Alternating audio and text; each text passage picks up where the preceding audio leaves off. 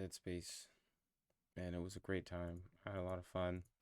Dead Space 3, but it left on a cliffhanger, which was a disappointment. And I'm not gonna buy the new DLC. I'm not gonna pay for it. I'm not gonna do any of that. I don't want to play through the rest of it. It's more of like, don't really have those resources, that time, that kind of time. So what I'm gonna be doing is watching this person's. His name is Ivory777. I tried to credit him. I'm just gonna watch it because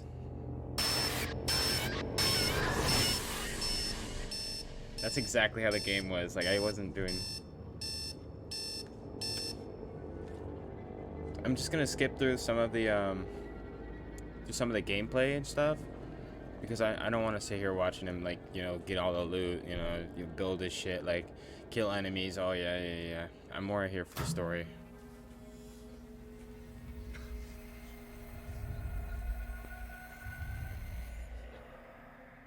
The fuck you doing, man? Carver. What are you doing in my apartment? What are you doing in my apartment?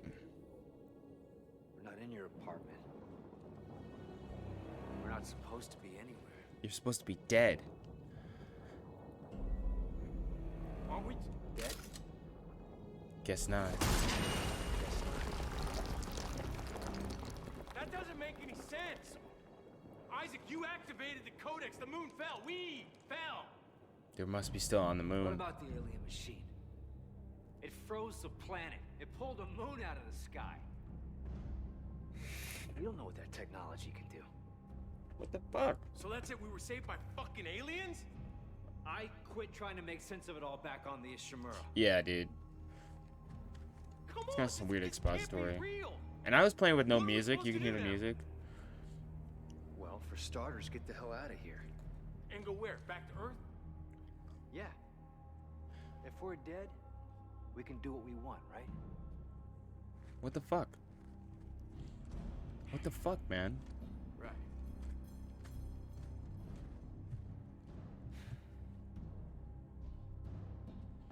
And just so you know, I'm also subscribed. I just subscribed to him. I like it too. I just wanted to see this. So Requiem, okay. Find a way out. Come on. Looks like this is the only way. Oh, he must be doing solo.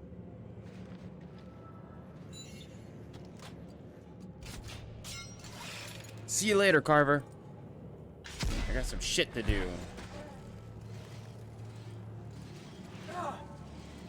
So, where are we? Don't know. Buried underground, I guess. Keep climbing. Jeez. Weird.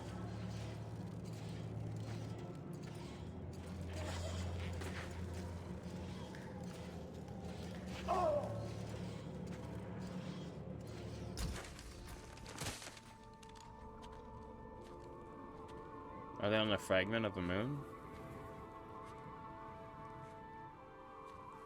See, the thing that got me was like, Kill the moon. yeah, There it is. there's the moon. They're not on Mine's it. way over there.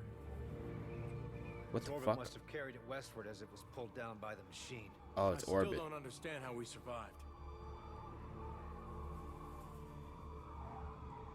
Maybe we didn't. Well, I'd know if I was What dead, the man. fuck? Carver, you know. Would he? Man, I don't even know what dead means anymore. What does dead mean? Are we necromorphs? Is this what they feel like after the marker reanimates them?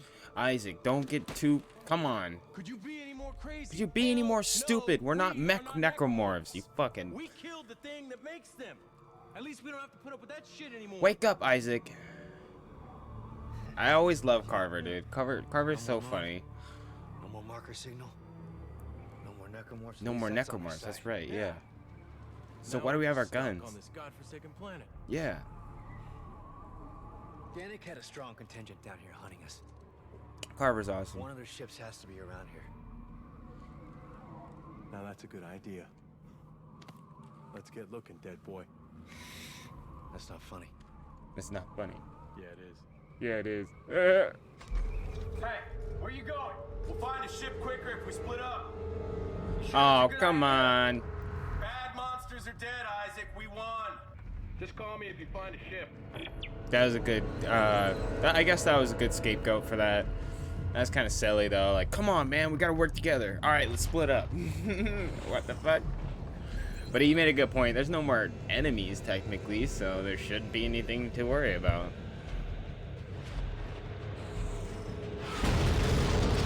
What? Oh, fuck. This is like... Get inside, dude. He's like, whoa. Come on, Ivory.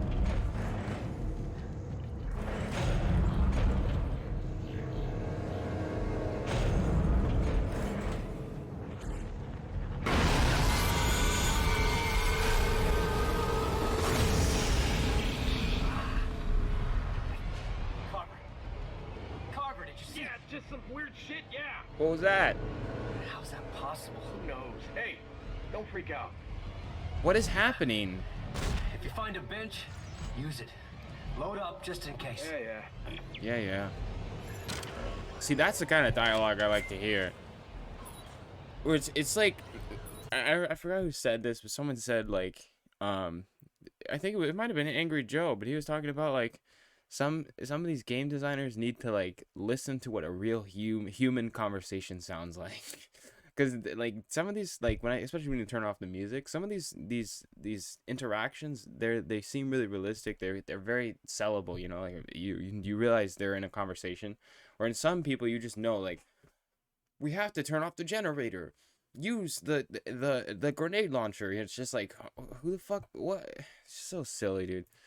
You know. And now he's like, go get some. You know, go hit a bench. You know, go get some gear just in case. He's like, yeah, I know. You know.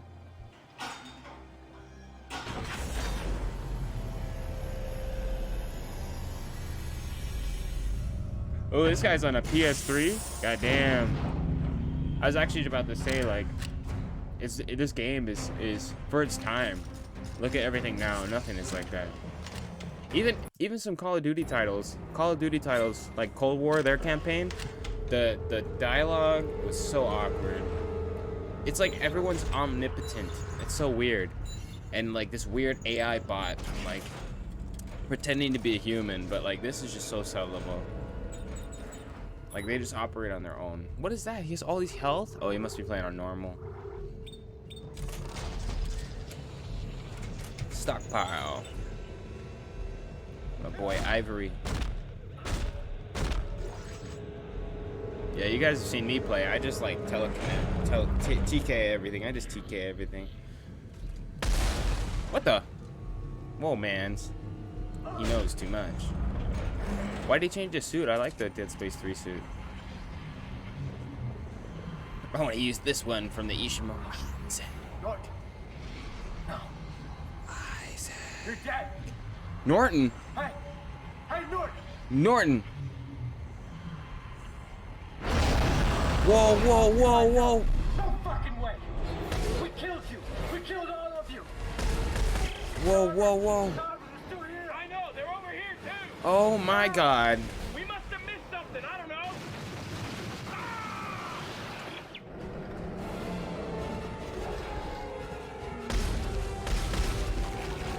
Wrap it up. He's just stations and everyone.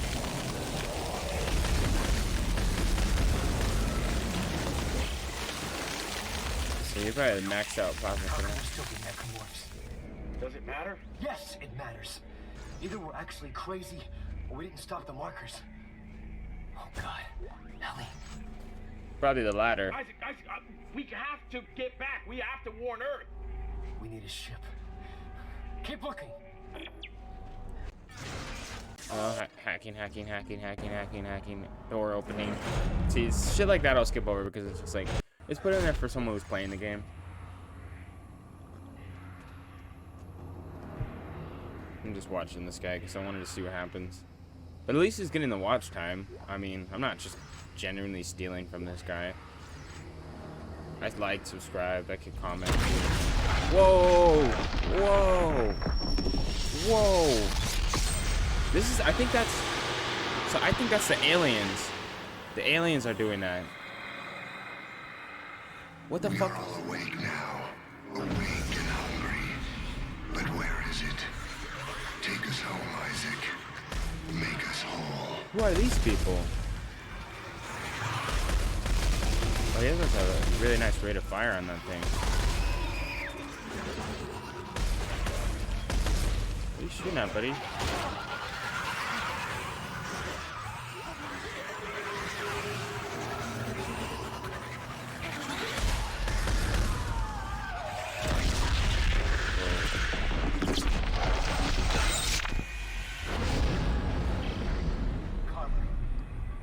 The other moons, they're awake. What? This moon must have contacted the others before we could kill it. Oh, I see. Then we really have to get to Earth and warn everyone. But I don't think they know where Earth is yet. Good. Then let's hurry the fuck up and find a ship.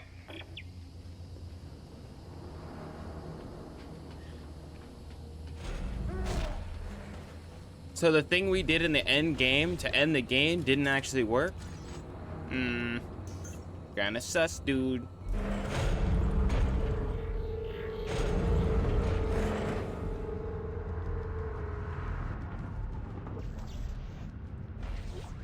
So there's some spare moons that didn't get affected by the AoE of the turn off signal.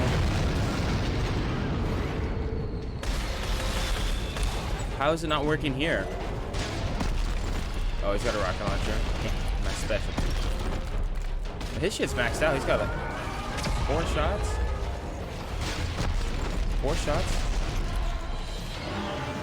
I need to upgrade my shit then. But there's no point if I'm not playing this DLC. I like to hop in people's games, but or even beating Impossible, but there's no real point. I feel like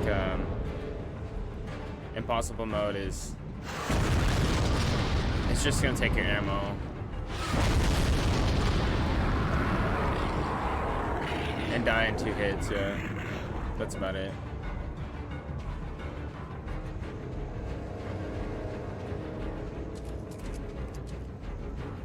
Wrap it up.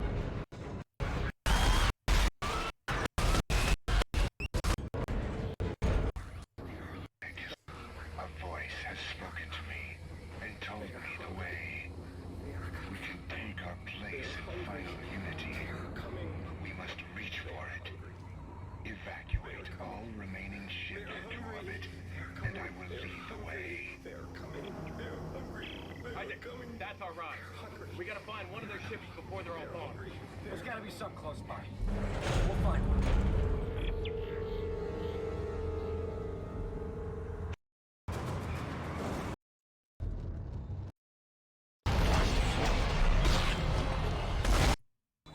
Wow. Looks pretty messed up. Does it have a shock point drive? No.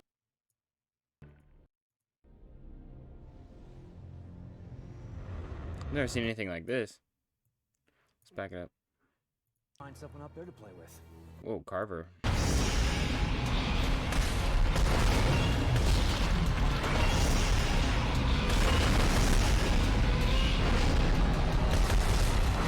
Hopefully this will give them a reason to make Dead Space 4. Because it's like, it's not that they didn't have the backing, you know? It's not that, like, I don't really think that it wasn't very well received beyond the Normans.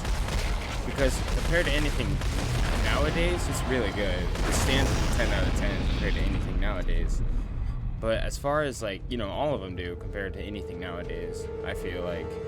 But when it comes to, like, well, I guess there's not much real replayability, but that's what I'm saying. Like, Dead Space 4 gives them that option. This DLC gives them that option to expand the universe and kind of do it safely, where they know, you know, they don't have to do anything extra. They don't need to have, you know, battle royale. They don't need to have multiplayer. They don't need to have a new weapon system. Like, even if they went with the Dead Space 2 node system, like, people would still appreciate it. Like, I'm afraid that what's gonna happen is kind of like when Skyrim, when they made Elder Scrolls Online, like, they took the formula, but they made a hybrid. The shock drive on this thing is out. It's only got impulse. And this is what Dead Space 3 is, but Dead Space 4, I feel like they just need to keep to their roots. We'll just have to find someone up there to play with. and they could do fine, you know? We'll make it home. Don't worry. Worry? I don't know if I'm dead or alive. What's the worry? Especially when, like I said, I turn off the music, so these interactions are a lot more meaningful. Where the music kind of like sways the game, and it's like you're listening to the whole soundtrack. But if you turn that off, like then it's about them, you know. It gives them, it brings them to life, you know. But that's just me. I just like it with no music.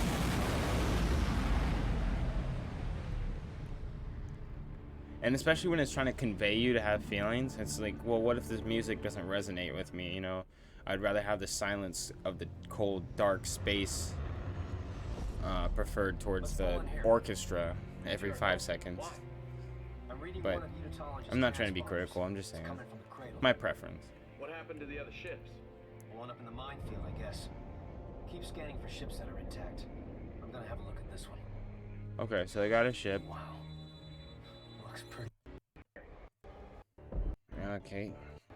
Engineer stuff, engineer stuff, engineer. You have to finish the plan. We thought we could use this ship's reactor to power our shock point drive, but they've taken it to the conning tower at mid-station and locked me out. If you can get to the bridge, there should be a way to defeat the lockdown, but you'll need to... No. Time for you to join the church, brother. No! Get off me! Stop! Stop!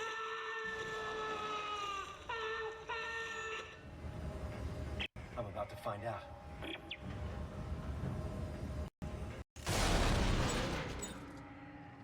See the music? I don't like it. I like it just being dead silent.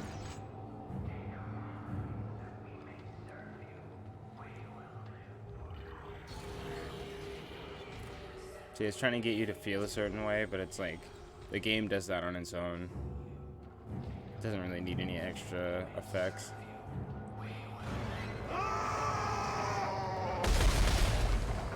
What gun is that? Bro. He's like got like an automatic plasma cutter, I swear to God. What the fuck is that? Wrap it up. Engineer Isaac. Carver, I'm heading to the trail. I should have the shock point drive soon. Good. I'm not far from the reactor. I'm gonna go see what shape it's in. Lead us, Isaac. No. Well, don't listen to them. We need to get home. It means they're going crazy. You are going crazy, all right? Now get the fucking shock point drive. Now get the fucking shock point drive. Shit. He's so funny. Carver. Because he's like, Isaac is like so serious, and then Carver's just like, dude, what the fuck are you talking about? There's necromorphs everywhere.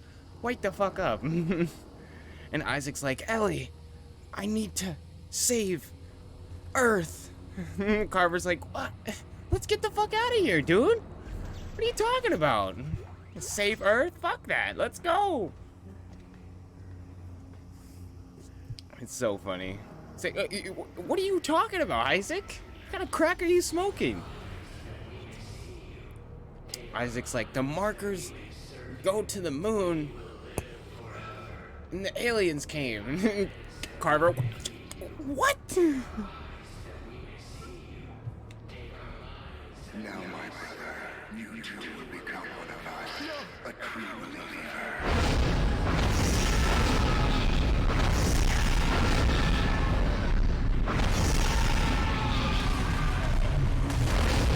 That part pisses me off.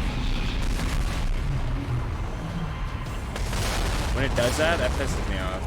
See, look at how cheap that is. Oh, despawn. Then they just spawn right in. Isaac, what happened? I don't know. I thought they were here, but... Okay, we gotta get out of here before you turn into a basket case. Can you reach the conning tower? Yeah. What is God? There's a trapper at the station. I should be there soon.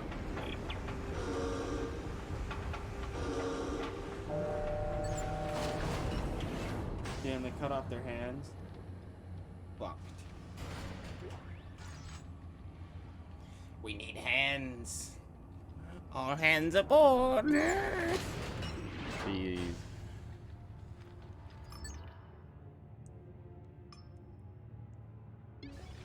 Why not? They are hungry. Is your soul prepared to feed them?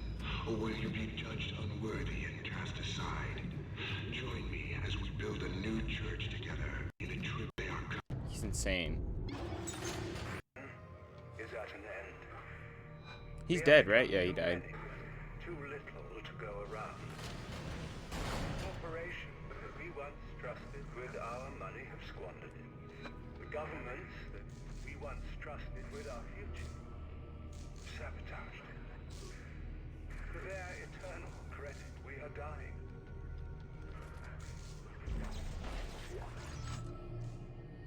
There is future. As promised by the prophet Michael. As a plan. The black marker? It will lift us up from our united. There's a black marker? Technology is waiting.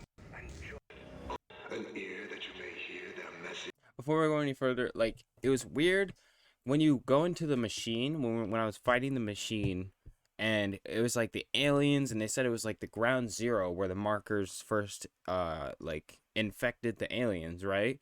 So I was shooting all these markers, these old-ass ancient markers, at the fucking, the moon's eye, whatever the beast was inside the moon. I was shooting at its eye.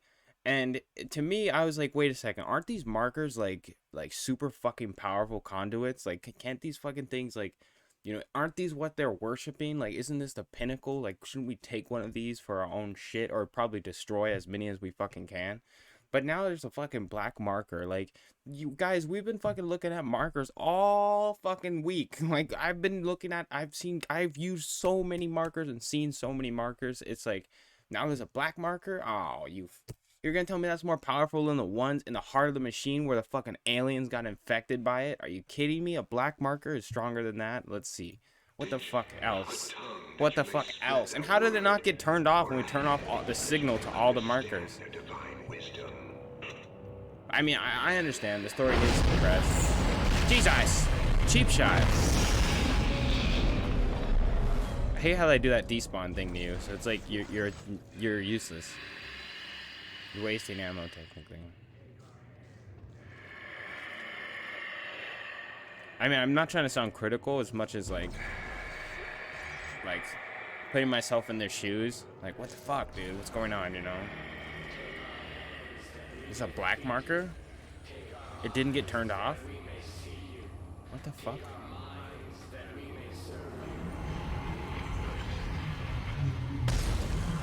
He just shot. He doesn't care.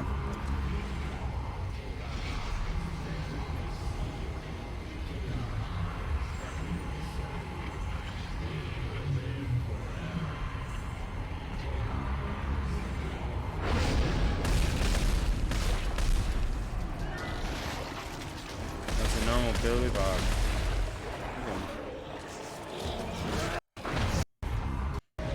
Yeah, this would be so much better without music. Bodies, and we lift up our voices to them, that we may be found. Hey, Isaac, take it easy. Are we doing the right thing, Carver? Huh? Are we? Don't let them into your head, man. Now look, I found the reactor. It's all rigged up. We just need the shock point drive. Can you get it? Yeah, I can get it. Then do that. Damn, son. Where'd you find this? About halfway through already.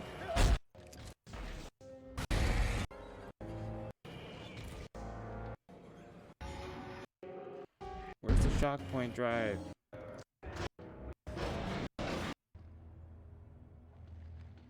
What is this? What is that? Oh, it's a shock point drive. Damn, they cut off the people's hands and they strung them up. That's crazy.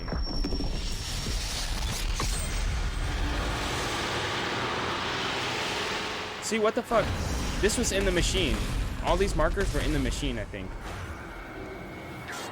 Or this is somewhere, like... Hello?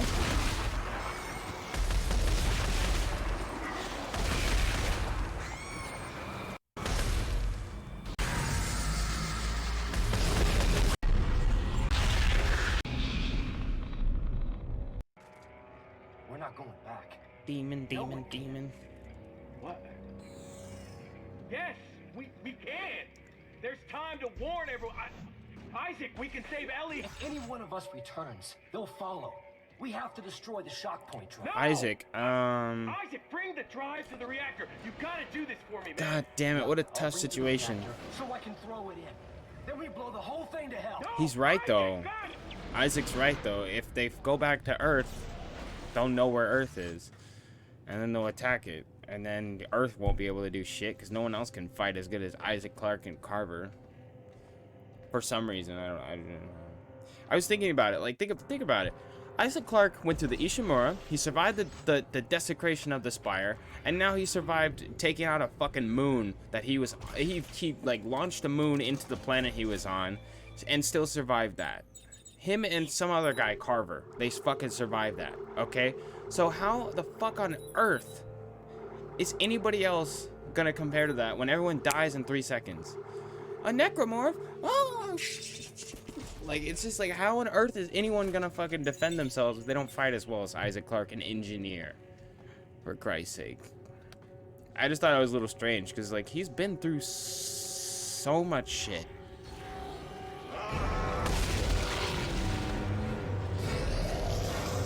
This must be easy mode. This must be easy mode, because there's no way he would have died in one shot. That shit must be maxed out of the wazoo. Like, I don't understand why he's able to kill them so easily. Then he also has, like, a high rate of fire, too. So he maybe has, like, rate of fire +3 or something. Maybe I should play Dead Space again just for, like, to max out my stuff. Oh, shit, he did damage. What a bitch. What a cheap shot. He has armor.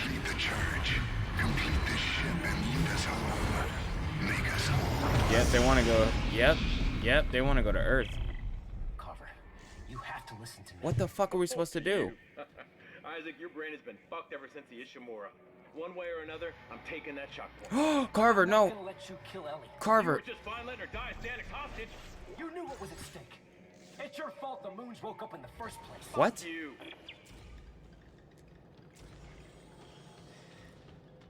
Why is it his fault that the moon woke up?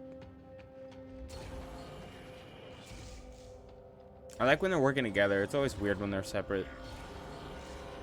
So it's like, how is Carver dealing with all this shit?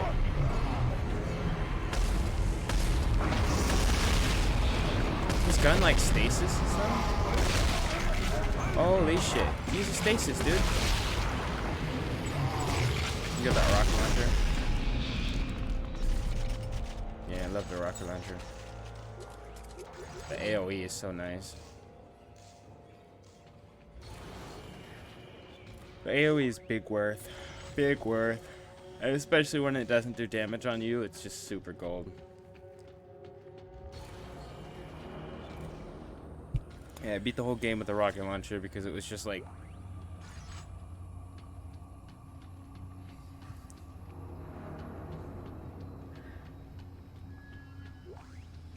It's like so easy. Cakewalk.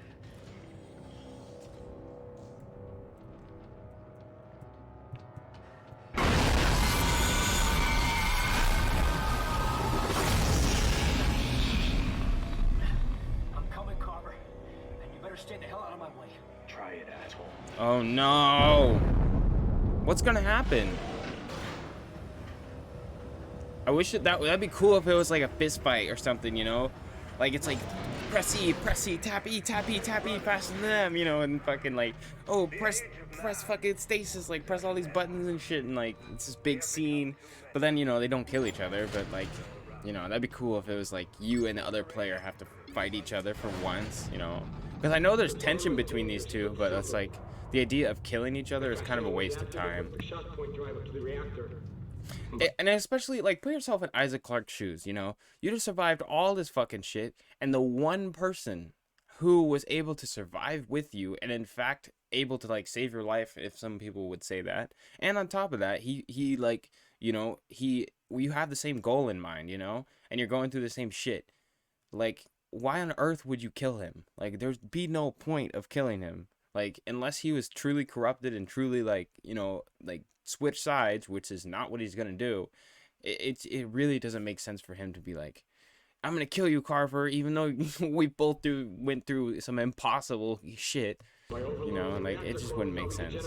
So that I know that there would be tension, but there would never be a reason why they would fully kill each other unless, you know, a huge plot, like a huge fucking. And then on top of that, you know, like the whole game is designed to be a co-op game, so the idea of killing Carver off wouldn't make much sense. Because then it's like, what, you have to play one player for the rest of the game, watch Isaac? Wait, Carver's not gonna win. They're not gonna let Carver win. That's the death of a franchise right there. For all of us. Now arriving. Engineering and repair. Engineering. Oh no, I'm sorry. I thought it recognized him by his ID or something. You'd think that like in the future they would just be able to deny, you know, people coming into an area. It's like, please scan your badge. Oh, Isaac Clarke detected. Like, come on, dude. Isaac Clarke detected. Or like at least put like charges on the doors. So like, oh, Isaac Clarke detected.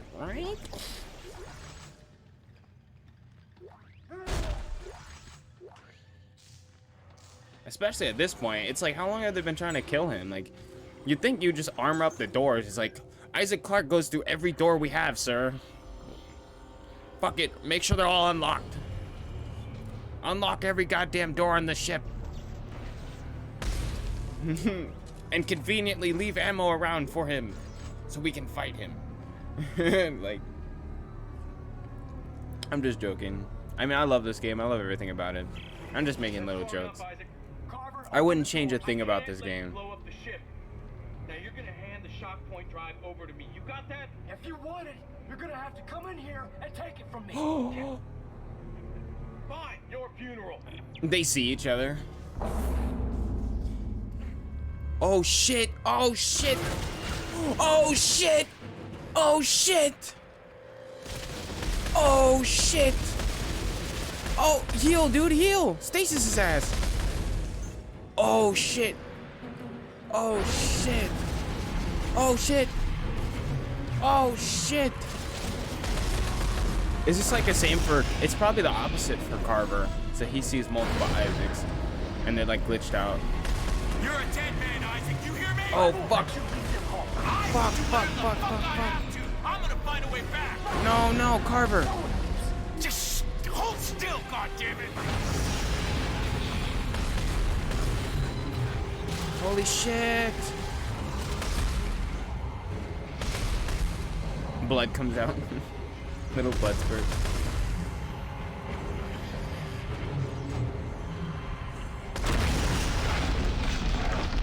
They don't kill each other. Hopefully they don't kill each other. There wouldn't be a reason for that. Earth draws near. Even now we can feel it. Teeming with life. Teeming with markers. From each world we devour, a new brother will rise and be made whole. Our network will grow, and we will live forever.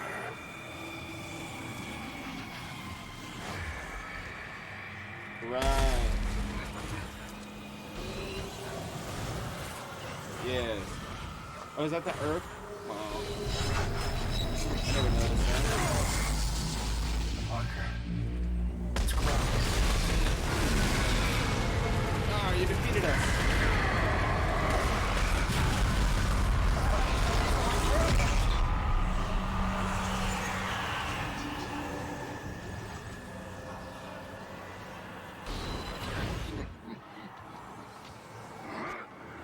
Nice. I didn't know you could do that.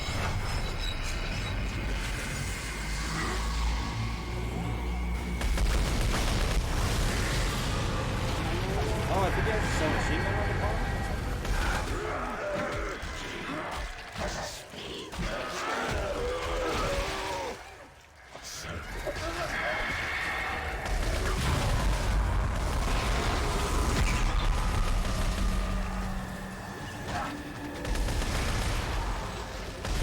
I swear to God, his gun does kinesis. That's so sick. I didn't know you could get a gun built with kinesis in it.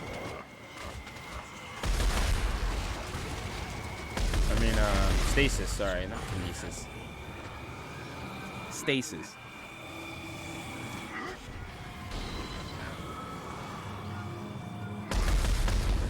Oh, he used stasis?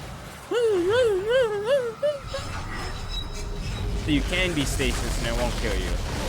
In my last video, I noticed that Ellie was trying to make a jump, and I said, well, if she just jumps halfway, I stasis her, and then I TK her and pull her across, she'll be fine. But then I realized maybe her blood will freeze, and maybe if I could pull her too hard, I'll pull her fucking spine out of her her whole fucking skeletals out of her body or something. Like, I understand there's a plot there, but considering he just got stasis himself, it kind of, I feel like I could have saved Ellie in that moment. I could have fucking, like, let her jump, stasis that bitch, and like, pull her all the way across, you know? And that would have worked. Never mind.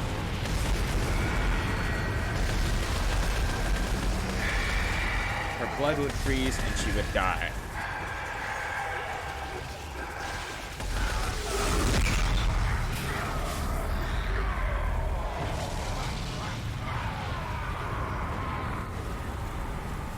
You can kill the prophet, but you can't kill the god.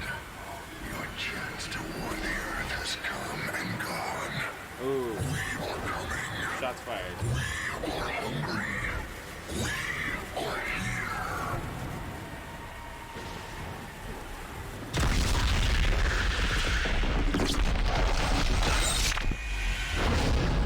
This doesn't even feel like DLC. This is like They will devour part of the us. game, you know? We will be made whole. No, bitch. Curb stomp. Plasma cutter to the throat. Yikes. Oh, God. You were right, Why didn't he Carver. kill him? They were just trying to slow us down. They knew where Earth was all along. We're headed there right now. Do you still have the shock point drive? Yes, look. Come on, Get dude. this reactor going. Get to the bridge as fast as you can and get it prepped for flight. Hey, we're doing this? Yeah, Carver. We're going home. Oh, I see. That was a weird plot. Okay, they already knew where the Earth was. So, Okay. I'm in the reactor. All right, there should be a makeshift adapter set up along the walkway to the left as you exit the elevator. Do you see it? Hang on. I don't understand. But I whatever. I'll quit bitching about it. Okay. Because if the signal gets cut off from the main let's generalize this, because I am into Warhammer and all 40K and all that shit with giant universe and all this bullshit. So let's generalize this. If the main source signal in for that fucking sector gets shut off, don't you think like the AOE, all of the fucking everything that can create a signal will be shut off? It's like an EMP, like electricity everywhere is just shut off. Like the signal is shut the fuck off. And then at the same time, you have this subsection of people who are just like in this little quadrant, like right inside that AOE, and they didn't get their signal didn't get turned off. It's just kind of strange to me. But I mean, even like if it turned off all the signals to all these different places, why on earth did these little tiny sector survive? And how are they so powerful? Were they, oh, we know where Earth is, fucking full speed to Earth? Like, how the fuck do they know where that is? You know, they could be taking a hitch ride on their brains or something. That would make more sense. But I don't know, What happens when we fire it up? because they're seeing visions and shit. Like they could be, you know, corrupted. Mode enabled. Opening containment shield. Warning. Reactor is active. Harmful radioactivity detected. Please maintain a safe distance. Oh, from the radiation. core. That's new. It's enemies. Isaac, the ship is an antique. Look, we're gonna need at least twice as much power to activate the shock point drive. If I can find some fuel orbs, I should be able to throw them directly into the core. How convenient. Reactor overload. Venting initiated. I never done this. He knows I what to do. saw the energy level spike, but they're draining again. Shit! The heat sinks are venting the core. Reactor capacity I'm gonna critical. try shooting them to force the reactor to overload. Oh, I think he's just gonna power game through it. Fuck you, I can heal that. He's just power gaming it. That guy. I can heal, it's on easy mode. Fuck you, fuck you. They're gonna despawn as soon as I beat this. Whatever.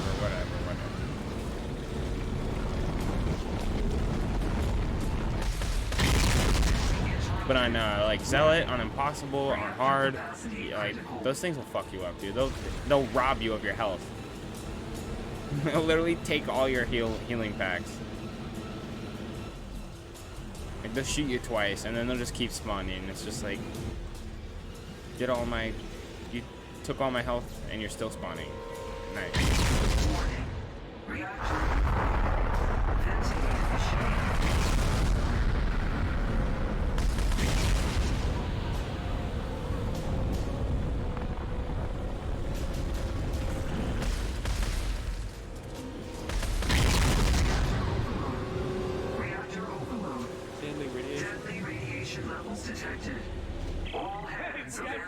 All hands, abandon ship. We gotta activate the drive before it blows. Well, get your ass up here before you fry. I'm trying. Reactor overload. Reactor overload. Deadly radiation levels detected.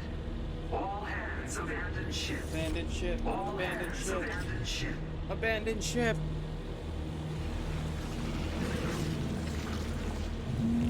Reactor overload. Reactor overload. Deadly radiation levels detected. All hands abandon ship. All hands abandon ship. Carver, I'm gonna use an exhaust tube. An exhaust tube to leave. Exhaust port 12 primed. Stand by to discharge. Discharge.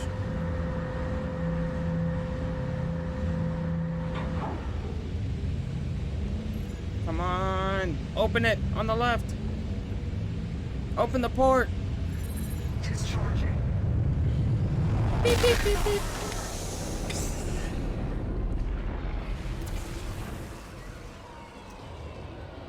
Get that engine warmed up. I'm almost there. Hurry up. Oh, I thought he died. I remember when I was playing, and I was just like, I had like no deaths. I was playing like normal, and then they just put this just wall of like that. They just exactly.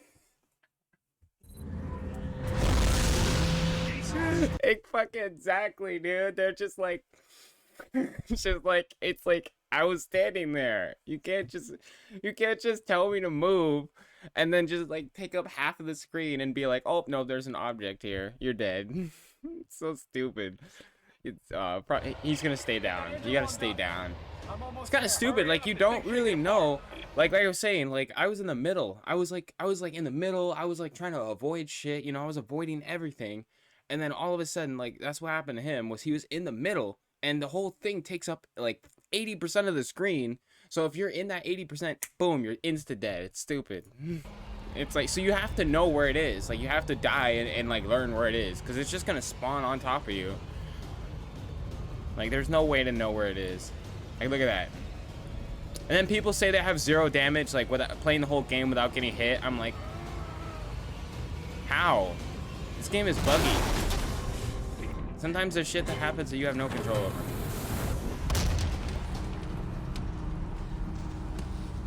Like, even if you are doing the best you can, like sometimes an enemy will spawn next to you and get a free cheese hit on you. Don't get up here quick. We're going home in a million pieces. Almost there. You're still on the ship, bro. Danger. Reactor overload. All hands abandon ship. Reactor overload. All hands Abandon ship. Abandon ship. I'm gonna drive it really quick. Come on, Isaac. Carver.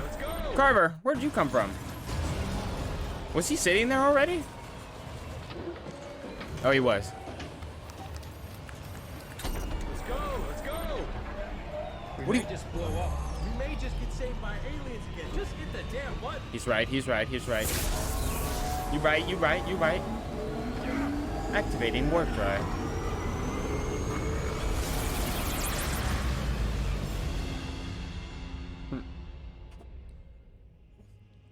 Well, we made it to Earth. Fucking plot.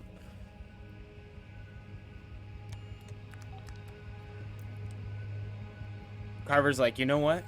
You're right. We are necromorphs. Hey, Carver. We're almost there. Oh, we ready? Yeah, please.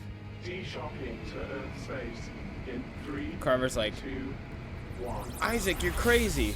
Isaac's like, always have been. Earth Orbital Control, this is Isaac Clarke aboard the CMS Terra Nova requesting... This is a terrible idea. Are you sure you got the right channel? This is over 200 years old. Isn't the Earth like destroyed? Trust me. I hope they didn't get to Earth. EarthGov Command. This is Sergeant John Carver. Do you read me? Is anyone there? Why aren't they picking up? Carver to Earth. United Mining Traffic Flow, do you copy? No mining crews are even picking Flight up. Control, this is CMS Terra Nova. Does anyone read us out here? Oh no, they're already on Earth. They're already on Earth. What is that? What the fuck is that? The moons. The moons came for Earth. Hopefully it's just a vision. Is it over? Fuck right off. No, it's not. It's a vision. What? Is there no DLC after this? That's it? The Earth gets taken over by moons, but it's perceived to be a vision. The end. Fuck. I gotta see this. 3 DLC. There has to be another one. There's no way they ended on that. They fucking ended on that?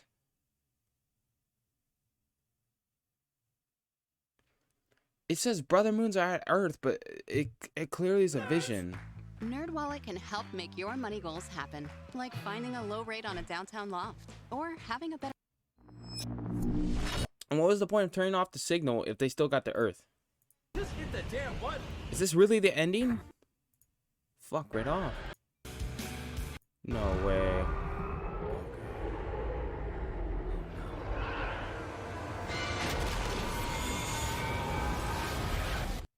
So, I mean, that opens up a door for another DLC. It opens up the door for a new game, which would be good because if they did a new game, they can do like an Earth experience. They can do like a, you know, like I was saying, I said this when I was doing the gameplay, like if they had something like Back 4 Blood where they have a bunch of zombies, you know, not zombies but infected or necromorphs, you know, a bunch of necromorphs, and so you're not fighting 6 or a group of 10, or these are all smaller people so we can spawn in more of them, you know. Now they can have like a bunch of infected attacking at once, and then you also have these big necromorphs to deal with, the fully transformed ones. Then you also have like, you know, these crazy fucking heretic ones, or not heretic, what, you know, fucking whatever. And like they're just like attacking, and then you can also have like EarthGov attacking, and you know you can do a lot more with the whole like next gen consoles and the whole, you know, how they're doing their engines and stuff, and like they're rebuilding everything and doing all this new stuff. So it gives them a really good opportunity to make a Dead Space 4. But as you can tell, this was released in 2013. So yeah, it's 2021. So they're not going to be making another DLC for Dead Space 3. So they kind of just left it in a fucking what is it called? Cliffhanger. There's just a really weird cliffhanger. Like the Earth is under attack, but like we don't know if that's a vision or not. Like, you know, they gotta finish the story. Like there's no reason to end like that. I want to dislike it, but it's not even this person's fucking idea. The series' real ending, all 3 games were just a hallucination that Isaac was having during a college course in engineering. Then he decided to change his page. Oh, that's a good one. That's a good one. We die, but the Earth gets it tomorrow. Actually, exactly. See, what the fuck? What was the point of the third one's ending? We need to turn off the signal. It didn't work. It's like, what the fuck? And then they see Brethren Moons devouring the Earth. Visceral, what? How can we do this to Dead Space 4 if the Earth is pulls the plug. Yeah, dude. Oh my god, you fucking guys. And it's 2013. We've been waiting for something to come out of this franchise for fucking years. And now they're making a remake. It's kind of like, well, you did leave us all in the fucking dust. You know. Then a ship appears with a message blaring out from it saying, "This is Commander Shepard." Oh my god. Okay. Good one. Now there is nothing but dead space. Okay, that's kind of silly. I think it would be cool if you know, and Ellie is still alive. Ellie is still alive. They made it clear and apparent that like this story is going to progress. And then they just stop it with the main 3 characters alive and well. And on top of that, Earth is currently under attack, so to speak. So what the fuck? That is a setup for another game. But it's been like 8 years or something, and they haven't made anything. What the fuck? Let's hope one of the moons starts at EA headquarters in Redwood City first. Yeah, true. Fucking the moon just rain in California. Someone wake up Saitama. We aren't getting through this one without him. True. Some Saitama would just be like all the moons dead. Well, now it's over. No, seriously, it's over. This is the Cthulhu waking up. I've never said that for Mass Effect 3, but there was a chance. You had an entire galaxy for a military force to bring down the Reapers, but there's no allies to call for help, no large military waiting on the side, and guess what? There's no point in calling in for help because there is none left. That was a good one. Finally understood the title Dead Space. The Brethren moons have absorbed all of their life in the galaxy. Only humanity is left. Humanity is all alone, thus creating a dead space. You know what? That is a good one. I never fucking knew that. The reason, oh, okay. And that's why when we found the aliens were like already dead. They've been dead for years. And it's because they were taken over by the fucking Brethren moons, or you know, the marker. I don't really understand where the marker comes from, because in Dead Space 2 they said that Isaac made it, and now they're saying that the marker is like something that predates alien life. So it's really crazy. Dead Space is now one of the most real nihilistic game series ever. I like happy endings, or it's like happy endings don't exist. It dangles a carrot in your face and you almost grab it, but then the carrot is snatched away and eaten for you.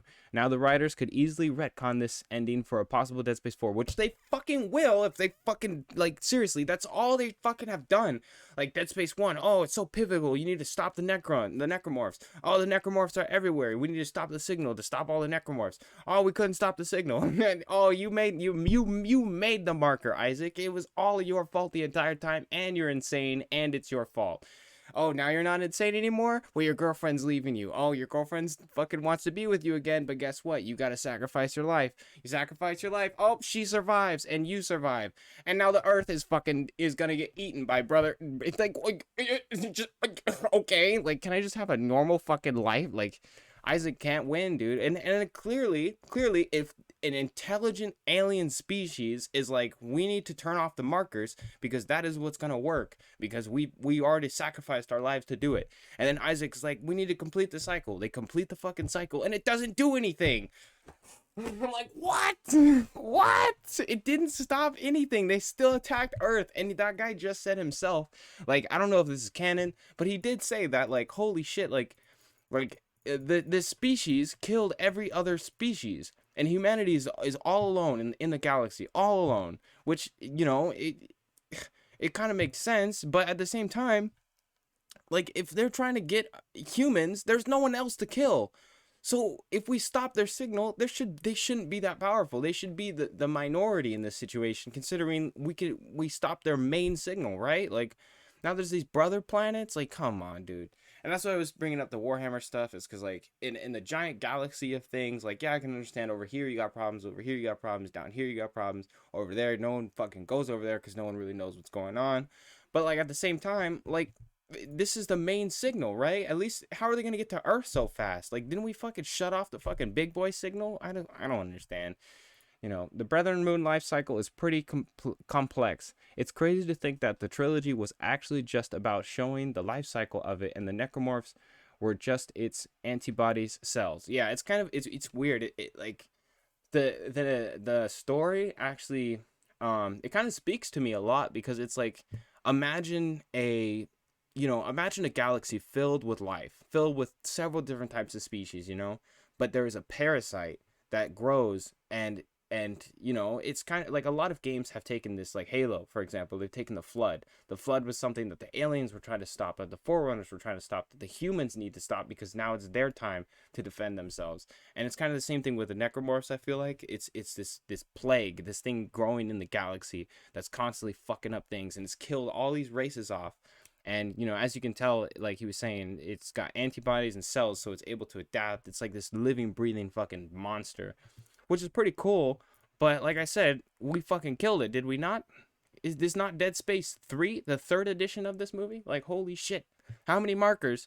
Dude, Isaac is a marker killer, right? Hasn't he killed like 2 markers or some shit? I think Dead Space 2, we blew up a giant marker that was like setting off shit on the spire. But that now doesn't mean shit, because there's another moon, motherfucker. You didn't take out the other moon. You might as well just fucking exterminate. Just build something, just start blowing up moons, for Christ's sake.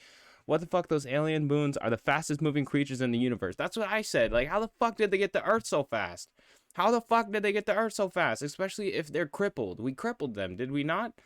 Brother Moons have joined the server. Doomslayer has joined the server. Brother Moons have left the server. Yeah, exactly.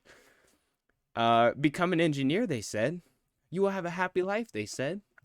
100,000 a year, they said. This is one of the best endings in horror game history. I think we should praise. What are you talking about, bro? I gotta read this reply. Agreed. Types kill all in console. Dude, the ending made no sense to me, because it clearly showed that their brain is being affected by the Brother Moon close to them, or at the same time, it's a vision, because they've been having hallucinations this whole time.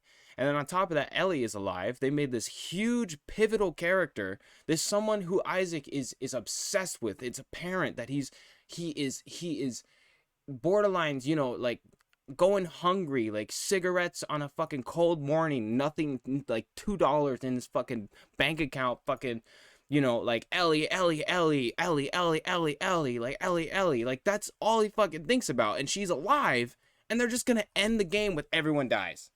That's just so stupid. I can't get behind that. Like, there's got to be more. There's got to be more about this story, you know? And that's why I think they kept them alive, was because if they want to go further in the future, if, you know, they need someone to present some good writing. You know, they probably have had a couple of offers of like, you know, I'll write the new Dead Space 4, and they read it and they're just like, get the fuck out of my office, you know? Like, but at the same time, like, you know, that gives them a good opportunity to make more if they want to. But I just feel like, you know, the time has come and gone, especially with all that anticipation. But, you know, like I said, with next gen content, you know, who knows what the fuck they could do. They could honestly do something really cool. And just seeing what I saw from the test demos that they were doing for the remake, it looks really good. But, you know, it's been fucking almost 8 years. It's like, you can remake the first one, or you can, you know, finish the fight. But I'm kind of thinking they're gonna do like how Call of Duty did, where they took this break. Call of Duty took this weird ass break. They knew their games were shit, and then they were like, let's release Modern Warfare 1. And they released Modern Warfare 1, and they were like, oh my god, that did so well, let's release Modern Warfare 2, and we'll release our new game. So they had like this multiple ways of making money kind of bullshit.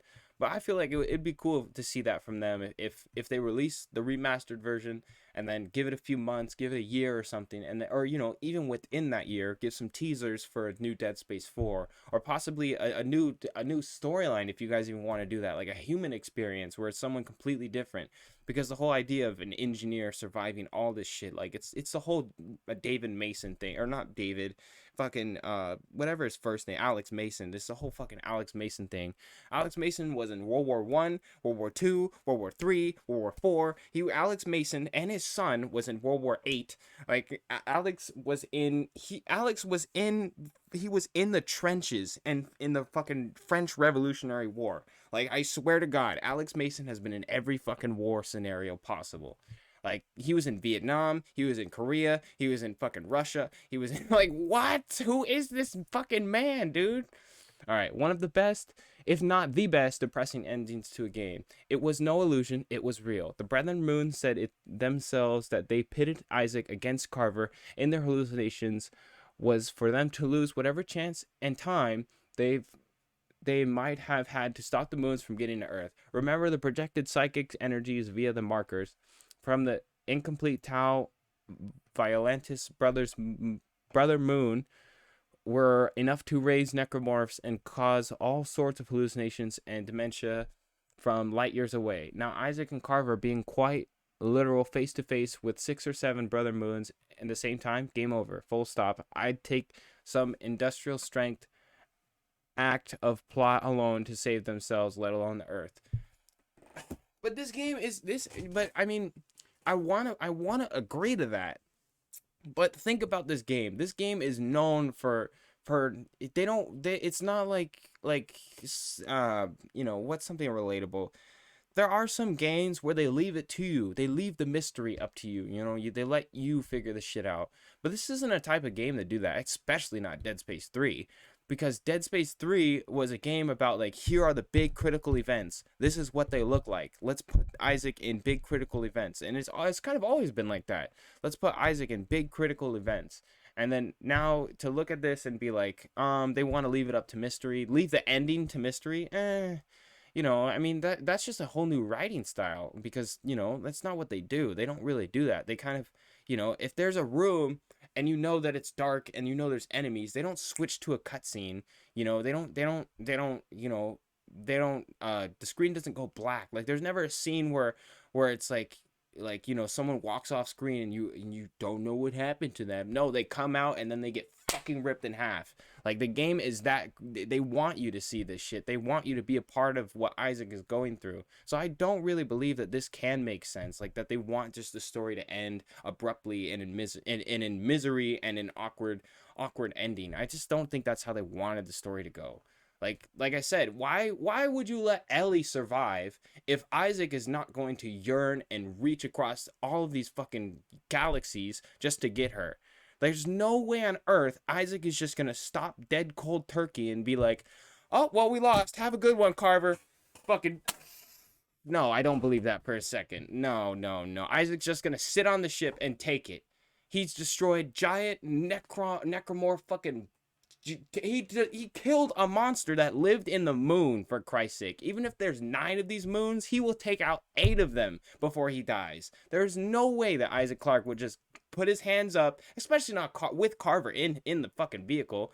Like, he does make a good point. Like, yeah, it was to stop to stop the time and the hope that they had to cancel that. But I don't think that would make a lot of sense for them to just give up and be like, oh, well, the moons beat us. We just have to give up. No. And then I also, like I was saying, like, I don't think that I don't think this game is written to leave things to you to find out, to you to be a mystery. In fact, it just opens more doors. What's going on Earth? What's going on these planets? What's going on with Ellie? What's going on with, you know, the military? What's going on with these planet crackers? What is going on with, like, you have to realize, like, I mean, not this guy, but, like, whoever I'm talking to, you have to realize, like, this is a story about Earth. And Earth is a very fucking depthful place. There's a lot of fucking depth in Earth. People have stories, people have situations. You know, there's military establishments that are designed, you know, knowing this threat of the necromorphs. Like, there's so much shit going on that, and this is the introduction of this. Like, there's so many stories that can be told. Like I said, there's so many questions. So to leave it all of that just to mystery is just half-ass writing. That's just lazy. That's just, aliens attack the Earth. You figure it out. Like, that is just lazy. So that's why I don't think they write like that. These are not people who write like that. This is, you know, like I said, it's like the prototype of a bridge. Like, they're bridging it into another story. Why would they have these 3 characters survive? Why would they not show the Earth completely destroyed? If they really wanted to show, hey, the Earth got fucked and it was all Isaac's fault, they would have shown they come back to Earth and it's fucking ripped in half. Like, you know, or I thought they were going to show a moon, like, destroying the Earth or something, you know, and they have planet crackers. Maybe we could engineer a fucking planet cracker to destroy a moon and fucking, you know, takes off another fucking planet, and we have nukes and shit. Like, there's, you know, this is the fucking future. And then on top of that, the Ishimura was a ship that could, like, what was it called? We have ships that can also, like, what is it called? Like, it's kind of like a tugboat, you know, whatever that is called. Like we have spaceships that can tugboat fucking planets. Okay, so if we can tugboat a few moons away from us and let it into the sun, like, come on, dude, we could try fucking something. Especially if you want to throw like, oh, it's the end of the world, like everything is fucked. Like there's no reason why people wouldn't be making these suicidal, you know, desperate moves. Especially if you have Isaac Clarke, who just fucking blew up a ship and survived, and blew up a planet, and blew up a moon, and blew up an Ishimura, and blew up the Spire, and blew up a marker, and blew up a fucking, and it blew up all the fucking the bad guys. Like it doesn't make sense just to half-ass leave it to no, I disagree. I don't feel like some Visceral devs said that Dead Space 4 you'd find a way to defeat. Oh, I just said. See, you have planet crackers. We can crack that shit. We have fucking Isaac Clarke. We have fucking Carver. There's no way that this shit's gonna end like this.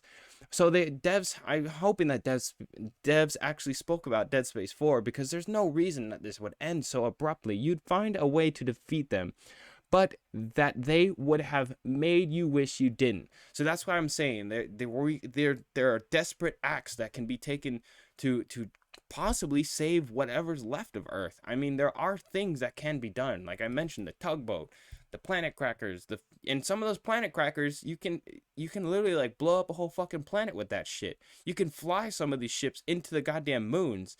I mean, and based on the weapons and how we built shit in Dead Space 3, it's like you guys shouldn't have a problem dealing with all, you know, like it's like I know there's 9 fucking moons surrounding the Earth, but at the same time, we do got some plasma cutters, you know, like you know, so yeah, I can't really get behind that.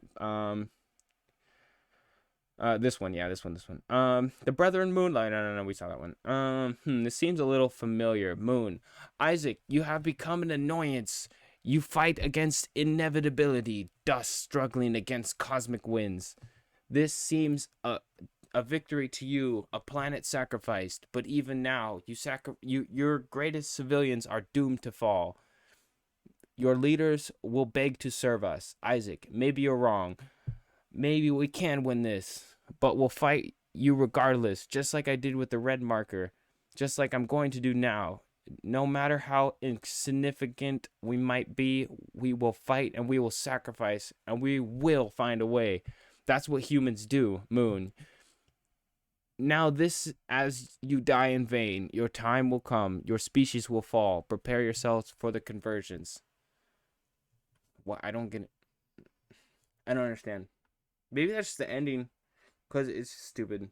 This is one of the best endings in the horror game history. I think we should praise. I disagree. EA letting the cash cows such as Dead Space be dead by killing off the main protagonist. I don't think so. I don't fucking think so. That doesn't make any sense. Isaac has...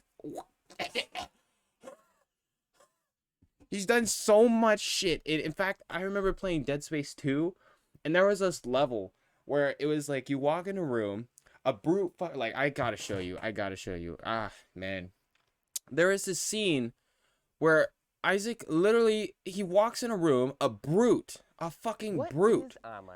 A brute literally bashes through the door, grabs him by his fucking legs, destroying all the scaffolding around it, so the fucking building caves down, all the fucking wire, all the metal, everything gets bent, making this tiny fucking claustrophobic zone where you have to climb out, and this giant fucking brute's like destroying the ship from the inside, and you're like just climbing the fuck away, and he's like got you by the leg, he's like just bashing you against the fucking walls and shit, and like I said, the scaffolding's coming down, he's destroying the fucking building, he's bending the metal, he's like pushing in all this shit, and then I think he grabs you or like some shit, and like you know, you like shoot his arm off, and so you randomly fly away, you fucking hit some metal thing, you blast through this fucking vent, you fly out through the vent, and then you go fucking just zooming super speed into a fucking out of the ship into space, and so you're flying into fucking space,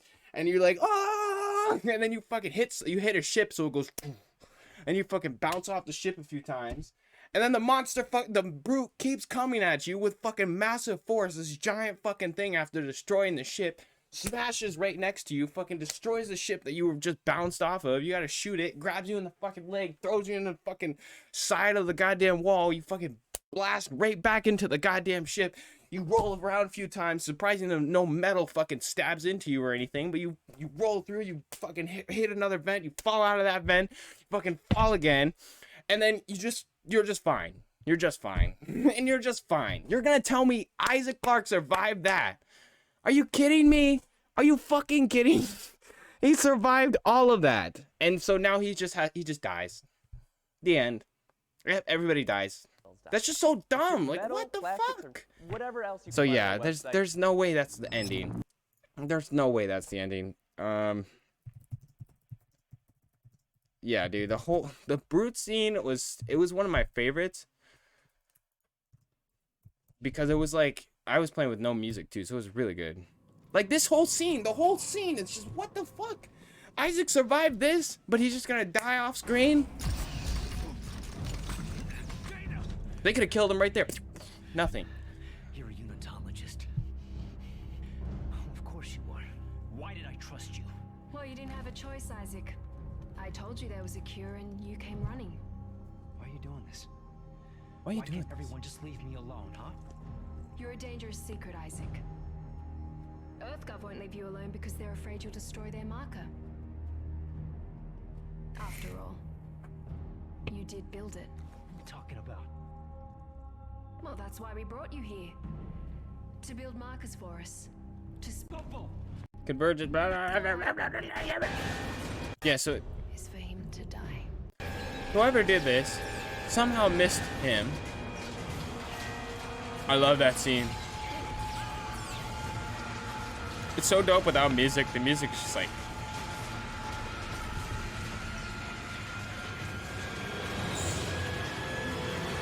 Rest have to pay respects.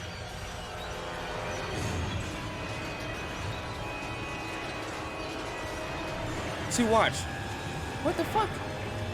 You fall through that. Oh, you're fine. You're fine. It's okay.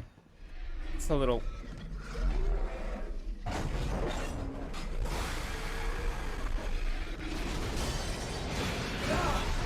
How did that not kill him? How did it not kill him?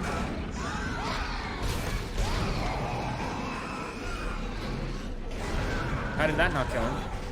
Now he's got his leg. Like I said, he's got his leg. He's banging you against shit. Somehow that's not enough damage to like break your bones. Like, I'm just gonna stop here. I don't want to ruin it, but at the same time, if he's like grabbing you and like, you know, grabbing you by the leg and like shaking you and shit violently, like it's an animal, like there's no way your leg is gonna be in one piece. You know, at some point your fucking leg is just gonna just rip right the fuck off. And there's no like, why would he be so gentle? He'd be like, oh, you shot me. Oh no. Oh, you shot me. When in real life it would be like. It's like, dude, you couldn't survive this. You couldn't survive the brute.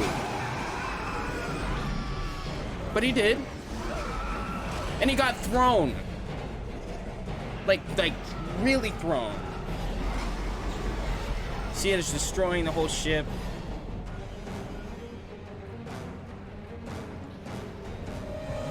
My man's got thrown. And he survived that. Survived that too. And he survived that. And he survived that. And that. And he survived that. And he survived that. And he survived that somehow. Why wouldn't it just crush him? Did he die? I think he died. Oh, squad. Yeah, squad's good. Squad's good if you like Arma. Did he die? Man's died. What kind of video is this? He showed himself dying. Did he die again?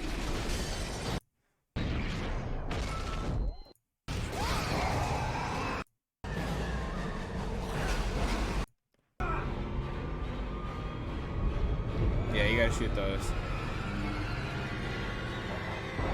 Yeah. And he goes through that, he goes through that, and he goes through that. And he survives. Yeah, no, we gotta kill Isaac. Like, that doesn't make any sense. How did he survive that? But they're gonna kill him off screen.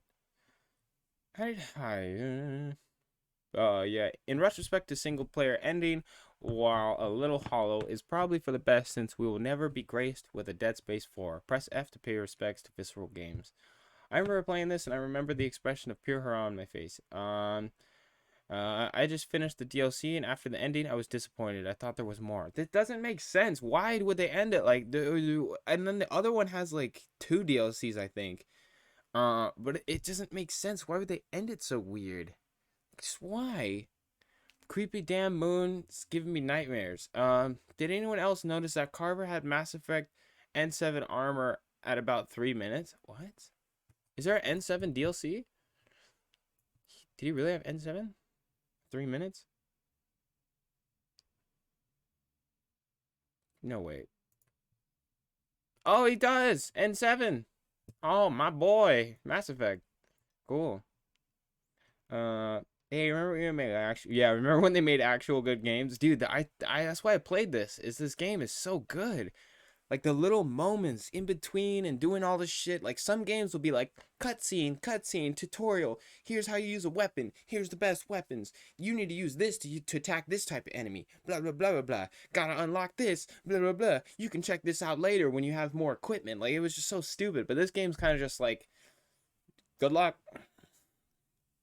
Just keep going. Just good luck. Oh, you survived that?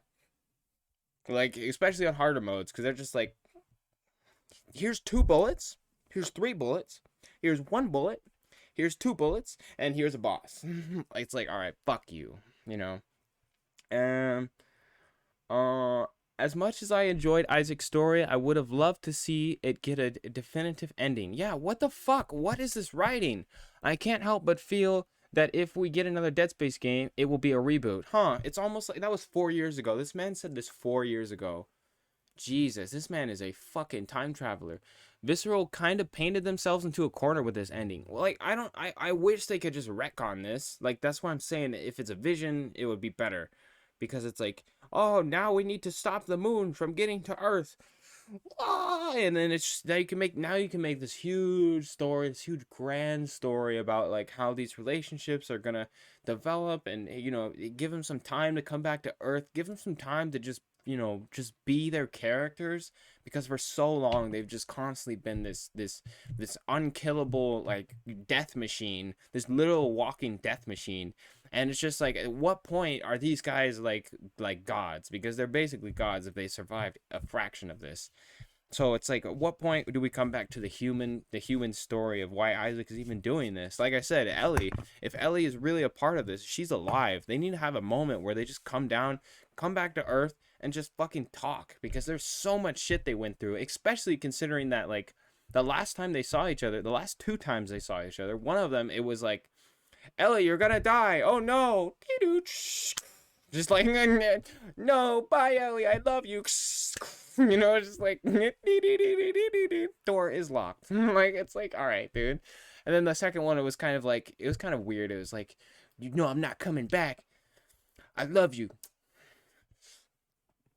Like, it was just like, all right, dude, you know, there's more to write there. There's like, oh my God, Isaac, you're alive. Ellie, I love you so much. We defeated the moon, but it never worked. But it didn't work. We need to stop them from coming to Earth. There's nothing like that. That hasn't happened yet. So it's like, that needs to happen. There needs to be a moment where they can come and talk about it and be like, you know what, Ellie, like, I did this all for you. I don't give a fuck about Earth. It's only for you, like, all this shit. And she's like, I have a new boyfriend. It's like, meet Charles. He's like, you're pretty cool, huh, Isaac? It's just like, fine, destroyed a few moons for you, but it's okay. Brother in Moon, start devouring Earth. Doomslayer, finally some entertainment. Oh yeah, I never played Doom. I didn't really like the Eternal. Unitology brings cultural enrichment. Yikes. Would have laughed if he would just see this right here. This unitology brings cultural enrichment. That just gave me a really weird notion. It would probably never come into fruition, but I would love to see kind of a faction based, you know, like, I mean, it could be multiplayer. It could be like a, you know, like kind of how Dawn of War was, where you get multiple different factions and you can play their story. Because sometimes I like the Unitologist. I want to like see what they're, you know, what makes them tick, and like you know, commit some of those heinous crimes that they do, where they just, you know, just go on like just random fucking things, and then so then you kind of get some more background depth, you know, because like I said, these people aren't one for writing for mystery. If there's something that's mysterious, they write about it, you know. So I heard a game called Negative Atmosphere. It's the spiritual continuation successor of Dead Space. Negative Atmosphere. Is this real? Is this real? Let's check this out. Negative Atmosphere. Morning already? I even played a Dead Space Flash game, and it was still really fun. What is this? Negative Atmosphere. It's released in 2021. Negative Atmosphere.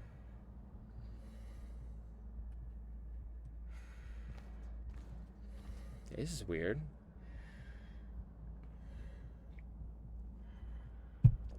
It is kind of like Dead Space. This isn't. Oh yeah, yep. I see it.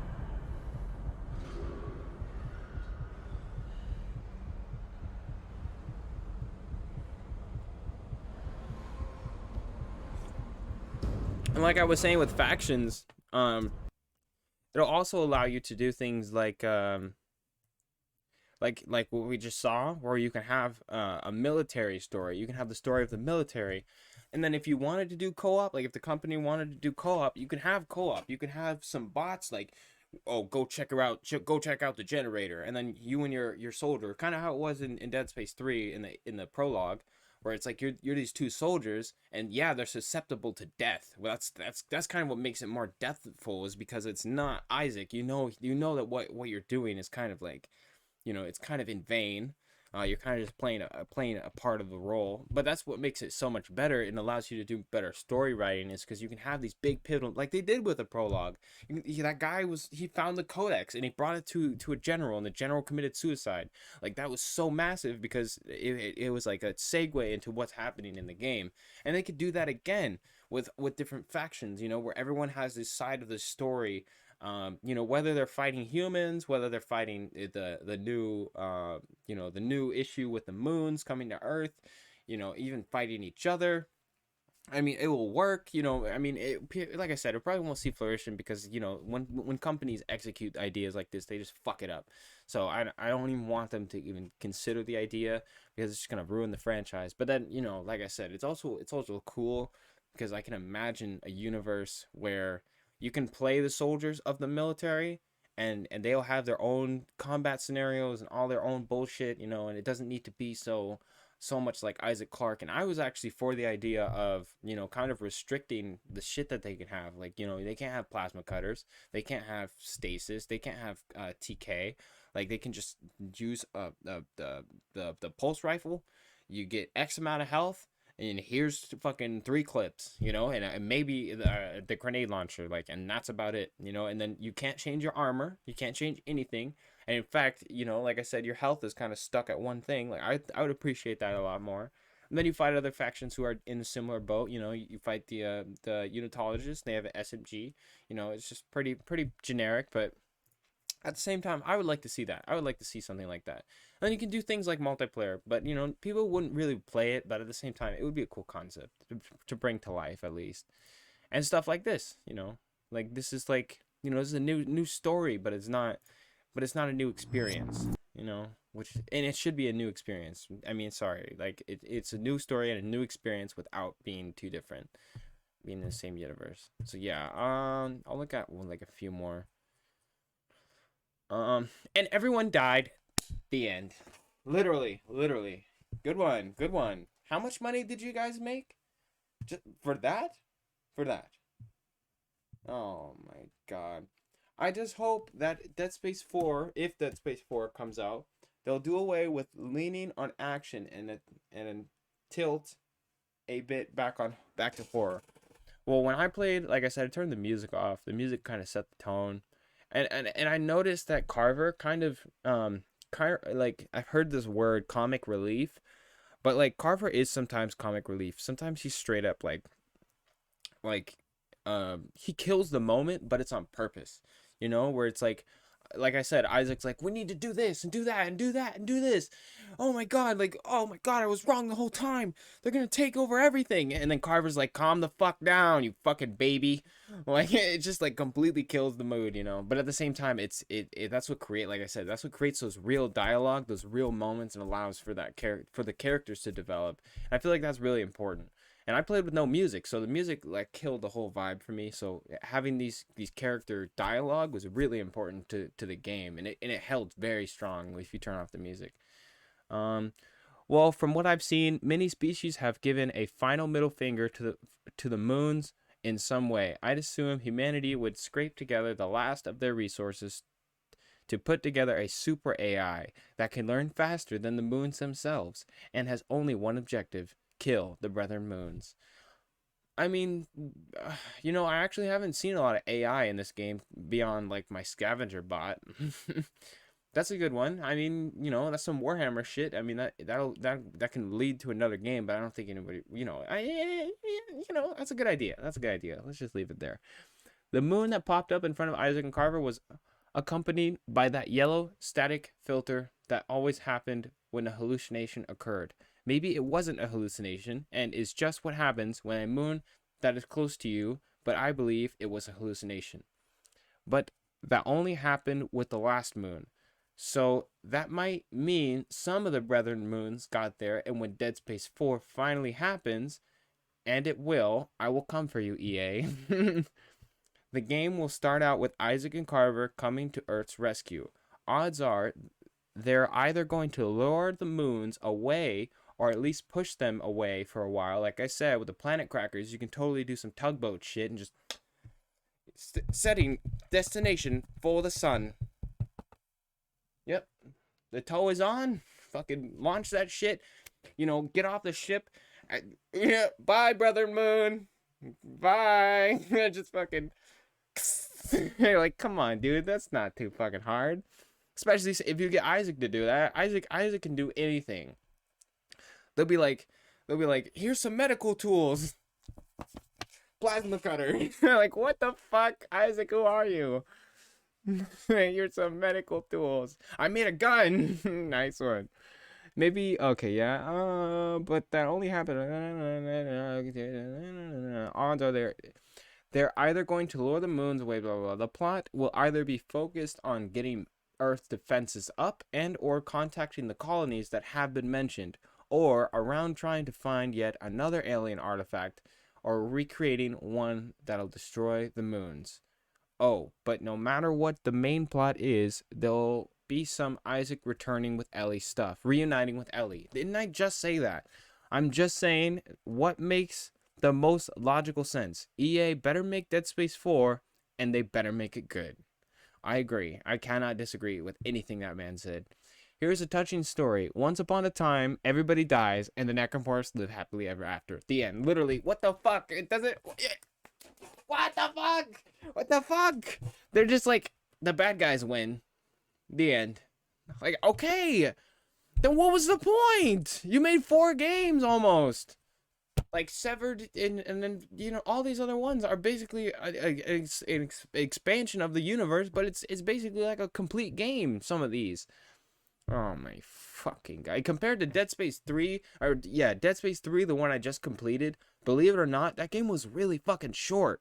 I mean, there was a lot of expository and go here, do this, go here, do this, go here, do this, go here, do this. But after you beat that cycle 6 or 7 times, you realize, wow, this game is really fucking short. It's over, and then the DLC is pretty much feels this fucking same. Go do this, go do that, go do this, go do that, go do this, go do that. Oh, and here's the credits. Game over. It's like, shit, dude. That's it? Alright, but I still love this game. Like, 10 out of 10. I still feel some kind of way about them canceling Dead Space 4, but they released this DLC with mixed messages. Are they alive or dead? Yeah, I haven't talked about this, but this is something I've felt since the beginning.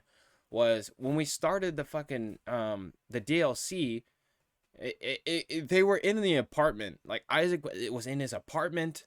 Carver thought he was in his apartment. Isaac's helmet was destroyed before all of this. Isaac's helmet was completely destroyed. He had a giant red gash on his fucking head, and they would have had to fall from a planet to another planet. Like they would have to have crashed from one moon onto the planet and survive. If not, survive the moon exploding from the inside out. So once they survive, and his helmet is destroyed, by the way. And on top of that, what the fuck have they been eating? How are they eating? How are they surviving? Do they go to sleep? How in the, like, what is happening? So that's why I'm saying I didn't bring this up. But maybe this DLC is just all a vision. It's all just him being fucking dead. You know, this could all just not be real. And they can retcon the whole thing. And it would make sense because, like I said, his helmet was broken. There's a gash on his head. His face is fine now. And in fact, I mean, him and Carver, like, they're totally reasonable about this situation. Like, oh, we survived a fall from the moon? Well, we're fine. I feel fine. Are you fine? I'm fine. You know, like, it's just kind of strange. And then they see all these necromorphs, and their brain is being affected because they're seeing these things, you know, and they're not there. So it just kind of makes it it could be not real. So I definitely agree with that, but I haven't said that yet. I still feel some kind of way about the canceling of Dead Space 4, but they released this DLC with mixed messages. Are they alive or dead? Did the moons triumph or not? And yet we are left with no real general straight answer, only hypothesis and speculation to inconclusive endings, and a franchise on ice, no pun, good one, because EA didn't sell enough that they liked. Horse shit, I say. Great game, sour ending, mediocre reason to discontinue the story and shun the fans of the series.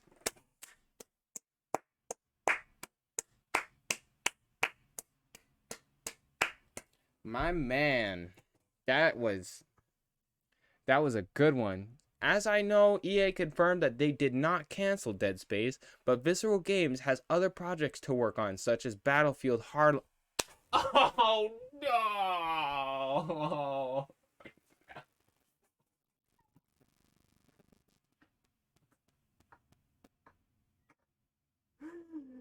Oh, no! No!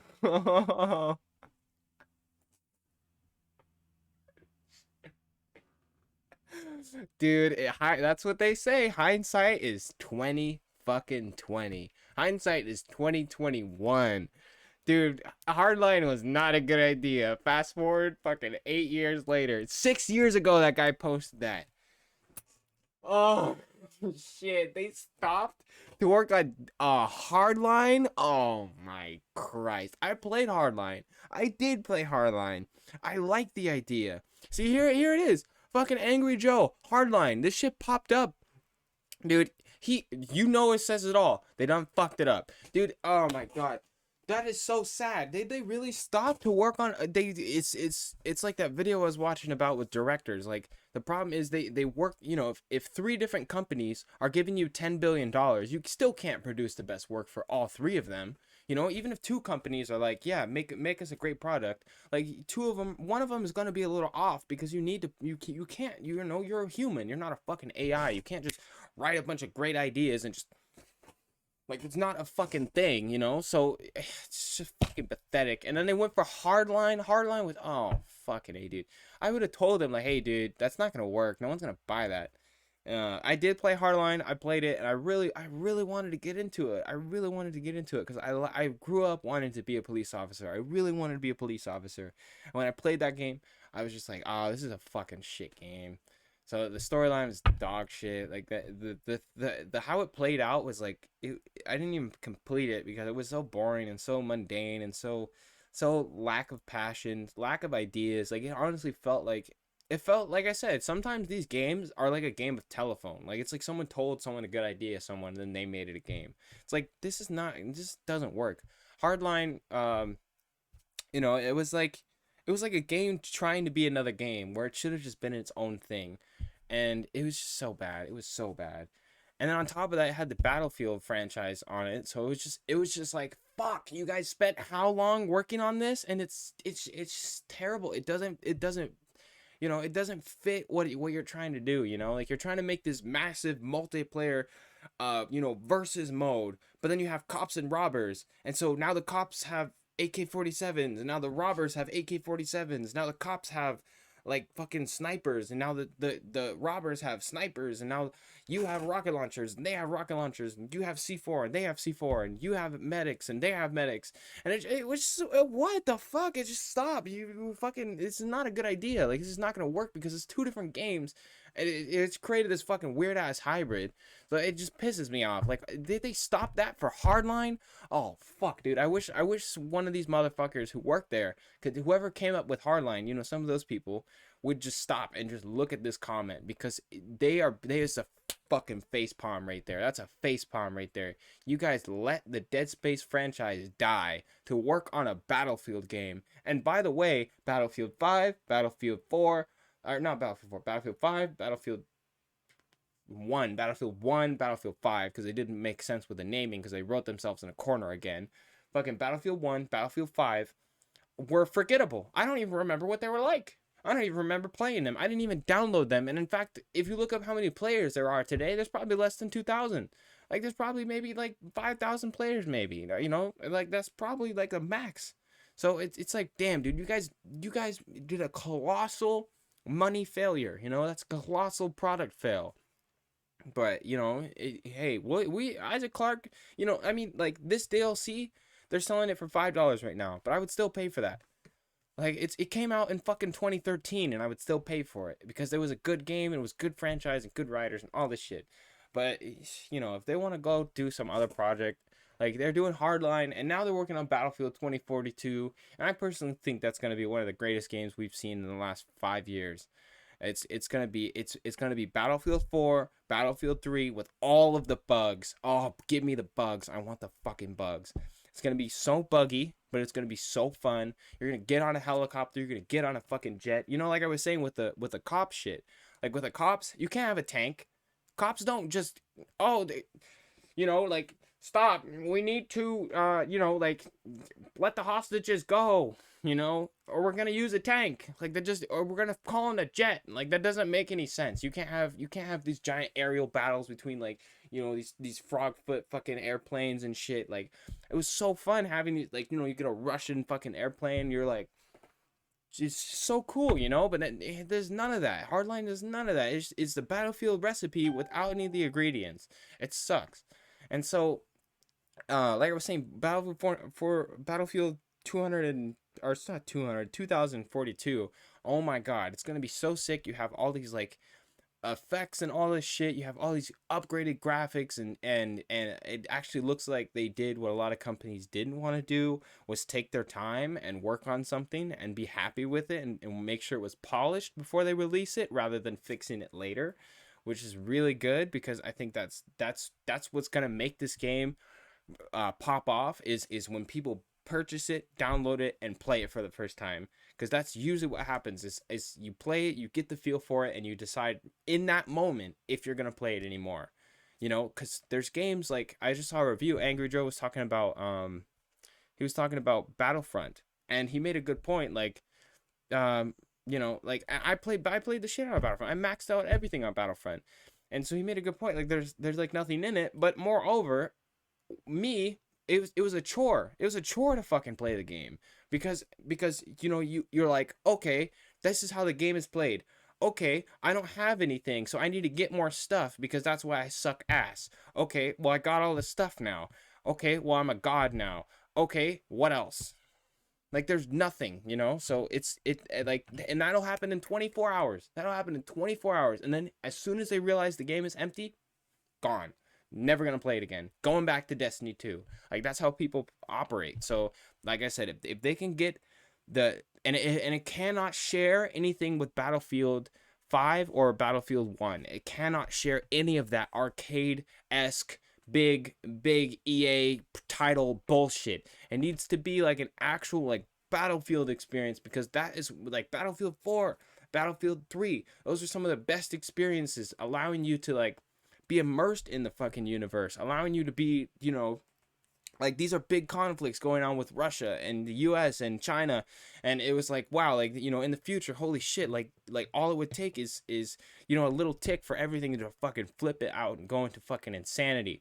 And if you're talking about Battlefield 42 or Battlefield 2042, like China or just whoever the fuck wants to fucking step up to the US, that'd be fucking insane, you know. And it allows you to be in that universe of what the fuck, like these countries, these big massive battles, these big massive countries going to war and using the test of their tides, fighting each other. Like, it's kind of cool, it's fucking awesome. But as soon as you're like, you fucking earned like something stupid, like, it just takes you right the fuck out of it. It doesn't make you want to play anymore. But that's what fucking Battlefield 3 and 4 did to me. It made me feel like, wow, like these are really big conflicts, and whoever wins, it really matters, because it, you know, these are big scale conflicts, you know, with modern weaponry and modern soldiers and modern scenarios where it's like, wow.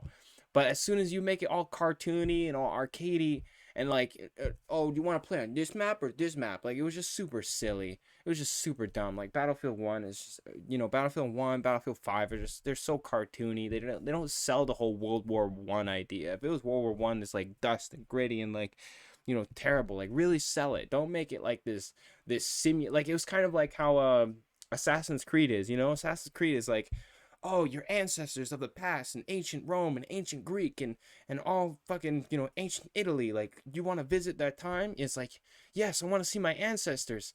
And then it's like, well, that'll be $25. Just press it right there. Puts that button. There you go. And then you need to push that button here. Do you want to try any of our other DLCs while you're here? No? Okay. Like, okay. You want to try this? Like, it's just like, dude, no, let me just let me have that immersion that you set up, you know? So I feel like that's something that's going to happen with Battlefield 2042, but hopefully, like I said, they have 24 hours, and they need, when this game release, it needs to be good, because people are not going to play it. I'm going to pre-order, I'm going to pay for this shit. This game is going to be good, but it might take time, which is what I don't want to say, and I don't want to hear it. So, but yeah, so back to Hardline. Yikes, back to fucking Hardline. What a joke. Isaac Clarke and John Carver are alive. I suppose that time will show, but the franchise is too developed and popular for them to cancel it like that. Excuse me. Exactly. I couldn't agree more. There's no moon. There's a Wait, that's creepy. Moon-like tentacle mod. No, I want a Dead Space. No, I want a Dead Space 4, where we use the planet crackers, like I said, to crack open some moons. Yeah, if we're cracking open planets, I'm pretty sure we can crack open some moons, you know? Like, can probably crack open a moon, yeah. So, just finished Dead Space 3 in 2021. Awesome game. Oh, 7 months ago. Damn, son. Awesome game. Loved it. If they can't make a fourth, then why not just do an animated film with Isaac, Carver, and Ellie? Use a cutscene graphic for the animations and same voice actors. Would be sweet. I gotta disagree with you on that, but I am gonna like the comment, because it's a good thought. He's just got into the title, and I can tell that he kind of has that same passion I have. Like, what the fuck? Like, you can't just end it there with 3 pivotal characters that have been the cornerstones of the fucking series, and just everyone dies. That's just, come on, dude. Like, I can get my niece to write a fucking better storyline than that. Okay. Behold, at least, like, you know, if you're gonna do a story where there's good against evil, you know, oftentimes we want good to win. But there's things like Warhammer, which are very bleak for the good guys. Good guys don't really win because there are no good guys. And it's kind of the same scenario here, but it doesn't make sense just for, oh, the bad guys win. The end. Oh, I'm sorry, you wanted more? Oh, no, everybody dies. There's nothing left. Yeah, the end. You know, so it's just, but this is where money comes in. This is where money has, like, truly fucked them up. Like I said, here, Battlefield, Hardline, someone probably threw a bunch of money at them and was like, Hardline's gonna be, everyone's gonna be playing cops versus robbers. It's like, no, dude. In retrospect, I've never seen that. Is there anything else? Isaac and John, best things. There was only prove how Dr. Kine was right. I don't understand that. This moon doesn't deserve a spot on my deck, but I would make a good coaster for my drink. Wait, The cancellation of Dead Space was the beginning of me despising EA in the earnest. That was a year ago. Let me check this.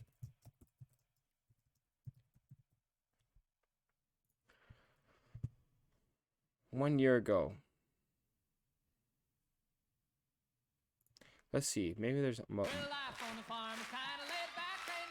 bunch of reasons. There's probably a bunch of reasons. Like I truly think the money was the main reason. Like it's like, well, we're, you know, like I said, if 4 companies are giving you $10 billion, which is it's just a fucking dramatic saying. I'm not, no one's actually getting fucking $10 billion, you know. But like if they're getting a couple million for the this Visceral shit. Games title Dead Space introduced us to Isaac Clarke, a lowly engineer forced to fight his way off a zombie-infested spaceship. It was an instant hit. Dead Space racked up over 2 million sales, nabbed a handful of awards, and spawned sequels in 2011 and 2013. And then, nothing.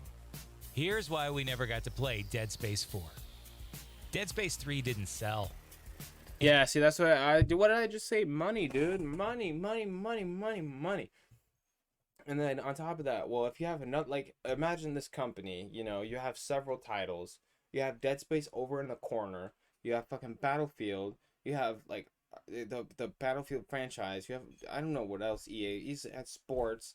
EA has fucking, you know, a lot of shit. EA has a lot of shit. And then on top of that, you have other companies that are working underneath this, like not Electric Arts, fucking who else? But at the same time, you have, you know, this great story, but if it's not making money and these guys are making you money, it's fucking stupid. Like, that's just actually bad. They just pulled the plug on this shit. In an interview with CVG, former Electronic Arts president Frank Gibeau said, ultimately, you need to get audience sizes of around 5 million to really continue to invest in an IP like Dead Space. Around 5 million? Sadly, Dead Space 3 didn't sell anywhere close to 5 million copies. In its first week of release, Dead Space 2 shipped nearly 2 million copies. Goddamn. By contrast, Dead Space 3 moved only 605,000 units. 605,000 units? So...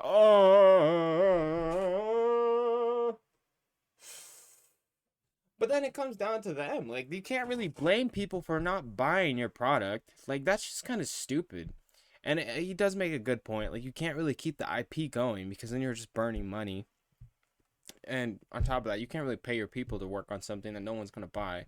You know, like, we see this all the time. We see games come and go. We see oh, this big title, big AAA title. You know, it's got all these effects, all these features. 10 players. No one cares, you know. But then it's like, you know, this is only making 600,000. Only 600,000 copies were sold of Dead Space 3. And they were aiming for 5 million. What a fucking miss. And at the same time, like I said, you can't blame people for not buying your product. That's stupid. That's fucking dumb. And Crysis 3, oh yeah, they must have stopped the Crysis thing too. But it's like, you know, where's the marketing? Where's the big ideas? You know, how are you gonna? You guys ended the game like this. You guys made it.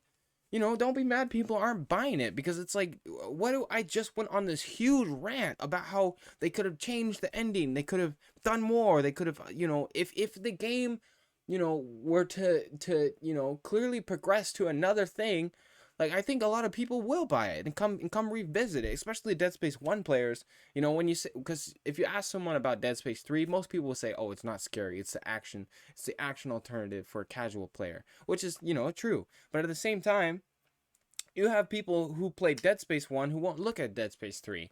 And then, you know, if you can bridge that gap, you're probably going to make a few more sales. You know, this is what, 400,000 away from 1 million? You know, it's just ridiculous. Like, it's a combination of all the games that were coming out too. They had so much competition. But, like, dude, it's just so stupid. Like, it's just so dumb. EA's initial like, estimate. no one told you to write this shit and write yourself into a corner. You didn't have to do that, at least, you know?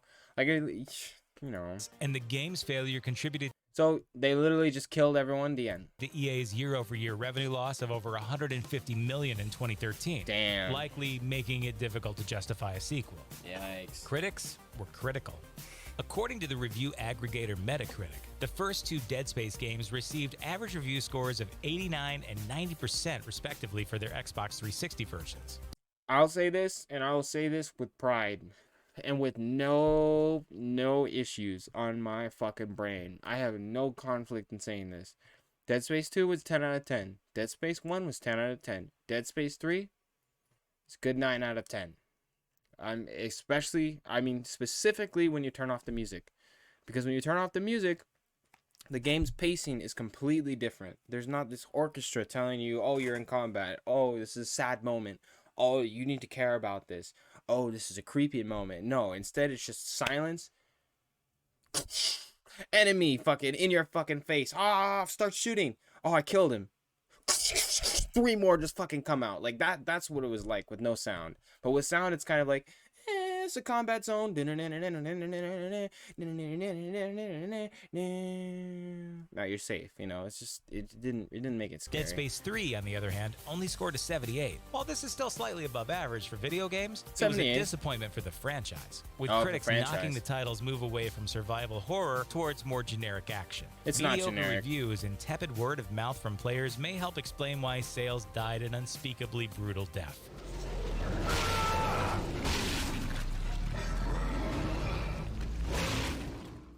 Survival horror is changing. Despite some innovative features, the first 2 Dead Space games are very much traditional survival horror titles. Most of Dead Space's tension comes from navigating the game's harsh and violent environments with limited resources, while some strategically placed gore and a smattering of haunted house-style jump scares round everything out. But a lot has changed since the first Dead Space came out. In 2014, a playable trailer called PT took the gaming world by storm with its haunting, surreal imagery and shifting geography. See, now this is where it's starting to get dated, because PT was really good, but PT was not as good as Dead Space. I cannot agree with that. And also you have people, like, this is kind of untalked about. I haven't really heard anyone talk about this, but of course, you know, we understand that content creators, YouTubers, people who are like, you know, like gaining all this traffic, when they play games like Amnesia, you know, like PewDiePie plays horror games, you know, it does create this kind of like, this what is it called, where developers want to cash in on it, you know. They're like, oh, people like those types of games, we need to make a bunch of those games, you know, like and it creates this kind of like thing like that, you know. And we even see this nowadays where there's indie developers creating games where it's like, you don't get a weapon, you know, it's total Amnesia style, you know, total, like, that's because that's a lot of horror games. But, you know, and then they have all these cool storylines and all this stuff where it's not really scary, it's not really, you know, impactful. A great example, today is 2021 September something, and at the same time, you know, a game that was recently released was Resident Evil, the second version of the Resident Evil, like, first-person storyline, whatever the fuck it is. They actually said that they didn't want their game to be scary. If you go to the first edition, the game is very scary, but you get a gun, you get a shotgun, you get a flamethrower, you get enemies coming at you. So that element has been restored where Dead Space had, where it was like survival, you know, gunplay element thing. And sure, it's not 100% scary, but if you play, I played Resident Evil, the first one, that Biohazard 7, whatever it is, on VR, and it was so amazing. It was surreal, you know, you turn the corner and there's fucking enemies everywhere, and, you know, like, sometimes it was really funny and goofy, but most of the time it was kind of scary. And so, you know, so that has never gone away. But like I was saying, with people like PewDiePie, with people like all these horror games, and they're trying to fit this niche. And so, yeah, like he's saying, like, in that time, it really did get outdated compared to all these other horror games. And so they relied more on the action scenes and stuff and all this shit.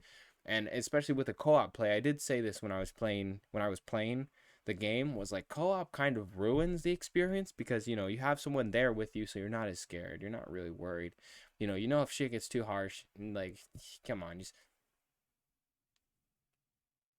like, it was just fucking cake, you know. But then, you know, in the grand scheme of things, compared to all the games we've seen in the last 5-10 years, like, it truly is remarkable, you know. And if they did bring back the horror element, more of the horror element, it would be really good.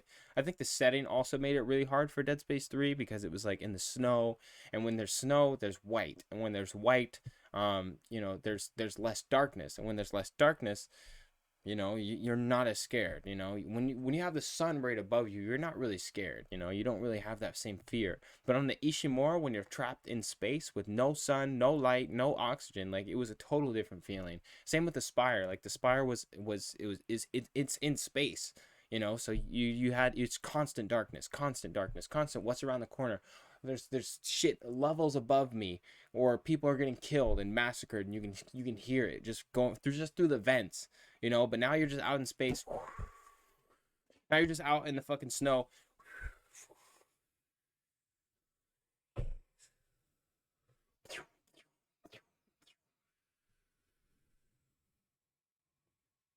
Like, you know what I'm talking about. It's just like, okay, you know, it's not as scary. The game PT promoted, a Silent Hill reboot by Hideo Kojima and acclaimed film director Guillermo del Toro, never materialized, but the trailer was enough to galvanize the survival horror genre.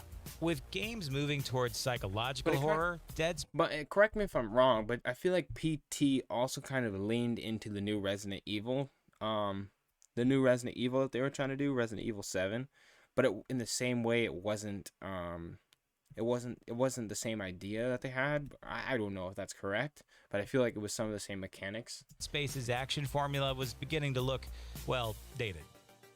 The stars have moved on. And things like he said, like things were already progressing. So there's a lot of ambition for new games, new titles, and all this shit. So people aren't gonna spend their time playing an off game, you know, if they have these giant mechas like Call of Duty, you know, or Modern Warfare 3 coming out.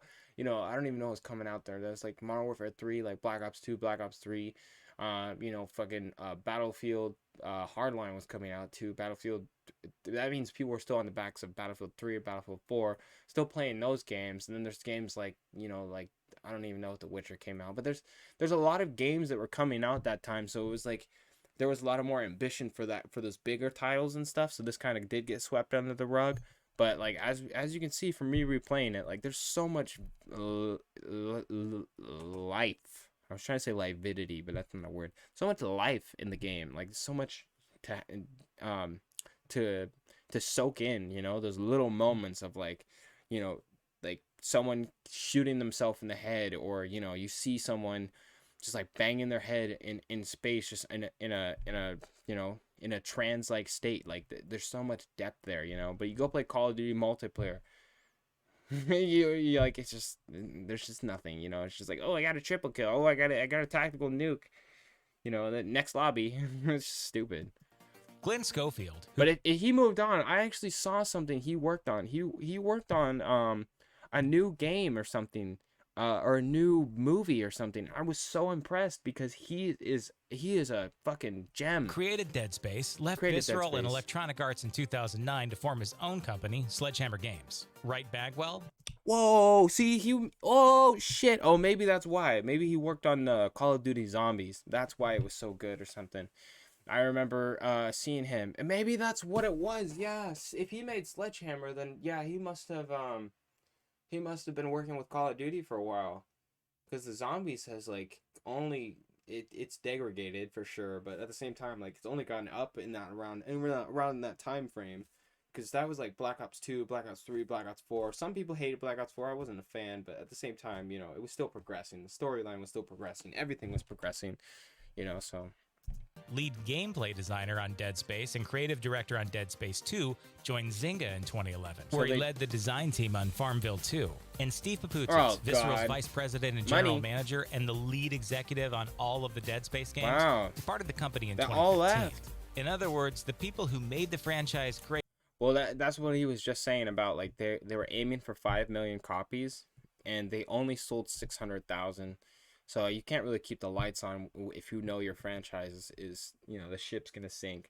So that's probably what happened, was everybody, and it sounds like they everybody left at different times. So there was something that they were like, I quit. Like, everyone did that at some point. In the first place have left. Or you know, like him, like the guy who made Sledgehammer, you know, there could have been another company like Activision or Call of Duty that said, hey, we really like what you do. Here's $10 trillion.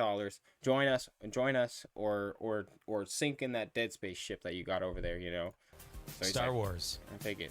Inspired by Dead Space's popularity, Electronic Arts and DICE handed Visceral the reins for the shoot 'em This up is Call of Duty. Battlefield Hardline. And from Oh, it there, is Visceral's Hardline. main office went straight to It's work so on stupid. an ambitious and mysterious Star So Wars bad. title, overseen by Uncharted's Amy Hennig. That's exciting. Are they? Oh, they must be. You know, they're working on a new Star Wars game. I think it's 2021. I think they were talking about what is it called? Like, Fallen Order or something? No, not Fallen Order. The one that just came out, the Jedi one, and I played it. I played the first level and I turned that shit off and I deleted it. People liked it, but I didn't like it. It was not what I wanted from a Star Wars game. Like, we're like, here's a Jedi.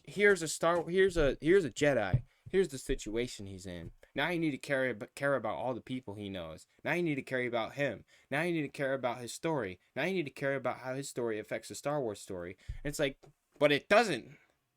But it doesn't. Who the fuck is this guy? I'd rather just play KOTOR. Just remaster KOTOR. I'd rather play fucking KOTOR because at least you can customize your face. You can choose whatever weapon you want. If you want to use a lightsaber, you can. If you want to join the fucking Sith, brother, you can join the fucking Sith. If you want your friends to be in the Sith, brother, you can have that. You know? But in this one, they're like, it's so linear, so single player, so... You know, and they also try to do this Dark Souls hash, and I fucking can't. The running on walls, the whole, like, puzzle game bullshit. I cannot do any, like, even Dead Space 3 puzzles fucking killed me, because I hate puzzles. Puzzles are so sometimes they be cool, but most of the times, they're just a fucking nuisance for me. It's just like, okay, well, I'm playing this awesome game, I have all these abilities, I have all this awesome shit, I can literally rip someone's arm off with telekinesis and throw it back at them like a fucking moron, and then you're gonna tell me I need to press all the right buttons at the same time, and then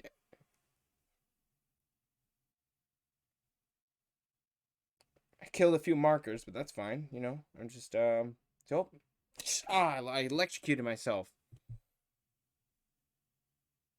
And then, like, necromorphs are just coming behind me. I'm like, hold on! Fuck! I gotta fucking remember the password. Like, it's just, come on, dude. And then you're done with it, and it's like, oh, fucking stupid puzzle. I'm done with this. Turn around the corner, you kill a few enemies.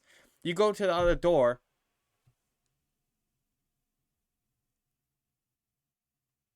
Like, I fucking can't. And then the new Star Wars, it was like, they're having you do shit like, run on the wall, jump off, run on the wall. There's an enemy, attack him, kill him. Oh, you got him. Now run on the wall. Now you gotta run, jump, run on the wall, jump on the wall, run on the wall, and then jump down, and then roll over, flip on that, jump on that, land on that, kill this guy, jump over there. It was just like, oh, fuck you. This is not Star Wars, dude. This is a platformer. Exciting news for fans of both Star Wars and Visceral, but it doesn't leave much time for Dead Space. Visceral's booked for the next few years, and if there's going to be more Dead Space, it'll have to wait until Visceral returns from its trip good to news. a galaxy far. Well, this is the great news is, I mean, what a time to be alive. Because I remember back in 2013, back in 2014, whenever the fuck this whole debacle was going down, I was really interested in it the same way I am now. Like, what's happening to my favorite game? Why are they not making a new one? But, you know, thank God we live in the universe we do, because they're able to bring it back to life or rework it. They have the money. They're going to make the sales. I mean, I'll give them whatever they need, you know, resources, fucking whatever, you know. You want $60, I'll give you $60, you know. I'll pay fucking full price for this game, because no matter how bad it is, you know, it's still going to be, you know, people with passion and people with a vision actually working on a product. And we haven't seen that in a long fucking time. You know, we haven't seen a company say, hey, we want to do something special. Like, I haven't seen that in years. Okay? Because everyone is cashing out. Fallout 76, cashing out. Fallout 4 was a fucking cash out. Fucking Call of Duty Cold War was a goddamn cash out. And I honestly say, yeah, COVID-19 did affect a lot of these big companies. But you're selling us half of a product and then asking us to pay for the rest. You know, like, it's confusing the fuck out of me. And so, like, Dead Space, I would love to see even if they rework it. Like, I played Dead Space 1 again for a little bit a few weeks ago, and I realized, yeah, there's a lot of things they could change. They could make it a little bit more scary, because sometimes it is kind of like where Dead Space 1 fails at some horror elements, Dead Space 2 succeeds. Like, having different enemy types, having different reasons why these enemies look the way they do, having different scenarios that have these big pivotal moments, having all these visceral colors. You know, like in Dead Space 2, you walk in a room, like there's like lens flares, like there's all this fucking crazy shit, and it's like, yeah, you're in the future, you know, you kind of want to have all these cool lighting and all these cool lighting effects, and then, you know, you have like just all this cool shit that they can add from port from Dead Space 2 to Dead Space 1, or not port, you know, reinvent, you know, and then increase the violence, increase the gore, you know, change the audio, because the audio was terrible to me. It was like mid-end weird shit. And so there's a lot of shit that they can change. So it's that's a passionate move to go back to a rework and like completely rechange it. Because if you look at someone like Call of Duty, they remade Modern Warfare. And I don't know if anyone played it, but it's not really worth any money. It's not worth any money because it's the first game with MW3 graphics and 0 player base, so I can't. Far away, or farther away than their usual one. Hate to break it to you losers, but Han Solo's a bitch. It lost its way. The first 2 Dead Space games are conscious throwbacks to movies like Alien, with the schlubby Isaac forced to fight. And he did make a good point. It did lose its way because Dead Space lost its way because of everything he just said.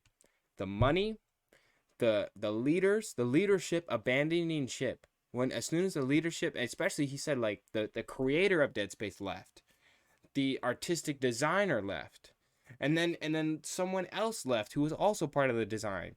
So if these guys are leaving, like that's a really big problem, you know, especially in its live active state. You know, now it's kind of been dormant for a little bit, like, you know, Dead Space, but you know, in its live active state with those people leaving, it's got to make it harder to write things that are consistent. And you know, we saw this with like Star Wars, with the newest Star Wars stuff. Like they did the same problem. They had the same problem. It's like you got this writer. Oh, someone's gonna pay him more, so he's leaving. Okay, well we need to get another writer. You get that writer. What are we writing about, guys? You're the writer. You're supposed to know. Shit. Okay, someone's gonna pay me. I gotta go. All right, we need another writer, and the game comes out in a month. Like, I couldn't imagine. Fight his way alone through infested, confined spaces. But Dead Space 3 is different. In a conscious attempt to reach a wider audience, Electronic Arts added co-op multiplayer to the main campaign, and a stereotypically grizzled soldier buddy named John Carver. The tight claustrophobic levels are replaced by snowfields and wide-open space, allowing a suddenly more nimble Isaac to simply dodge out of the way of danger and duck effortlessly behind protective cover. In other words, the series lost what made it special. Getting it back will be no easy feat. A reboot makes... You know, I never thought about that, but yeah, holy shit, what a weird thing is the mechanics from Dead Space 3, they need to disappear. The mechanics have to disappear. They cannot continue riding this way. The bench system of adding a flamethrower to a rocket launcher to a ripper that can turn into a machine gun that doubles as a kinetic, like, and then you got your co-op buddy who's got the foam finger and has infinite ammo, like... And then at the same time you have the cover system. The cover system doesn't work. The rolling doesn't work. The idea of co-op in general needs to go because the whole game can come back if you don't have co-op, and because the co-op experience just ruins it. Like we saw on stream, I was playing. I invited someone who beat everything. He had everything. And this man just started dropping the best weapons and gear for me. He was giving everything to me. All of this stuff that I'm supposed to get later end game, he just gave it to me. Boop, boop, boop, boop, boop. And he just never died. He had the foam finger.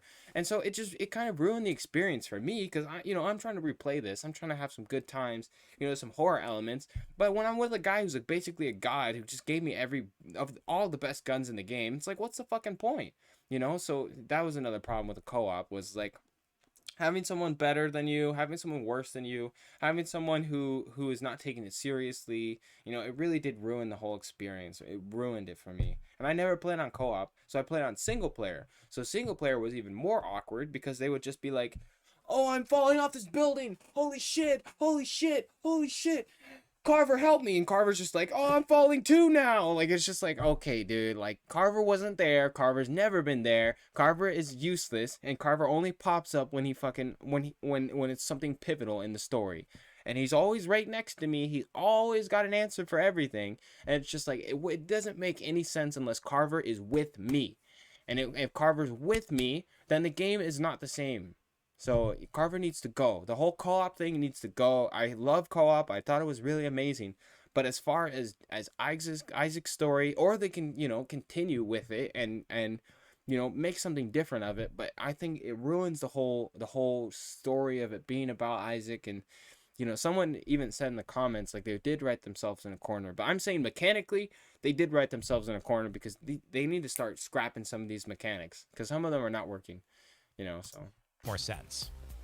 This real Star Wars game is still a number of years away, and that doesn't count. Oh, that game's actually out. It's dark shit. Extra time that the studio will spend on post-launch downloadable Star content Wars. And a potential sequel. Yeah, they probably By gave that money. Point, it will have been well over a half-decade since the last Dead Space game hit consoles. Ew. Even with the tacked-on cliffhanger ending from the DLC, You guys it are might what? make more sense for the company to reboot the franchise with a new direction and new characters. That's what I was rather saying. than continue with something that was no longer working. That's what I was saying. That's what I was saying was that'd be a good investment as well. But I mean, it's like I said, like, if you take the military story, if you take the unitologist story, you take the human experience, you take the rebellion experience, you take the, you know, the engineers experience, because there are more engineers. Like, they explain that there are, like, he even called to them. He said other mining crews. Are there any other mining crews out there? We can tell a story from a mining crew perspective. We can tell a story from a civilian perspective, or someone who doesn't have a shield, armor, fucking. Like, you just have someone who just has, like, just a normal face, you know, and just like, oh, they die in 3 hits. You need to think smarter. You can't upgrade your equipment because this is just a little side story, you know, where there's just a lot more depth. And then, you know, you can also create, like I said, if it's a peaceful transition from the moons attacking, then you can create this kind of relationship between these characters where they have a little more depth and a little more, you know, oh, this is my little girl. Oh, I love you so much. You're my little baby. All right, now go wash up for dinner. And the moon comes. Like, holy fucking shit. Like, that just is already way more depth than we got here and the Earth's destroyed. Ah, damn it. No, like, it just doesn't make sense, you know. The Dead Space is officially dead. But if the series is anything like its necromorph monsters, it will come back to life before long. I hope they do a reboot. And like you, okay. Sorry. On second thought, maybe it shouldn't. Thanks for watching. And like he was saying with at Xbox 360. Oh, this is 2017. Yikes. And like he was saying, what did he say? He said something really good. Franchise with a new direction and new characters rather than continue with something that was no longer working. It could be that Dead Space is officially dead. But if the series is anything like its necromorph monsters, it will come back to life before long. So yeah, if they this is what I was thinking. If they remake the first one with the new engine or whatever the fuck they're gonna do, I think it is a new engine, and they're using like newer technology, you know, optimizing their computer, optimizing everything, making it really fluid, really good, you know, the game that they wanted to make. Just let them do their own thing, you know.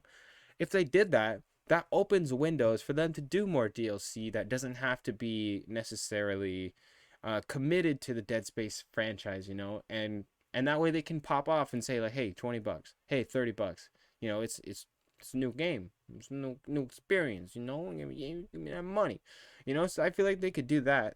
Like I was saying, you know, there's so many more stories. If you know anything about Dead Space, the story is not linear. There's not one person's story.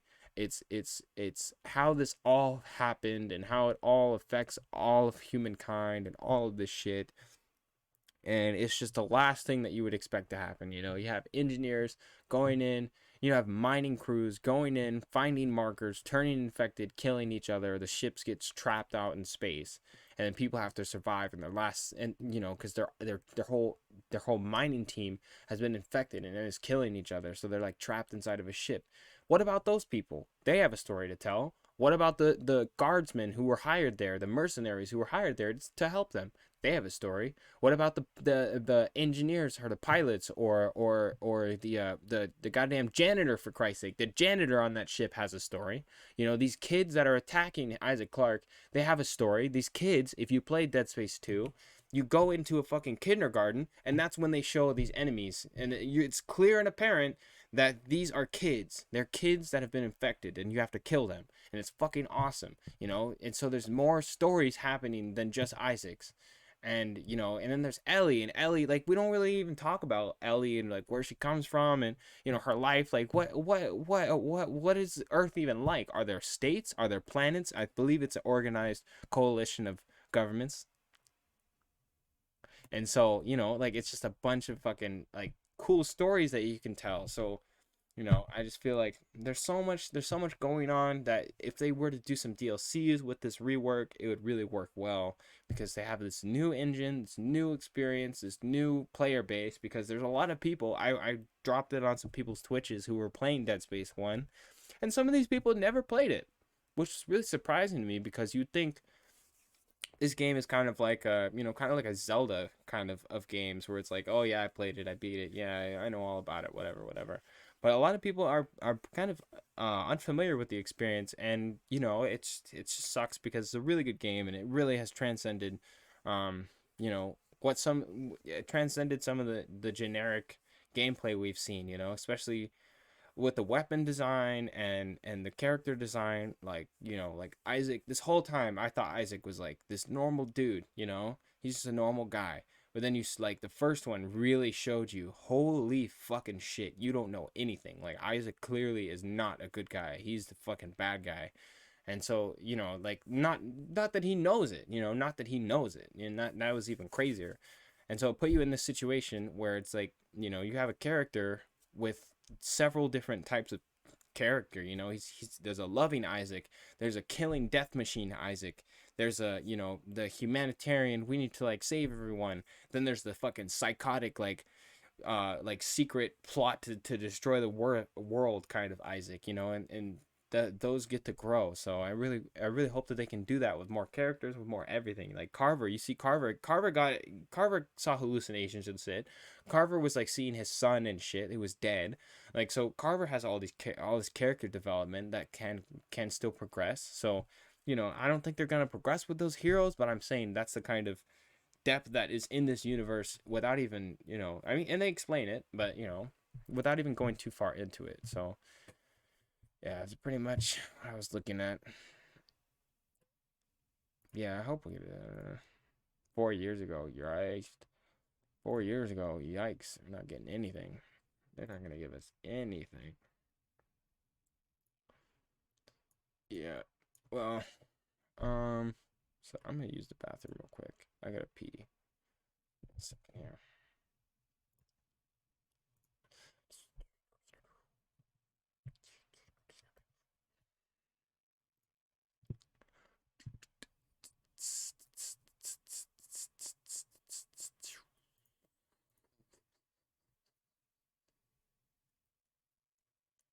Oh. Oh. I'm just gonna use the bathroom real quick. Let me check.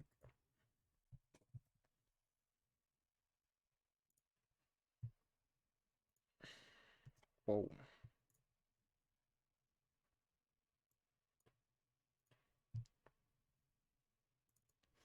Give me a second here. Alright, I'm gonna go to the bathroom. Be right back.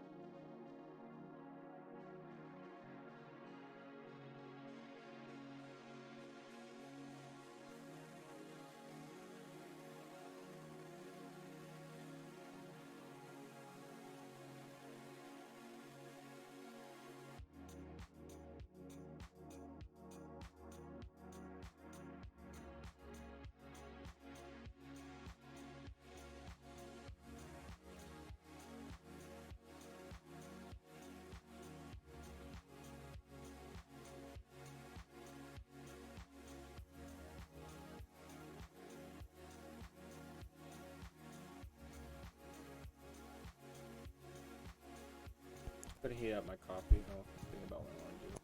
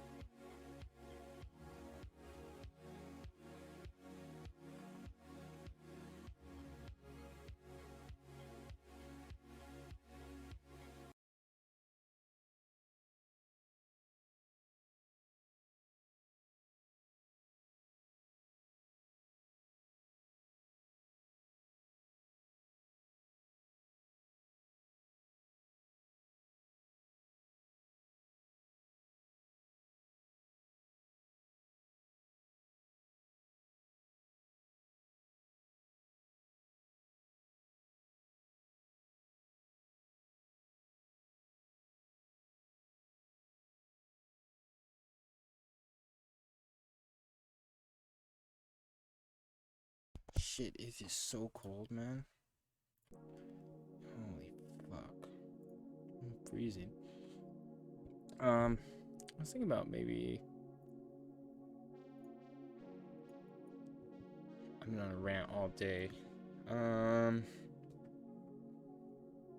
Is there to do? I mean, I can play more, fucking... Oh, I viewed another Warhammer.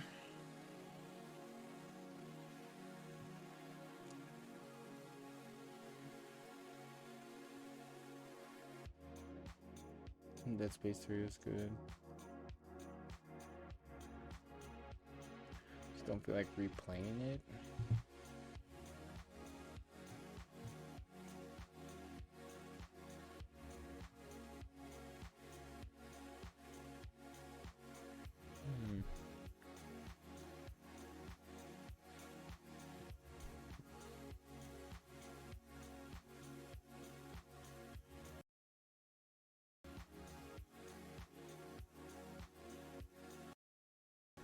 Oh.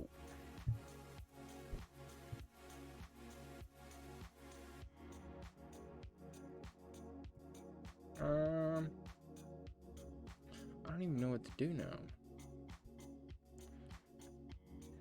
I was just chilling, actually.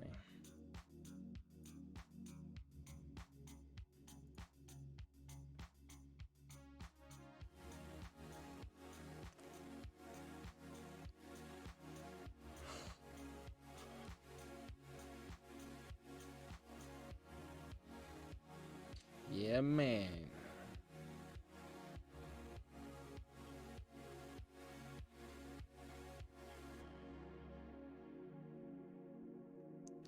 And there's like Call of Duty Vanguard, which is just a disgrace to me.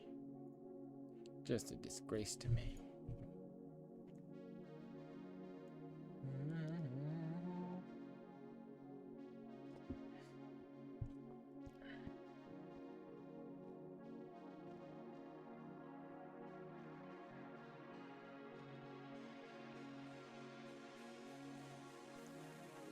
What the fuck? What the fuck?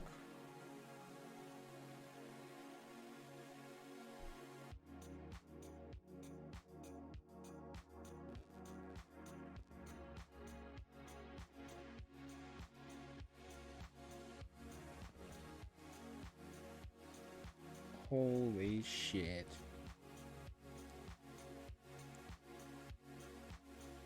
There's gotta be a way to fix that.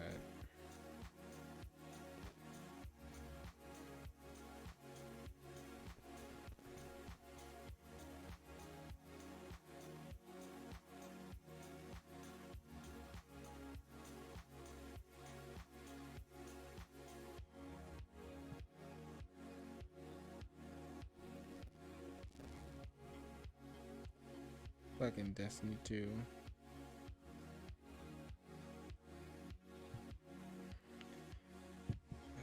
Fucking hate ads. Fucking hate ads. Yeah, I don't know what to do. I guess we could watch this,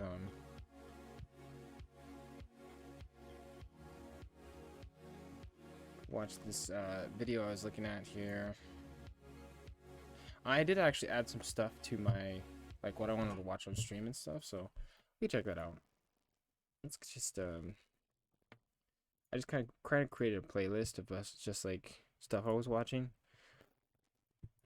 But I was watching My this, job and the is problem to make was, college easier. I because streamed students have for like a lot whole of 2 hours watching this video. Please. Then I turned off my PC. Would you say that and it didn't save 99% it. of all movies today are garbage? In an age where most movies are referred to as content, I would say that 99% of most movies are pretty bad. I always try to, like, when I say 99%, I mean of mainstream. It really is, when you look at, and especially I think one of the best examples of this is the sort of Zack Snyder's Justice League, and how that was, bungled. How that was bungled, how the Star Wars franchise was bungled, how they could not.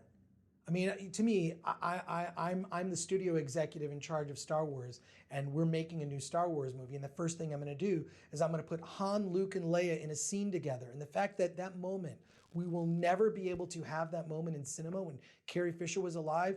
That to me is, I mean, that's malpractice. Wait, oh my god, it's so stupid. Yeah, I forgot. They made it so, like, everyone went their separate ways, which is, hello, like, it's a total regression of the Star Wars series. You'd think all of this shit would unite them to be better. And in fact, there was even, in the new Star Wars, they made it, like, where Leia had a lightsaber, and Luke was, like, teaching her or something.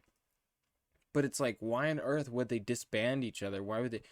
we don't talk anymore. It's been 30 years. I don't talk to them anymore. Han Solo is just like, yeah, I don't talk to those guys anymore. Leia, yeah, she's a fine piece of ass, but we don't talk anymore. Like, it's just so That's stupid. studio malpractice. The fact that they had what Zack Snyder's vision, what he was building up to be, and I think seeing the 4-hour final product of what Zack Snyder's Justice League turned out to be, and that they made this garbage thing, Joss Whedon.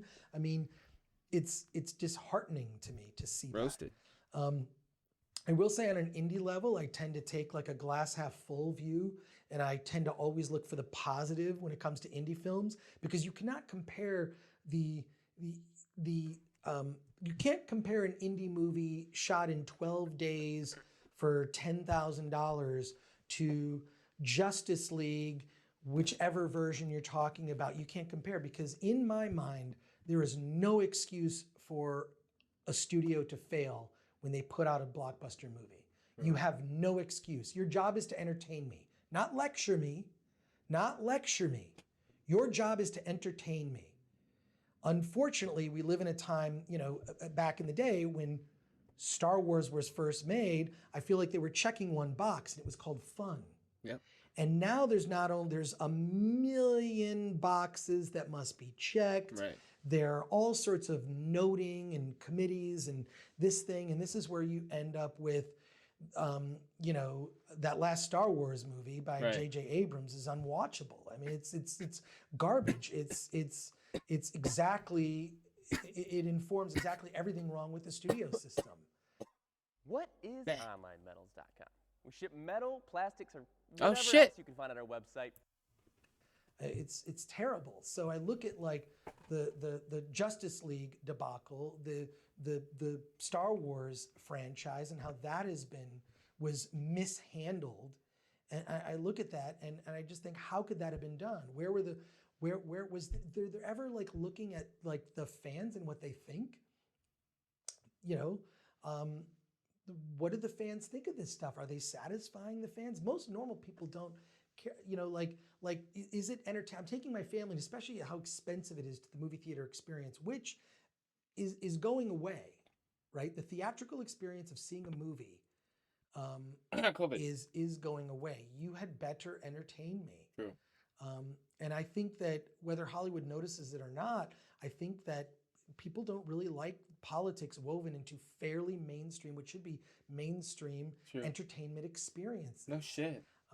And I think we're seeing that more and more. Especially when you hyper inject it, when you're like it's just like, dude, we don't need that, you know, like there's so many movies I see nowadays where it's like, you didn't need to show that, you didn't need to say that, you didn't need to do that, that wasn't necessary, that was a waste of time, didn't need to do that.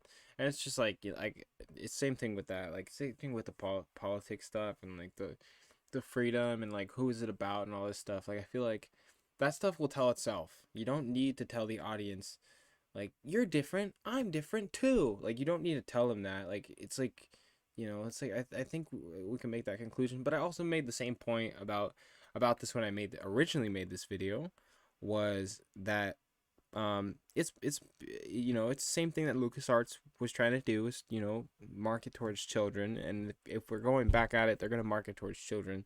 And in order to do that, you know, you kind of have to make it digestible, but at the same time, that's what saturates it, and it's so bad. To me, I think you're leaving money on the table for not giving what the customer is looking for in that experience. But so in my mind, studios, there's no excuse to fail. You have the best people in marketing. You have the most talented actors, craftsmen when it comes to special effects and cinematography, music. There's no excuse for that to fail. And I think part of the failing of Hollywood is that the marketing is so good sometimes. I've argued with friends sometimes that I believe that there should be a key art. I mean, there are key art awards, you know, for key movie poster art. I'm a fan of movie poster art. There's a really good documentary about movie poster art called 24 by 36. Check out that documentary.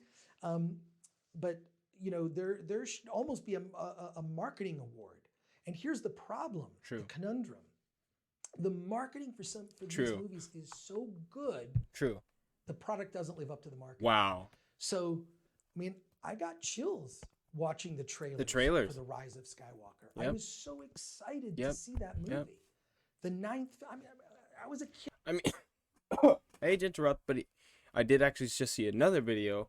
I'm sure you guys probably saw it with someone, but this guy was explaining basically the same thing, that marketing runs everything, and how, like, you know, it's kind of like the deadline is set by marketing, the product sellability is set by marketing, you know, how much they're going to show is set by marketing, you know, what's going to happen in these scenes is kind of set by marketing. Like, we need something pivotal, we need something big, like these people need to see this, you know. So it's kind of shitty. And then, like I said, the time frame, so that also will hinder the complete product once they purchase it. So it's ridiculous that marketing runs everything, and this goes far beyond movies. This goes far beyond movies. This is, you know, obviously this is everything.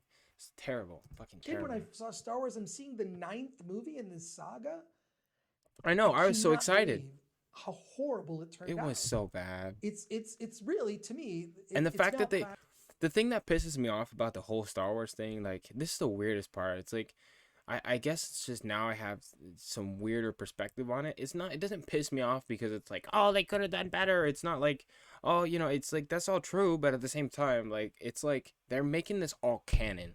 Like, this is all, like, everything you've known, and then this. Like, this is also a part of it. Like, it's like, I mean, me and my best friend, like, we used to be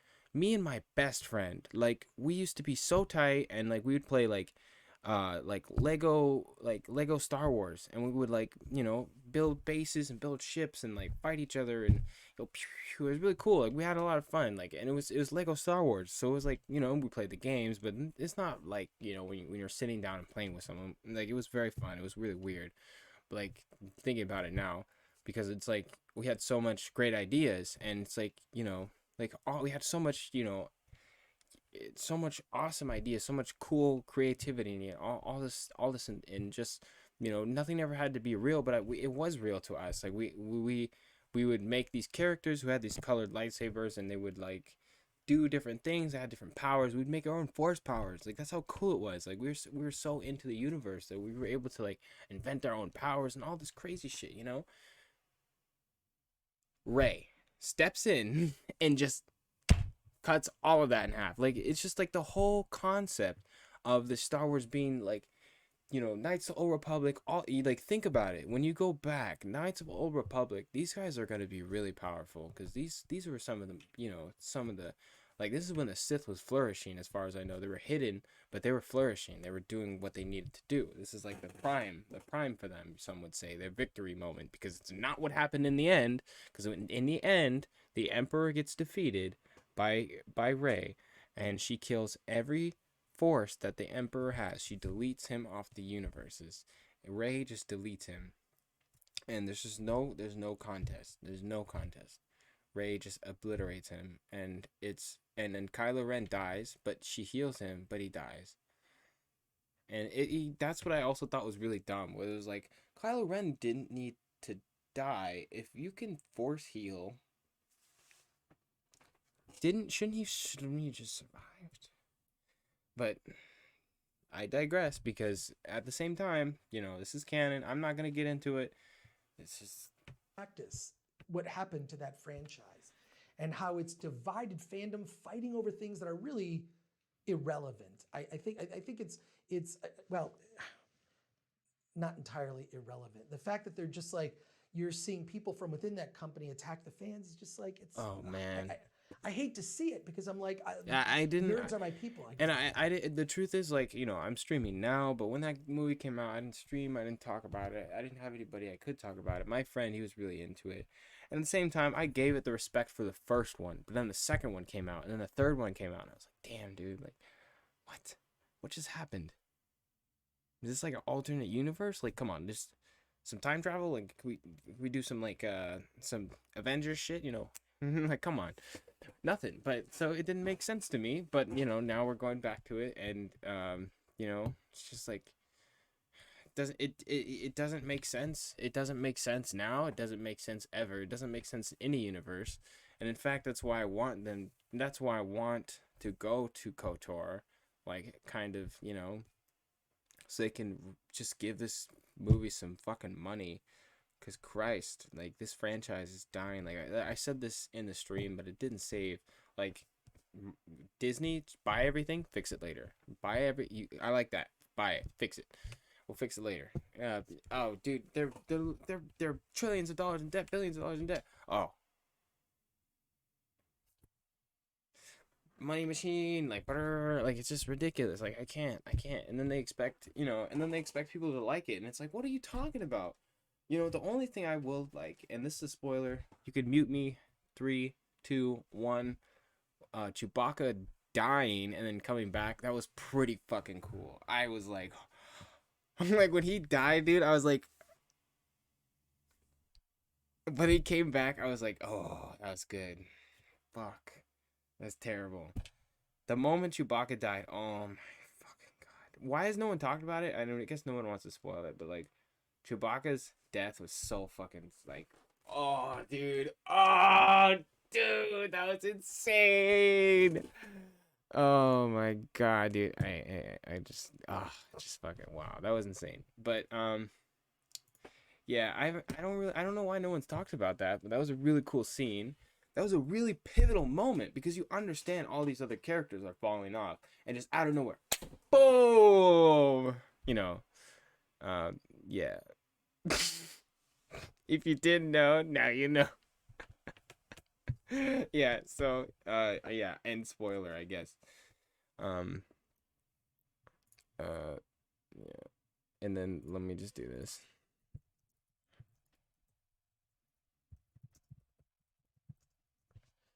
Oh yeah, I guess that doesn't make sense. Whatever, in retrograde to that, I don't know. But yeah, so I'll just play this.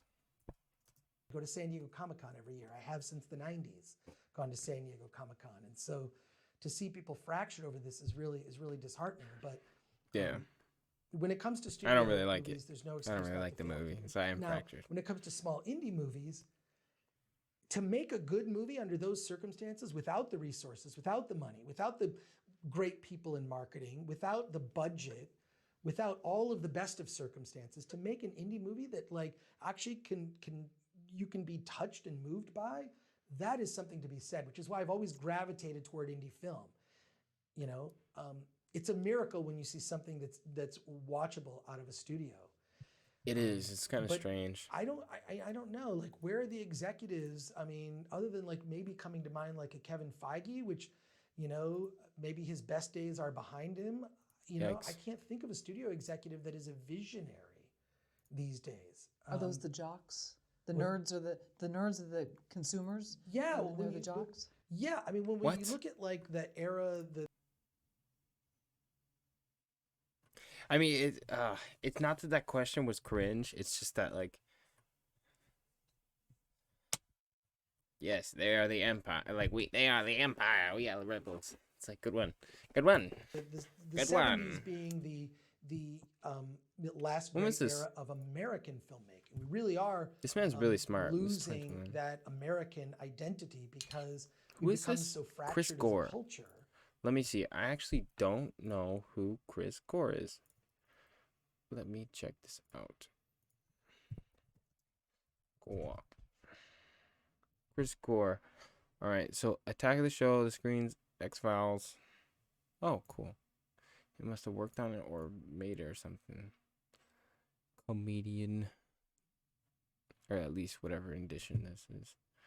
Is an American speaker and writer on the topic. Independent film. Cool. I have never heard of this guy. But I really like how he's explained everything. It's like I couldn't put it better. Like and especially like doing this interview, like, and him knowing what he's talking about, like, and he's also able to explain things without like I'm not a very good, like, you know, I couldn't be very peaceful about this because like the question here is like, are today's garbage, you know? He's able to like manifest like positive things about this. So let's see here. And I think that you know, where's the movie that we all love without debate that we've all loved? Damn. Exactly. I don't know that there is one.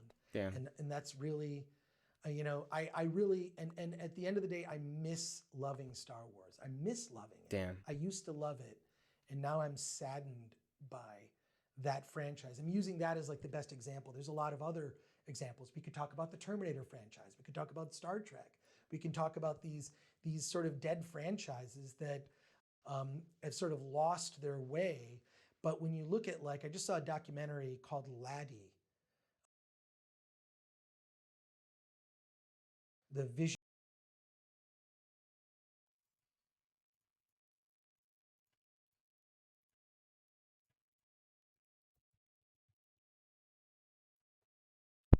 Sorry. My fucking mic glitched out. Give me a second here. I just gotta do the good old deferred. Yeah.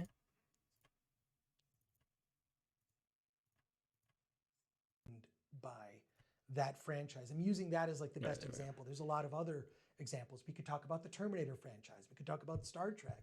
We can talk about these sort of dead franchises that have sort of lost their way. But when you look at, like, I just saw a documentary called Laddie, L-A-D-D-I, about Alan Ladd, the visionary studio executive who basically greenlit Star Wars and protected George Lucas.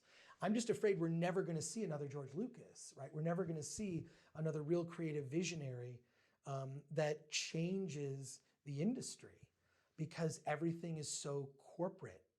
You know, it's like, what did Francis Ford Coppola say? Factory filmmaking. Yikes. That's the age in which we live. There's factory filmmaking, which is a product and content. And then there's up and coming indie filmmakers. And, you know, when I talked about checking those boxes earlier, a lot of it is like, is it going to appeal international? I mean, let's be honest. The box office internationally, and especially in China, is much bigger than the United States. That market, those dollars. So you can't make a movie for the United States anymore. You have to make a movie for the world. Right. Which. Hey everybody, I'm Teresa. And I'm Sarah from LG CTS Motorsports. True. And we want to hook you up with... That is true. Fine, but I think in a way that's sort of diluting our identity as a people, as Americans, as we become more fractured. And it's distressing to see. You know, you see it when it's like, God, I was having a conversation with a friend, because of course the movies are always an ongoing conversation with friends. If you're in my circle, it will come up. And it's like when you look at like when certain decisions are organic or when you see when it's shoehorned in, right? When certain things are shoehorned in, like a say the trope that's become a trope now of the strong female lead. It's just Ripley was a great character. Like just write a great character, not try to shoehorn in a type. Right. And you kind of know it when you see it. You go, oh, this is cliche. This is you're trying to shoehorn in a type rather than like that's just a great character. Right. You're also talking to a guy who, when I ever play a video game, I always choose a female character. I don't know why I just do that. That's funny. As someone who has watched so many movies, as someone who has made their own films, why do you think there's so many bad films that are made? Well, look, the reason there's so many bad films these days is I think. Well, one, the barrier to entry is much easier, but I also think that that's on an indie level. I see bad indie films too, right? What is it? People with money. I want to help them and say this was your lesson. Jesus. Okay, you'll make a better movie in your second movie if you don't quit. But when it comes to studio films, there's just too many notes. There are too many people that it's sort of the modern day ball player, right? Like it's just like it's not about the passion for playing the game. Not about a passion of hitting the ball and hearing the roar of the crowd. It's it's the licensing deals and it's this and the sales of that and the TV commercials and whatnot. It's right. That's crazy. I when I look back at the movie The Player, which came out when I first moved to Los Angeles, Robert Altman's The Player, things haven't changed. The subject has changed. I mean, that was it was erotic thrillers and it was Julia Roberts and Bruce Willis were being cast in every movie that was pitched in that film. Now it's superhero movies, but it's really too many cooks. And I feel like the people being, elevated to these positions are good executives.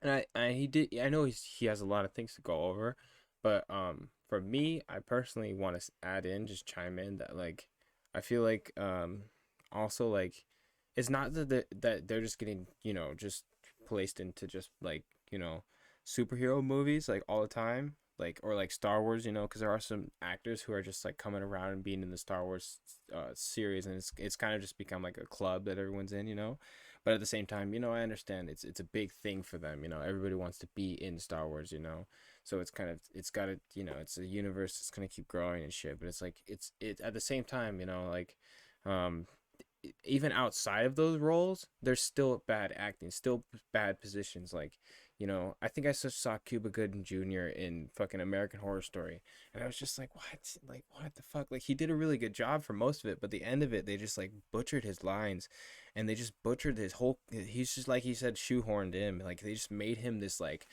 I gotta get rich, I gotta get money, yeah. Like, it was just like that's just so silly. Like, they could have made this character, like we got to get out of here, like just do something like serious, if he's supposed to be this ever-growing character who's, like an actor, this person was supposed to be an actor, and they're like, no, I want to be famous. Like, that doesn't make sense. Like, there are people out there like that, but I think in a dire situation, especially when you're casting someone in a dire situation who has done things that are very critical, like if it's just, so like I said, like sometimes they just do bad writing too. Like, I think the writing has degraded. Like, it's just terrible. But they're not people that know the material, the heart of the material. And when you look at the history of, creatives who really created something like a George Lucas or a Gene Roddenberry, things. Or I don't know, whoever the fuck, I don't know. Just there's a lot of people. Never mind. Lose their way when they get sidelined, right? You right. Really need... And that's what I've been saying earlier. My other rant was like, if 8 companies are throwing money at you, like, you can't really produce the best results. Like, it's crazy. But it's just whatever about movies. Like, I honestly don't care, but it's like when we do talk about this, like, it is kind of interesting because it's like, what is really going to happen with cinema, and like I see something happening. I see something really interesting happening. So it's kind of funny just to talk about it, because it's like, and that's why I've been watching this, because it's pretty interesting hearing someone from the inside talk about it. Like, those, I'll just keep stopping. I feel like the modern day Hollywood now, and especially with streaming changing the game, theaters, the survival of theaters being in doubt. I think theaters would be really, okay. We may live at a time where maybe the billion-dollar blockbuster may not be back for a long time. And that may end up being a good thing, right? Like, let's make, I'll joke with a friend and I'll say my favorite Spider-Man movie is the one where Mary Jane is in peril at the end, which is pretty much all the Spider-Man movies. Or my favorite science fiction movie is the movie where that thing blows up at the end. That's every science fiction movie, right? Which is why The Empire Strikes Back was such a, because it wasn't about we got to do and blow up the thing. That's boring. It's just creatively bankrupt, which is why Empire Strikes Back holds up. Everybody says, oh, it's the best Star Wars movie. I mean, you could argue, but it's because it didn't do that thing that happened in all the other movies. And so trying to go against doing that thing, or fighting a blue light. There's a lot of fighting a blue light that happens in films. Fighting a blue light, saving the person at the end, the thing that blows up at the end. And I say defy those cliches at all costs. And it's funny because you see, like, there's still people that are able to work within studio system and deliver worthwhile films. Christopher Nolan being among them. I've quite admired his work, although he really has a tendency to make things a little overly complex for no reason, just to brag about how smart he is. Yeah. But there's always a point in his films, and you'll notice it once I point it out, where did y'all see that one? What was that one? It's the one where it's like the time machine weapon and people like run backwards and shit. Oh my god! Like, I swear to God. So not only in that movie where there were times where people were purposely inaudible. They would make it so they would say something so cryptid and so smart, but so fast and so quiet that you could not understand what they said, and that was on purpose. And it was like these two agents talking to each other, and they would give each other code sometimes. I swear to God, these two, like in this movie, I forget what it's called. It's like the movie with like man, I forget what it's like. Yeah, I don't even know, dude. But anyway, so like that movie is just like absolutely ridiculous, and then the story completes itself, which is really cool. It's kind of nice, but at the same time, like it's like 3 hours, and it's unnecessary to be 3 hours. You don't need that. Like, some games tell more story in 2, in 1. Like, oh my God, it's crazy. It gives me a headache thinking about it. Nolan movie will say, we have to go down the thing and grab the thing to do this and shoot this. It's Captain Narrative, right? It's the person that stops the movie to tell you what's happening in the movie, to explain what's going to happen, so that the audience, the dumb audience, understands. And to me, so you got that studio note, and he compromises in a way that doesn't completely destroy what he's trying to achieve as a filmmaker. So he's willing to play ball.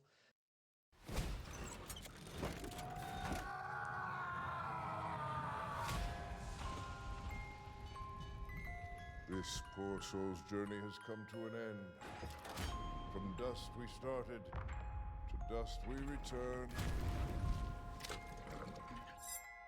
Every corpse tells a story. It is our task to listen.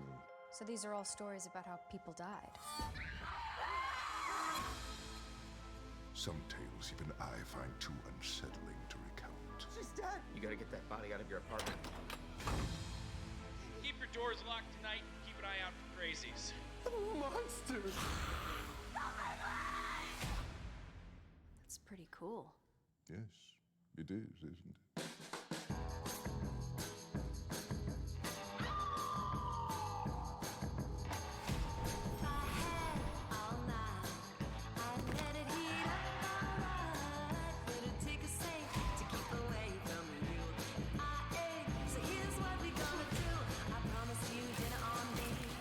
Careful what was said about marketing, though.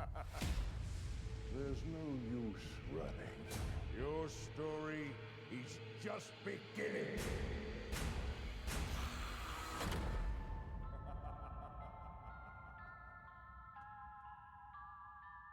I suddenly smell the red paint near me. But I just see, and I think, you know, the most recent example being It looks Zack good. Snyder's I might Justice check that League, out. The fact that that universe will remain unexplored, unfortunately, which is disheartening. I just went on this rant about EA killing off Dead Space, and it's like the only reason that Dead Space died was because of money. Are you kidding me? This is a massive mecha story, and it just dies. That's crazy. Oh, what a weird feeling. Like, that's like that's like halfway through Marvel first chapter. They're making the second one, and they just ran out of fucking money. And they just like, fuck it, we can't make the second one. You know, like they just come out and give a public apology. Like, what the fuck? Whoa. And then they're like, oh yeah, we'll try to fix it later. And they just come back with just the debauched fucking, this terrible fucking zombie of a movie, an hour long, some bullshit, you know, or they release it early or something, you know. Oh my God, what a fucking disaster. That is literally what it feels like. It's so bad. You look at that, and I think part of the reason that Zack Snyder's Justice League was suppressed was because, you know, once it came out and you see these are the choices the studio executives made. They decided to hire Joss Whedon. They decided to change everything Idiots. about it. I mean, not idiots, but like, you know, in exchange mistakes for were this, made. like it makes them look bad, right? Because what Zack Snyder was trying to do was much, much better. Clearly, whether you enjoy it personally or not, it was objectively much better than what Joss Whedon ended up coming up with, which was effectively a dumb cartoon, a live-action dumb cartoon.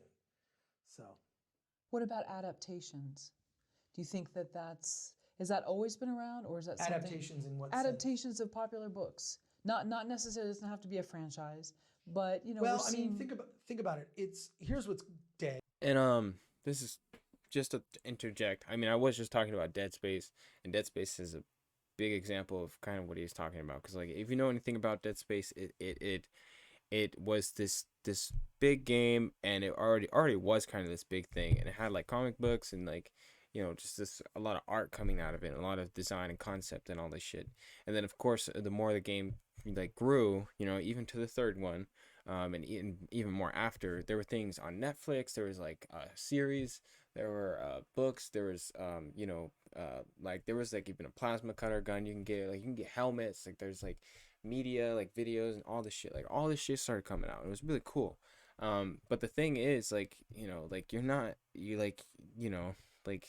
it's always gonna be what it is, and I don't know, like it's never gonna be like the experience that they were aiming for. And then also there's also not enough. Like that was a big problem I felt like with the series. They always try to do this like anime thing. It's really strange. They're also doing this on Warhammer Plus, and it's like a really strange thing to even do. Like it's like let's do an animated thing with like the weirdest, you know, like something completely different from what everybody else clearly likes, you know. And it's really strange, you know. I like, there's a game called Dawn of War. Like, hello, Games Workshop, hello, you've already done the work. You've made the animations. You've done the work already. Just take those animations and make a story with that. In fact, some people probably know, but there's a Games Workshop movie that came out, and it actually has like some big actors, voice actors and shit in it, and it's fucking like a full on like Space Marine group, and they, you know, fight some heresy and bullshit, and it's pretty fucking dope.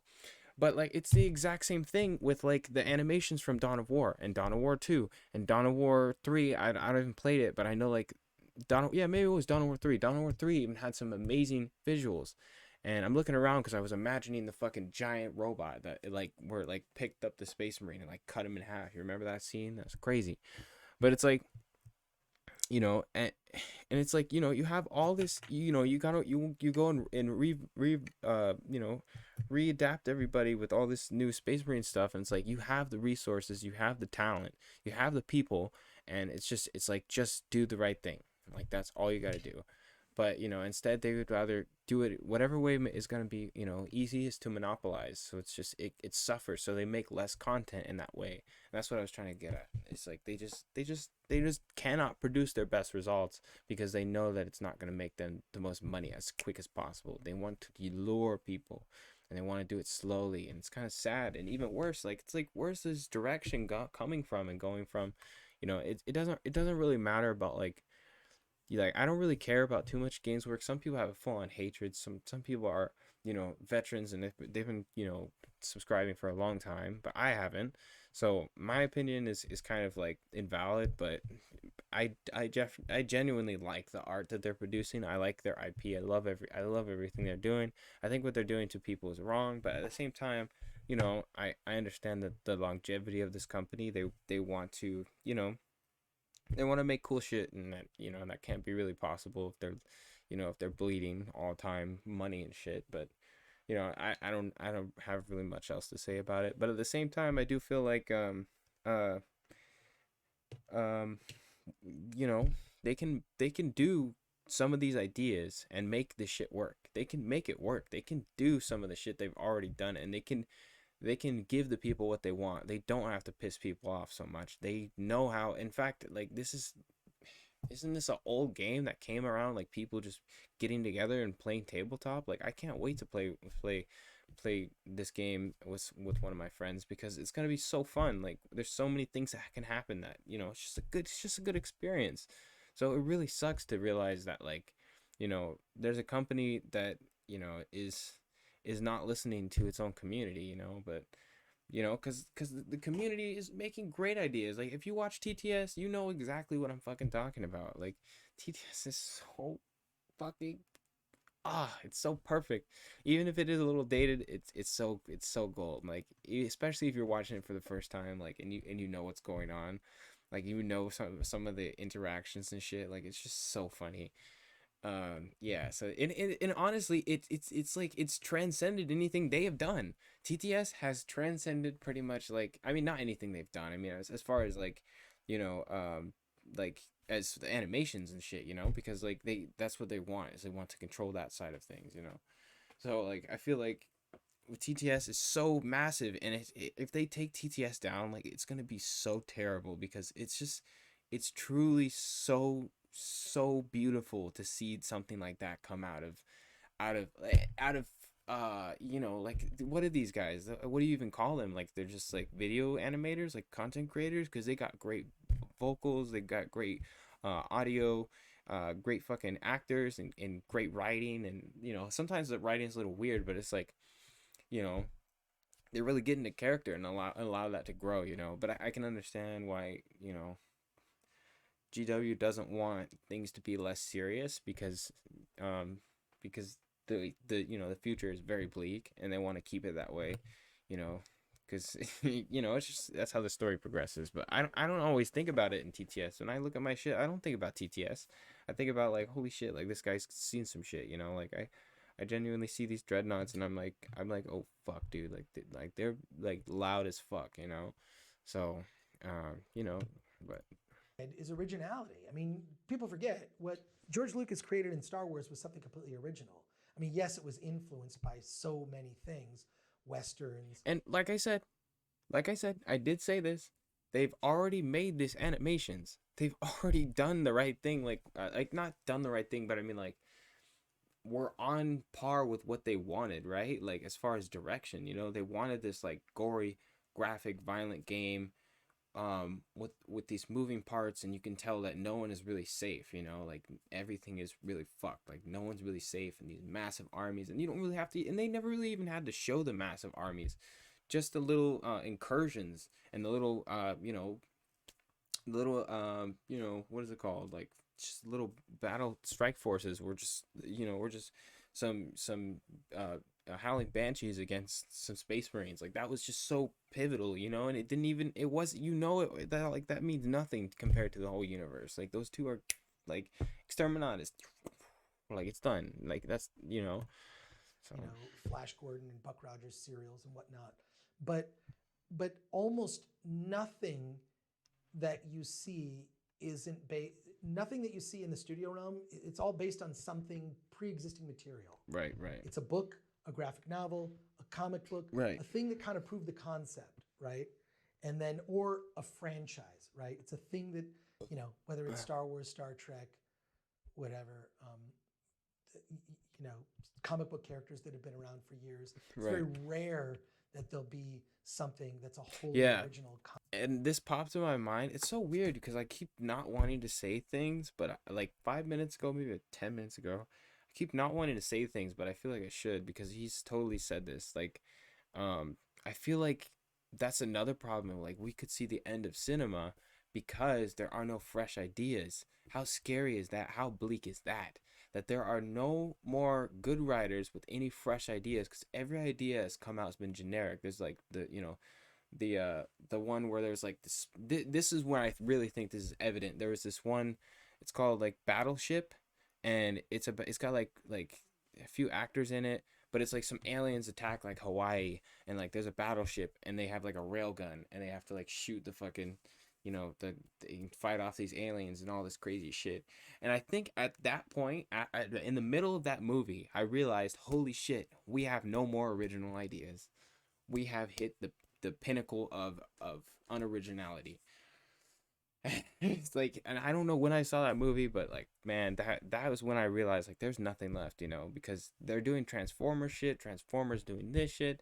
You got fucking, like, there's no other movie that's gonna be doing anything different from what these guys have. So like, everybody's doing this. This is now a recurring theme, just CGI, fucking big moving parts, And then imagine all of the Marvel movies. Every single Marvel movie always had a final battle, and all the final battle was the CGI. And I don't really mind CGI because I respect them. I respect artists who can create that kind of stuff. I really think it's truly amazing, beyond it being generic. I truly think it's truly beautiful and amazing craftsmanship art. But at the same time, sometimes like it's really like, especially someone like me who kind of like looks at it artistically and not as much as like an immersion. There's no immersion. Like, I just look at it and I just understand it, that it's it's a graphical design, like, it doesn't really impress me. So things like that don't really impress me, especially when that falls, there's no other character design. Like, and I play video games, so I know like there's games that have like really good fucking depth. So when I see something just like, come on guys, we won, like, it's just like, holy shit, like, I get it, like, that's it, Concept. So we might run out of ideas. It would really be interesting if studios rolled the dice more to get something like a Joker, what Todd Phillips did with the Joker, right? That Joker film, which was a low budget movie, right? I mean, the Joker, yeah, that was good. I chatted with him about it. I'm sure you can look up quotes Todd Phillips. It was okay. It was good. He pitched them doing some sort of DC Black series. It would be these sort of one-off films that would be stories that didn't really fit with any sort of larger continuity, that were like smaller movies where you could explore a part of that universe. And the fact that movie did so well, from being praised from in terms of at award season, I think is proves his concept was the right way to go. And people forget, Todd Phillips came from independent film. I knew him back in the day when he was making documentaries. He famously has that Frat House documentary that played Sundance and then never was released. Damn. So I think you can find it on YouTube. What about Mank? What's that? What about Mank? Mank, yeah. I don't know how you make a Mank, Like, here's the thing. I look at Mank and I'm like, I love Mank, but I went to film school and I've seen Citizen Kane 100 times, and I've read books about Citizen I've never Kane. seen Citizen And Kane. One of my favorite DVD commentaries is the one that Roger Ebert did for Citizen Kane. So I know a lot of the backstory, and I feel like it's almost impossible to watch Mank. You have to watch Citizen Kane.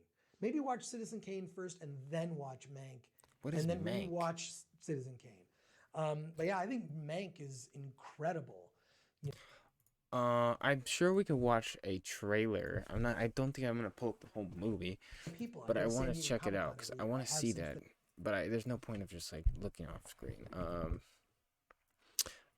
Citizen Kane. I've heard about this so much, but I've never even. Okay, I guess it's free. I've never seen this. What's the trailer? Let's just watch the trailer. Why do you always bring your guns to work? Because I can. Kind of what this place is all about, right? Should make you feel uncomfortable. The Premise, now streaming exclusively FX on Hulu. Here's a man that could have been president, who was as loved and hated and as talked about as any man in our time. But when he comes to die, he's got something on his mind called Rosebud. Now, what does that mean? You people seem to forget that I'm the boy's father. It's going to be done exactly the way I told Mr. Thatcher. You take Mr. K. It wasn't money he wanted. Thatcher never did figure him out. Sometimes even I couldn't.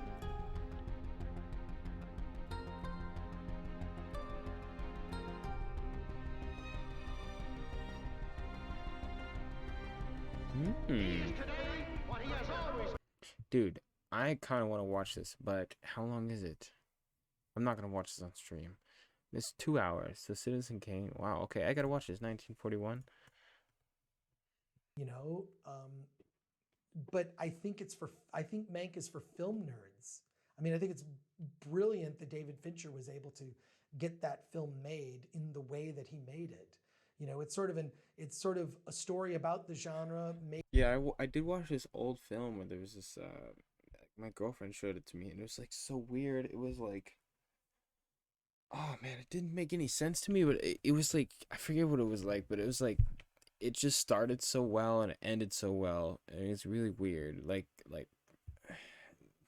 the main person falls in love. Oh yeah, so like the main person gets helped by like this rich woman, and this rich woman basically is like, "Don't you love me?" Like, "Oh yes," and he's like, you know, like, "Oh, you know, I got another wife or whatever, and like I love her or something," and he's like, "Oh," and she's like, "Oh, please, just stay the night," and he's like, "Okay, fine, I will," and then like he does, and so slowly like she like is able to like get him on the idea of like being with her with all of her money and all, cause she's like an actress or something, and then basically he like ends up with his other wife or whatever, and then so like or he meets another girl or something, or like, and he like falls in love with her, and then the main girl, or the girl who was like trying to get him, you know, to stay there, she was super mad. She like got a gun and she fucking killed the main guy, and the main guy died. And I was like, what?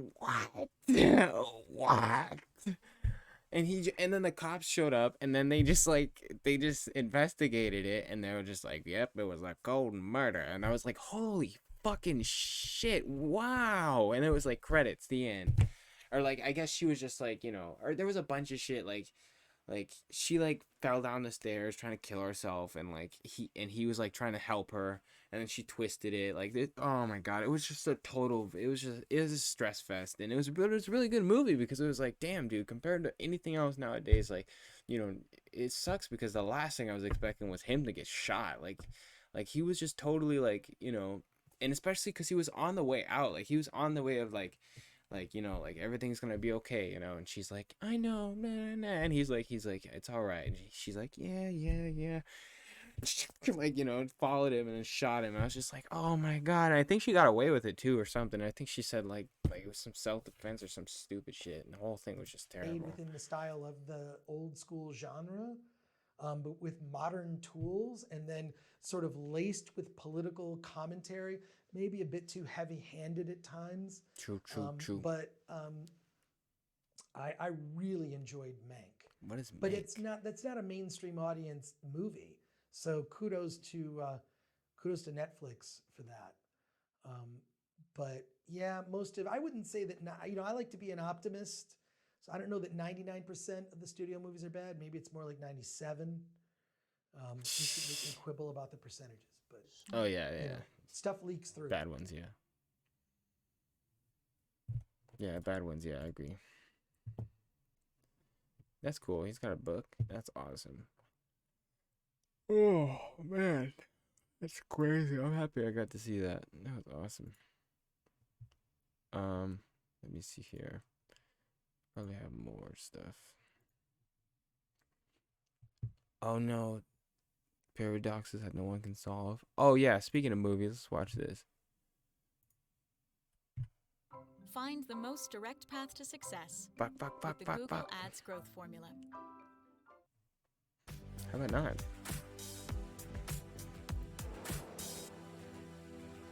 I don't think I will.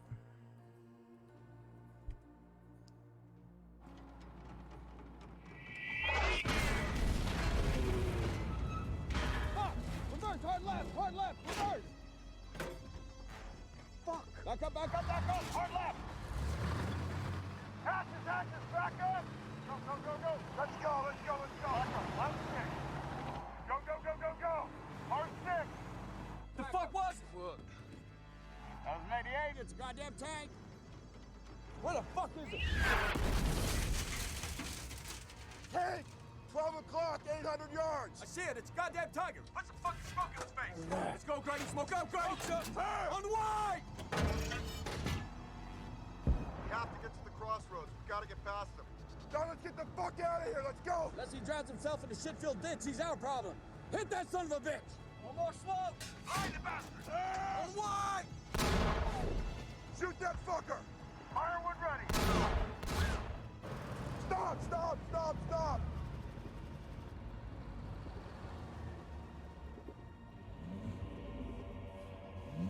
Fahrer, fertig machen. Panzergranate laden. All right, all tanks, move forward. Fuck. Hit him, right flank. Right stick. Davis, left with me, stay abreast. Let's go right at him. Porter, left flank. Let's bum rush this cocksucker. Right stick. Taking the right flank. Fahrer, geradeaus Marsch. Neues Ziel. Rück links. 10 Uhr. 700. He's coming out. Feuer frei. Porter, AP. Hit him. On wide. AP. All right, pop it. Barrel's on. What do you want, Tom? Porter, AP. Smash him. You're clear. Oh, I don't know what he said. AP, 500 yards. AP. Fire. AP. Again. Fuck, Grady, put it in now. On the wide.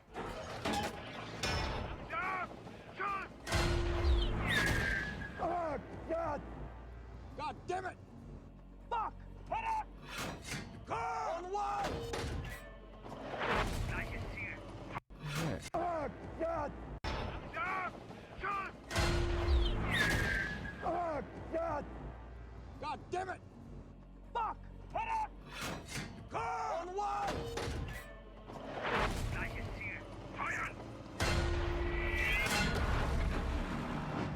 They got Peterson. God damn it!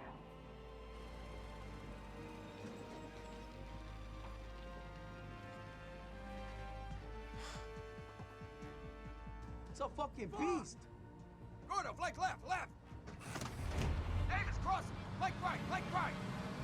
Copy. Right stick, right. Yeah, we actually learned that in my last video, I believe. That the tanks, the way they're designed, like you know, they have the like these edgings. It's so when the bullets come, they refract off. That's fucking genius.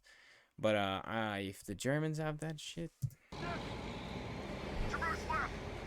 Davis is lining up! Fire! Panzer links! Then shoot the son of a bitch, he's lining up on Roy! God damn it, I said fire! Fire!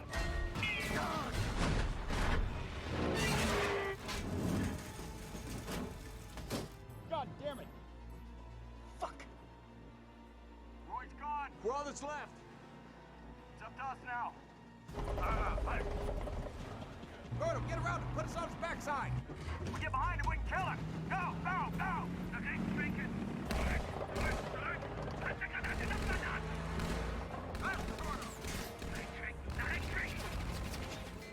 God damn it!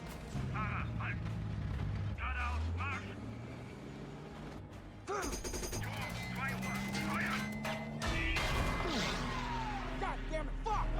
What was that?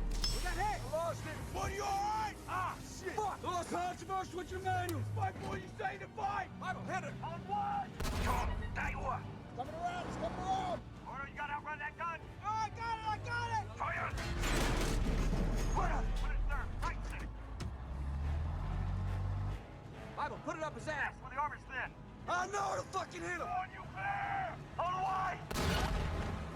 Shit! God damn it, I sent the ass! We're moving too fast. It's not that fucking easy. Come on, boys, stay on it. Carter, when I say back up, you back up, left stick. All right, all right. Bible, stand by. I'll call the shot. Roger, Roger. Carter, now, reverse, reverse, left stick. Bible, steady. Steady. Come on, Bible. Motherfucking shoot him. Steady. Now, on one.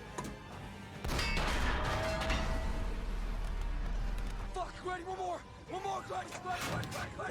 Again, on one.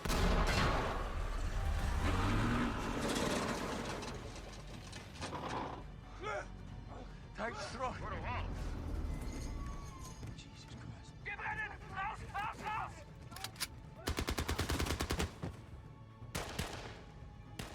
Fucking Nazi. Fuck! Fuck you!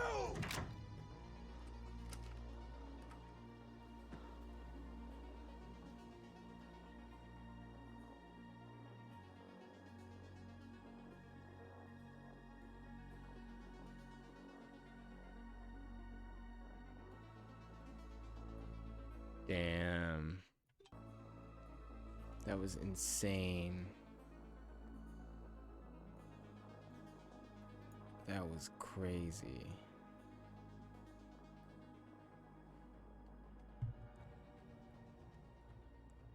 The hell? Dude, that was so nutty. What do you want, Richard? I'll be honest with you. I want to do a good deed. What is this? I want to do a lot more. The best things in life are free. I try to set an example for my nephew. Give them to the birds and bees. Anthony got kicked out of school. I went through all that trouble. Oh yeah, I want to see this. I'm always being accused. You gotta be good. That's what I want. I want to do whatever I can to help the family. Money don't get everything, it's true. What it don't get, I can't use. I want money. Wonder what they talk about in there. I didn't catch the name. Pussy.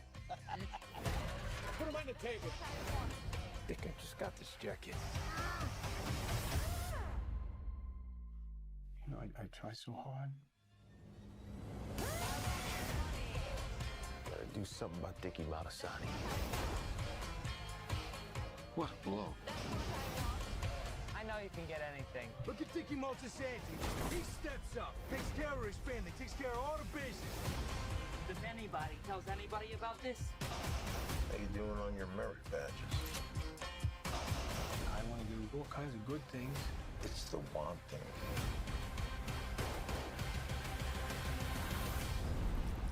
Pain comes from always wanting things. But what do I know? I'm a murderer. The best things in life are free. Got myself a son. hi Christopher, hello. Oh. Okay, all right. It's like a scam or something. Some babies, when they come into the world, know all kinds of things from the other side. That's what I want. Dude, I actually don't watch The Sopranos, but that makes me want to watch it because I've seen like those little clips of like the here, I'll show you. These killed me. What is it?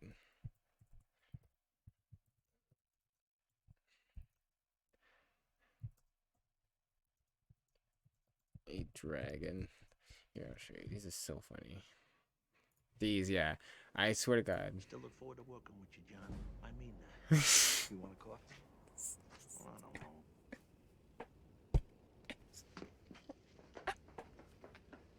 I don't know. I have to see these. I have to see. I have to see why they're running now.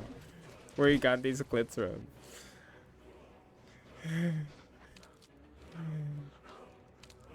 Like him going through these scenarios is just so funny. It's so true. It's so true. I feel him. I feel for him. He's like, there's times where he's like, I'm cold and shit. It's so stupid.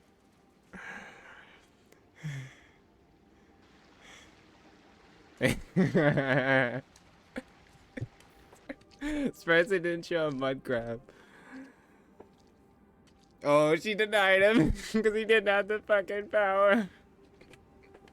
Me. That was me the first time I tried to go there. I was like, what the fuck, dude? Don't run. It's embarrassing. We don't run. Yeah, let's check it. Oh, dude, yeah. So I think I have a new attraction to these fucking Lego videos. These are crazy. I always used to watch you when I was younger. But like this guy's like really good. What else does he have? Let's see. Super Spy versus USSR. The Battle of Bulge. Stalingrad. Cool. Does he have like playlists? Does he do this like that? How many does he have? How many? Let me see how many subscribers, because that'll let me know how well he does with his stuff. Just kidding. I already know he's really good, but some people. Another thing is like some people give up because it's so much work and they're not getting paid for it. You know, so I don't blame them. You know, it's hard to put in this much work and get paid like what $300, well, maybe even less, dude. And it's not even guaranteed, so that sucks. These are cool. I'll give one of these a shot. That tank one is really good.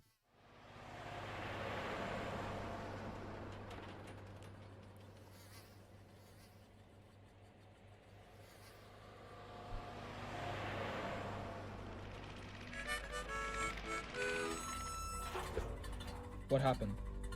Germans! They're coming to the village. Come on, we need to check.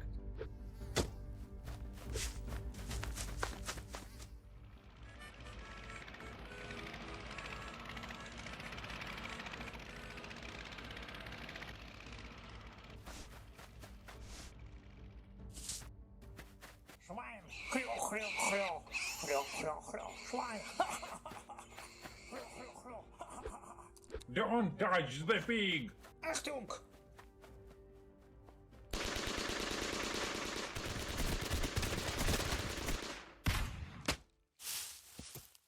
Achtung. Fist in red. Wait, where are you going? They will kill you. Fire! Ah, you bastard.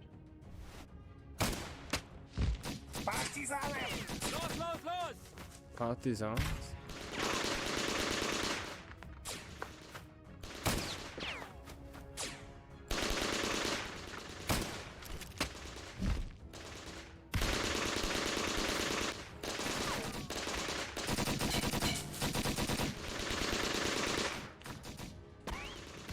Are you okay? Yes, everything's fine. Cover me!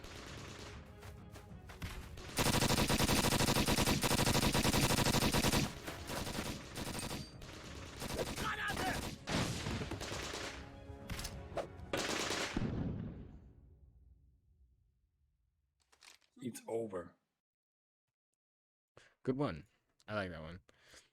It's probably, oh yeah, it's 2016? Oh no, that's 2020. Damn. Yeah, that's cool. Oh, I gotta pee again. Now I kind of want to see what other ones there are. Oh, my Assassinating the Emperor. I gotta see this.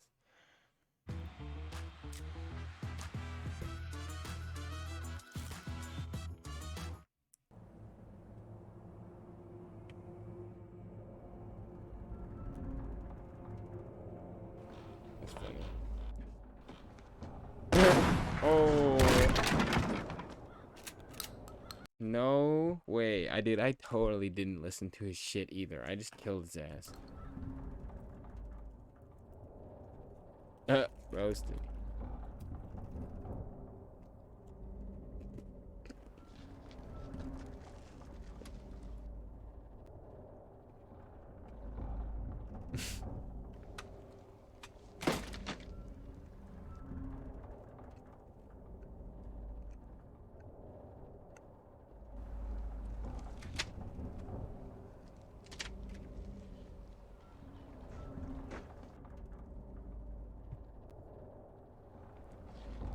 That's funny.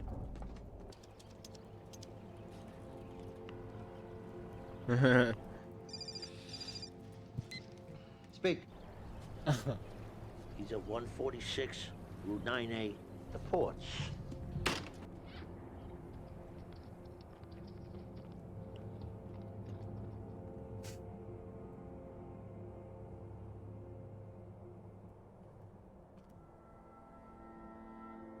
I'm gonna subscribe. That's so funny.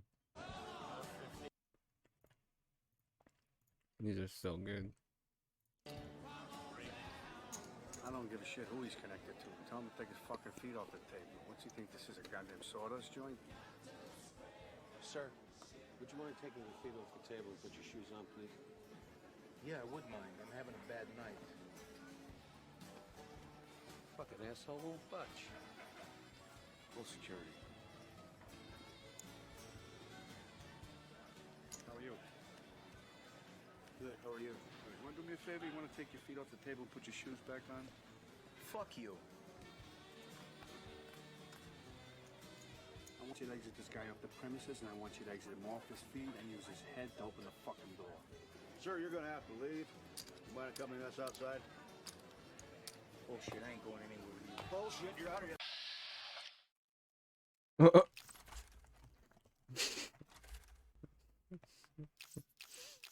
No AP. Fuck you! You know you're fucking with? Huh? Do you?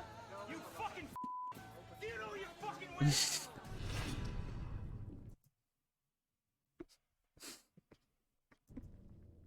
Leave me alone! Here we go. You're kidding me!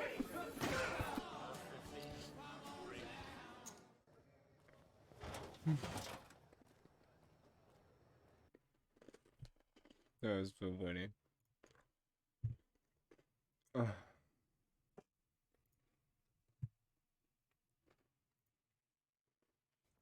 Peter, nobody's here. Did I get the time wrong? No, you followed directions perfectly. But the hall's Parker. locked. There's no event. I'm sorry. Could you just put Peter on? Parker? Peter is the borderland between heaven and hell. And whether he returns to your world or moves on to the next will depend on your actions. There exists within the city an ancient portal. Now I need you to find it. I had come up with a clever alternative. No, you half-wit. There's no skooma in this village, but there is skooma in the next village. So we use the horses to ride to the next village, get the skooma, bring it back. We're not in a western. I can't ride a horse. Well, you what? Well, I might have been pony trekking when I was 8, but, you know. Well, it'll be in there, won't it?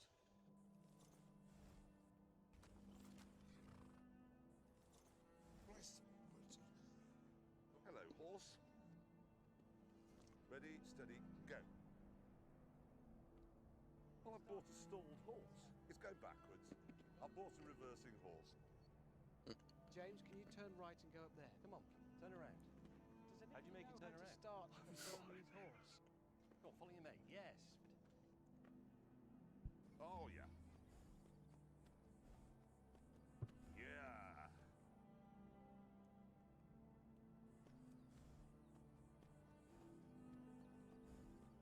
Ow, ow, ow, ow, ow, ow, ow, ow, ow. As we've had an accident. Oh, God. You go ahead. I'm terrified. My nads are killing me. Oh, stop that. Please don't fight. Walk. There you go. Ow, ow, ow, ow, ow.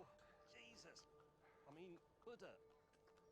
Macintosh. Yards further on, Richard Stallion decided to get amorous with James's mare. The music.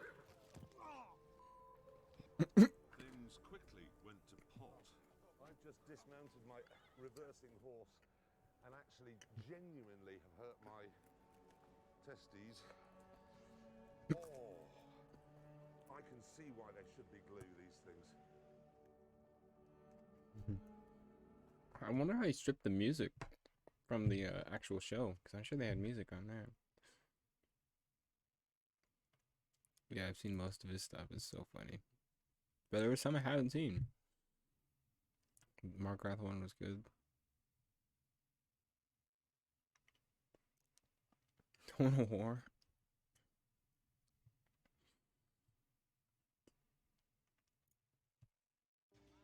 Anybody need some barber scissors? Huh? What's up next to my coat? He was at the safe house. We brought him over. Get him the fuck out. They're snakes with fur. The old Italians will tell you. You can't even put them around the baby. They suck the breath right out. Well, you're the only baby here, so we're ahead of the game. You want to be wearing this fucking pelt on your head? I said get rid of him. Leave him.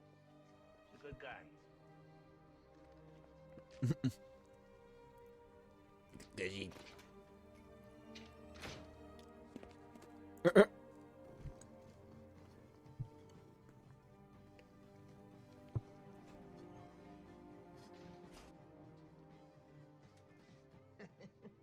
Hey, he does that. Sometimes most of the day he just stares at Chrissy's picture. The fuck?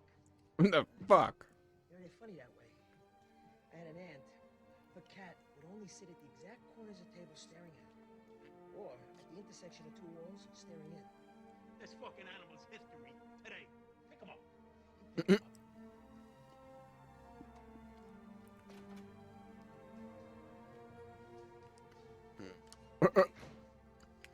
See this shit? Does it all the time, he says. Oh, yeah? Look at him staring at that thing. Oh yeah? Gives me the fucking creeps.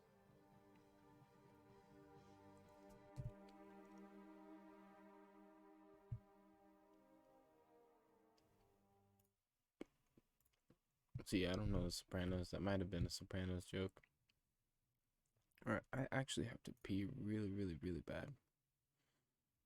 Give me a second here. I'm gonna pee.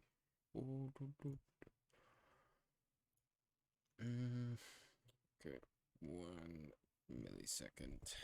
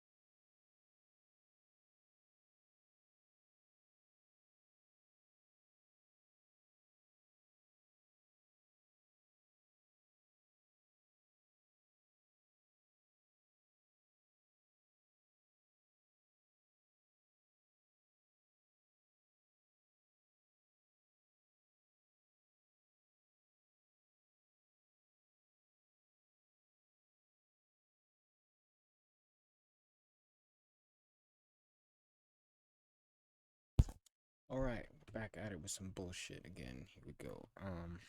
Basically, I'm just gonna be... It's actually really... It's raining where I'm at, which is really fucking super nice. I love it. It's super nice. What I want to do is I'm gonna keep watching some of this stuff, but I'm also going to go back to his channel, because his channel was awesome.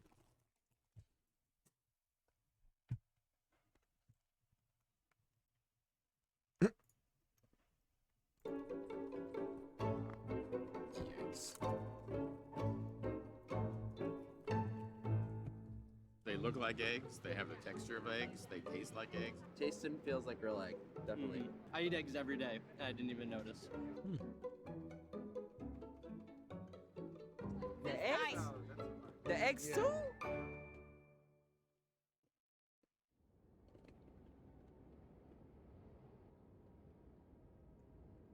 Jesus Christ, you told me 11 o'clock. I'm sorry. Sorry. That's all I hear. Junior, look.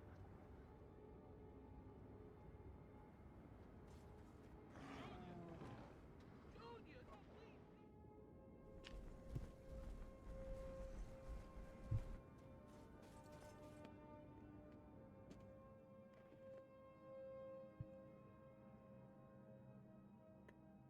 That's funny.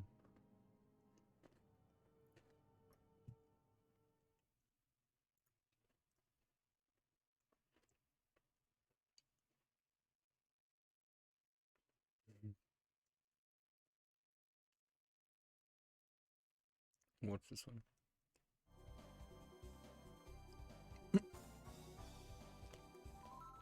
Select your player. Let's go. Okay. Is it Moroccan? Maybe it is Moroccan. Yeah, Morocco.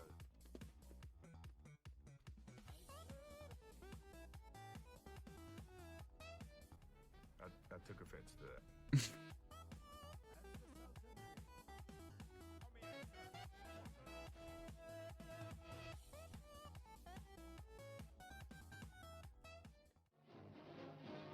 What's this game again? From the blood and conflict Total of War, yeah, medieval my friend Spain used to play came this. the greatest hero of all time.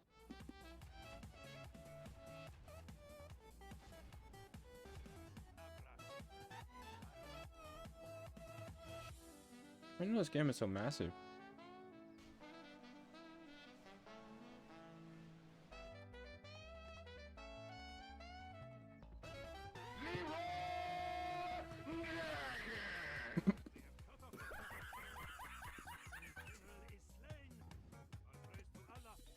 Let me Yeah. just tell you. What are you doing here? You know what? I'm not gonna watch all of this. I love it, but at the same time, it makes me want to freaking play Dawn of War. Really bad.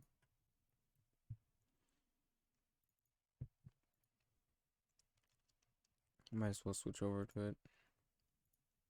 Oh!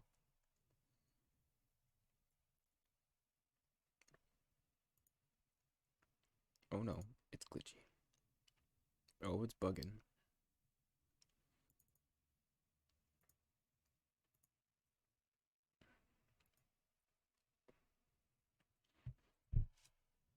We got the Dark Crusade. This is after the other one we just beat.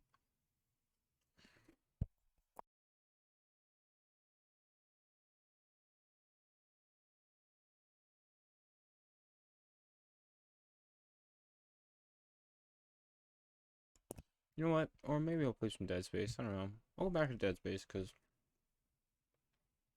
why not? I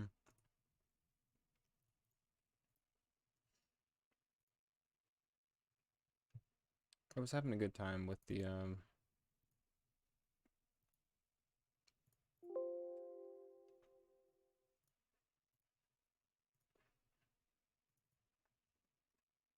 shit. Sometimes it did get really scary. Like not scary, but it's just like it was the illusion of scary.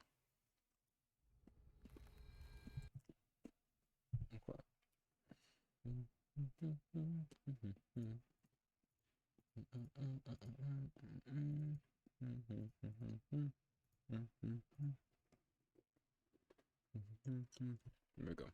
And I'm also gonna turn off my camera because I don't like playing with the camera. It ruins the immersion if there isn't already any.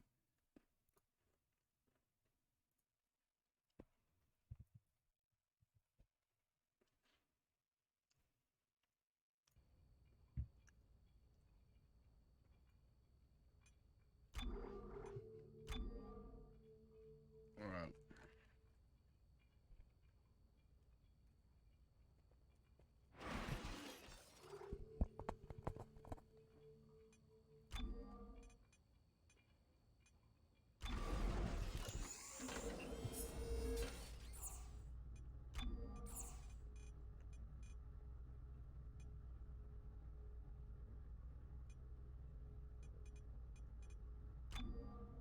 Anyone?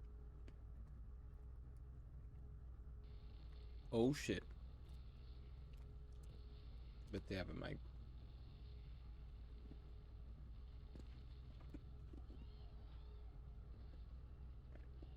Yikes, I hear enemies.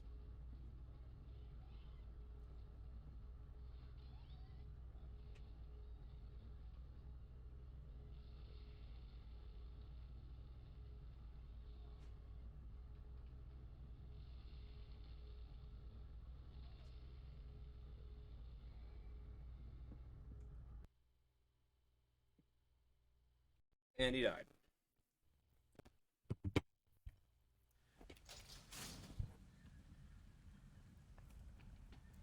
Shit, here we go.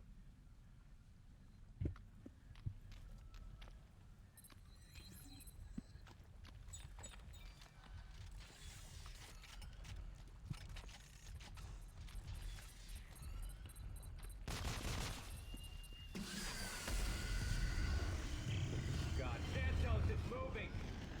Don't worry, it's quite dead. You sure about that?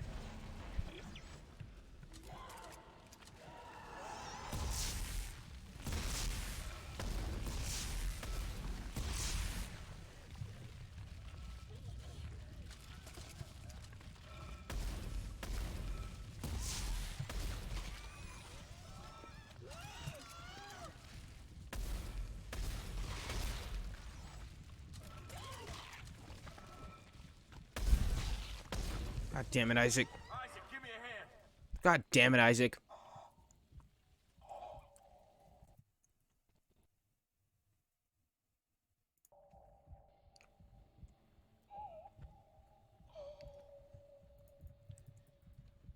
Hello?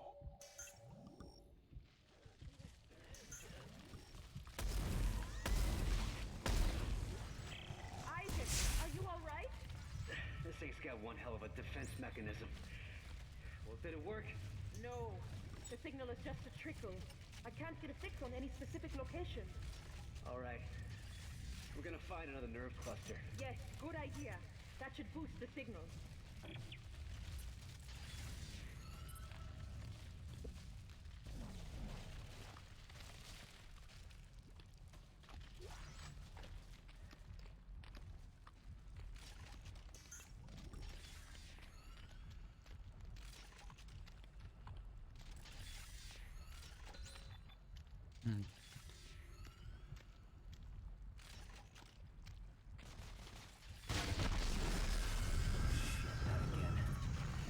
All right.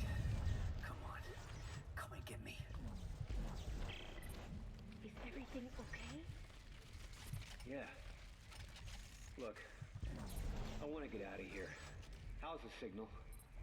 Definitely stronger, but One more? What is my outfit? Why am I wearing this? I want Carver's suit. I haven't played Carver yet, so I'm surprised it didn't give me a...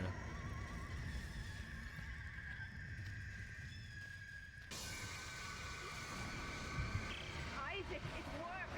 It worked! I got the fix on the machine's location. Santos, not now!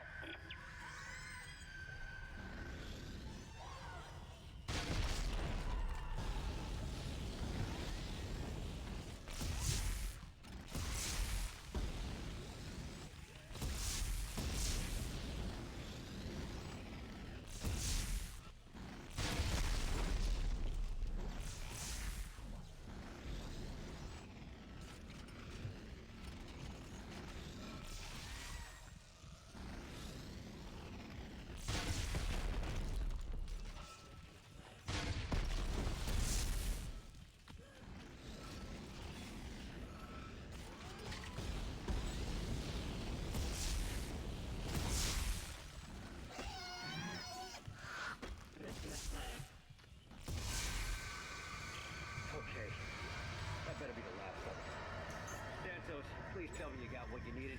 Yes, thank you. It will take me a moment to sift through the data. Fine. I'm gonna head back to the cage. Oh, the cage with stupid fucking... What's his face? Oops, my bad.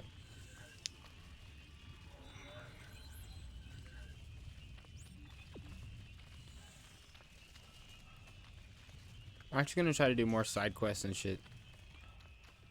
I don't know, get out of this stupid helmet.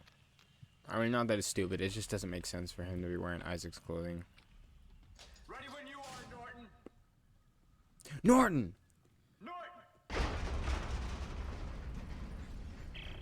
Santos, we have a fix on the machine? Yes. There are thousands of signals, all concentrated far below the planet's surface. That has to be it.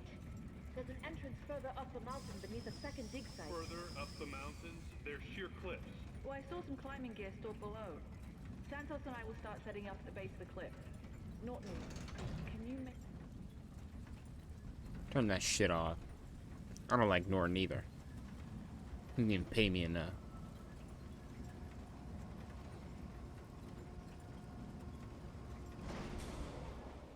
Fucking dick. After you, Isaac.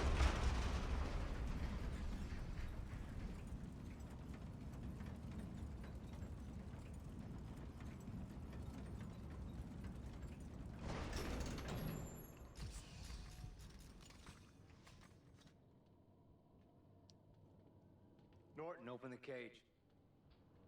No. No. What? If you want to die here, now's your chance. I'm taking control of this mission again. Hey, where you going? Saving Ellie. Norton! Norton! Norton!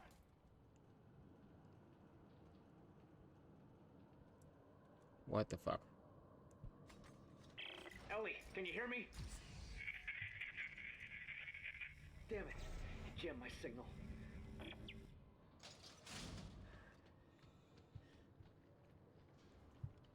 Alright.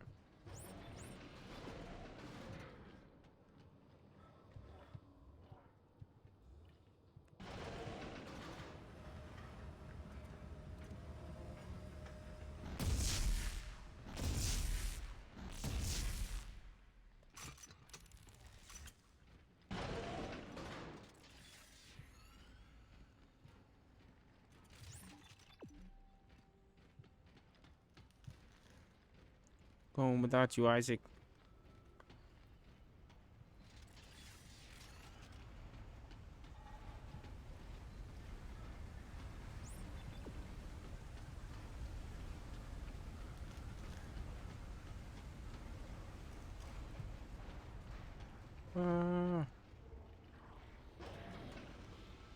Engineers only, my ass. Where is it? Oh, that's stupid.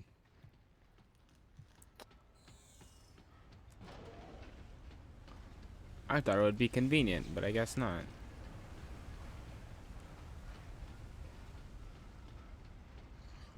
I don't like this costume.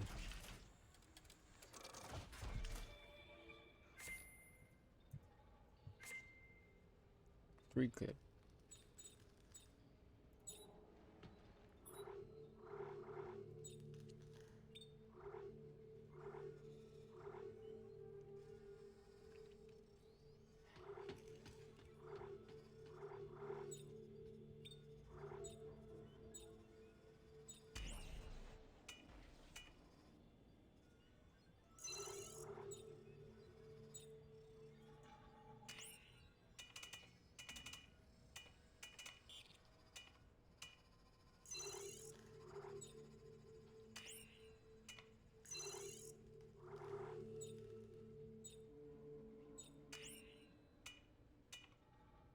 Damn, son. Probably gonna take forever to reload now. How much ammo do I have? Just 2. How much? It's 3.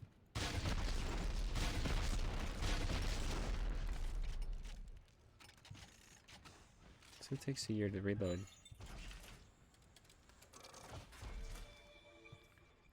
How'd you get 4?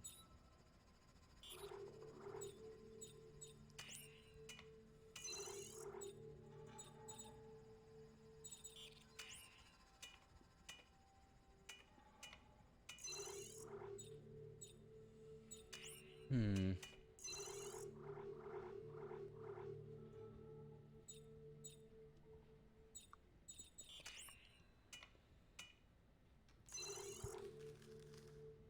Hmm.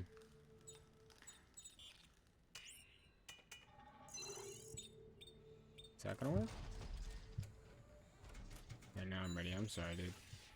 I should have 4, right? Please? No, it won't let me. Alright, let's go.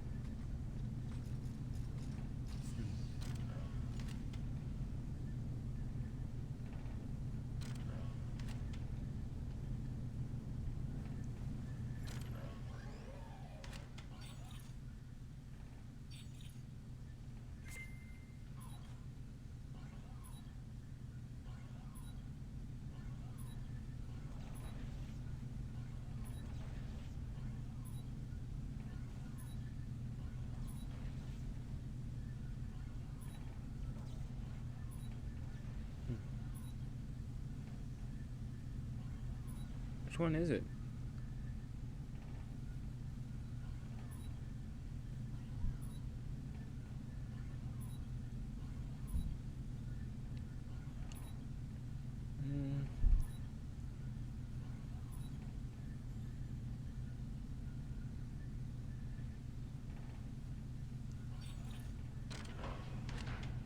Let's give it a shot.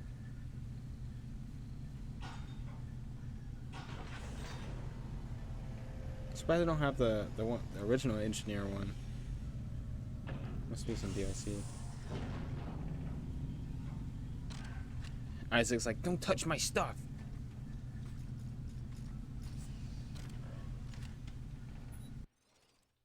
Oh. What? Oh, what a bitch. Whoa. See, now I have it. What the hell? Weird. This is like the engineer suit. What the fuck?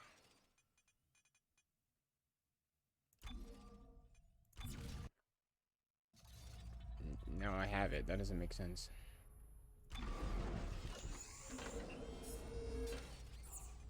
I just wanted to try my suit.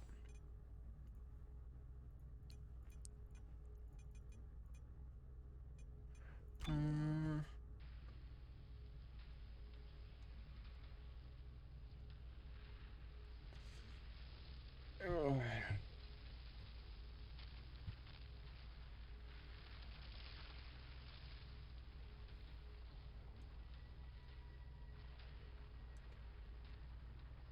Climb.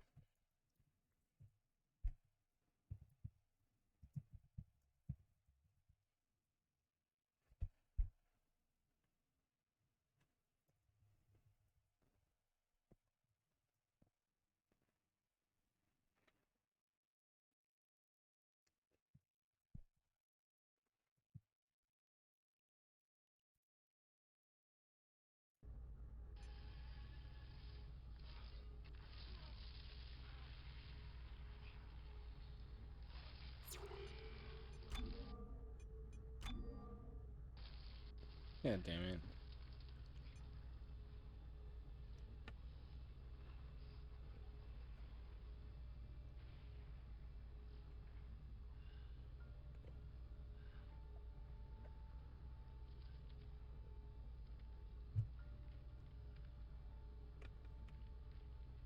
My mom, she's a marker.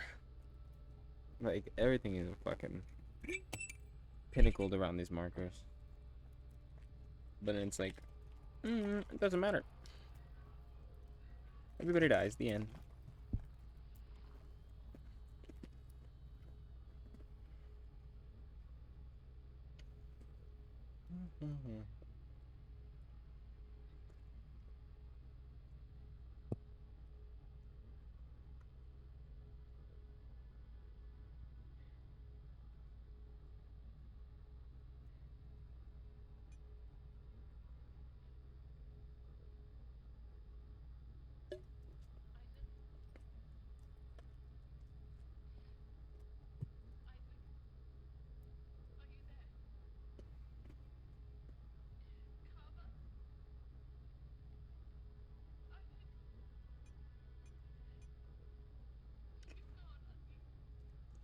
It's the end of the game.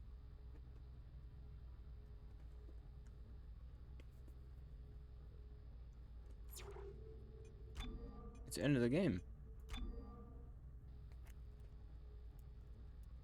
Okay. Okay. Hmm.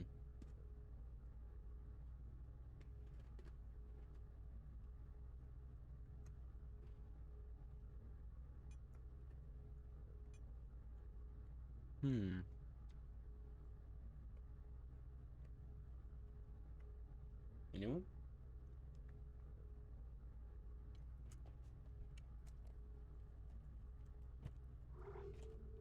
Understood. Anyone at all?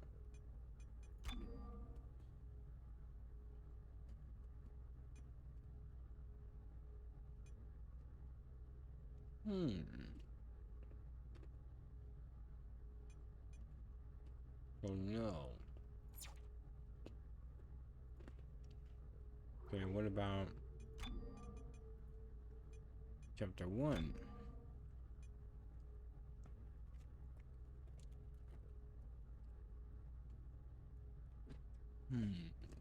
Oh no.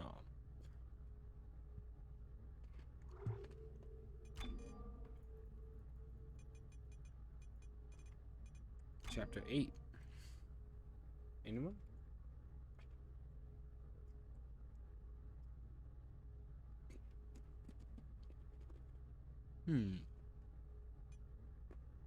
So no. Alright, fair enough.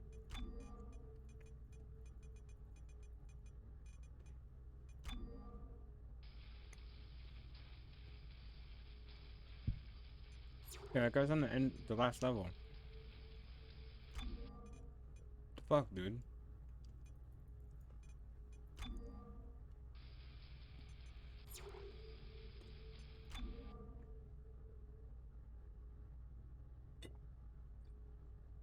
He's actually in fucking the credits.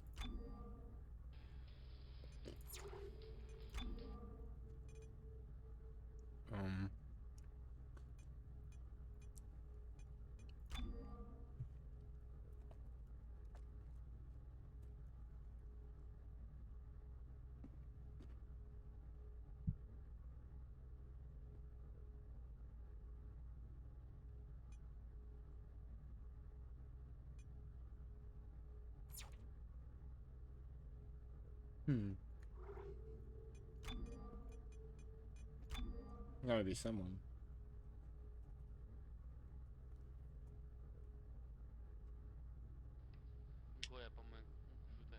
There we go. Aw.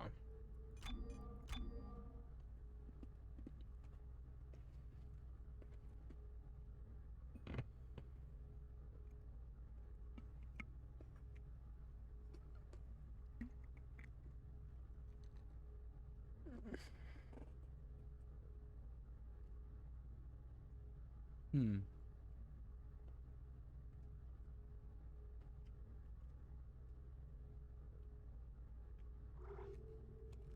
Damn.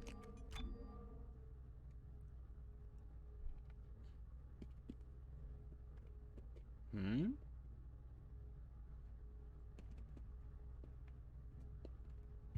Hmm.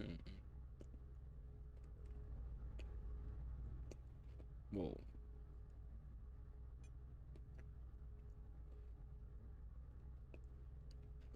Hmm. Okay.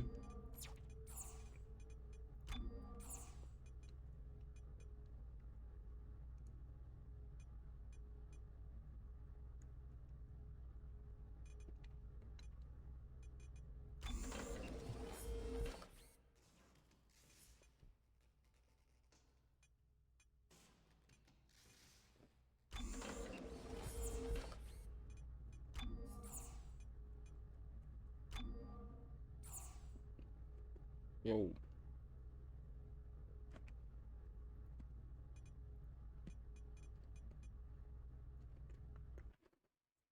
Oh, so you don't really join a lot. Probably people already in it.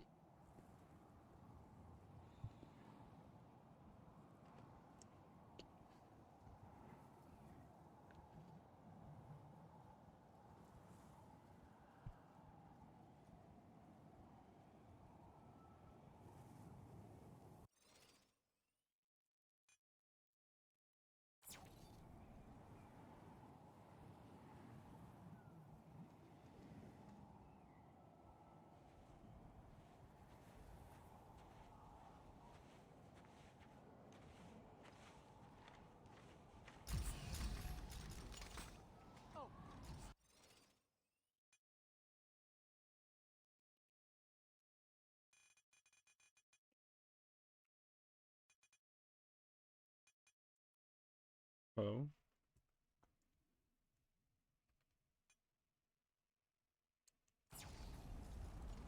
Jesus, Kaufman! This is hopeless! Alpha Fuck. Niner, this is Whiskey 250. Alpha Niner, this is Whiskey 250. Serrano, do you read me? Kim! Oh, thank God! Did you find... Find it. Doc, I'm not even sure what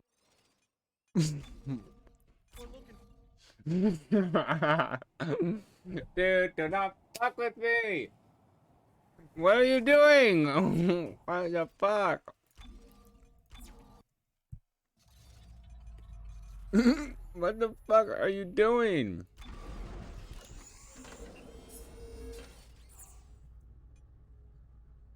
What the fuck, man?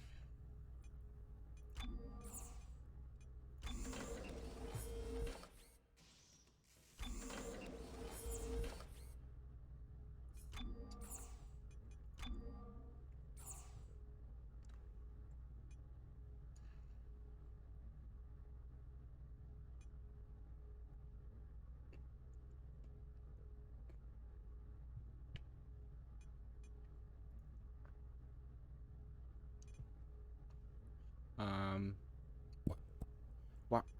Okay. Are you? Don't fucking re-queue if you're not ready to play the game.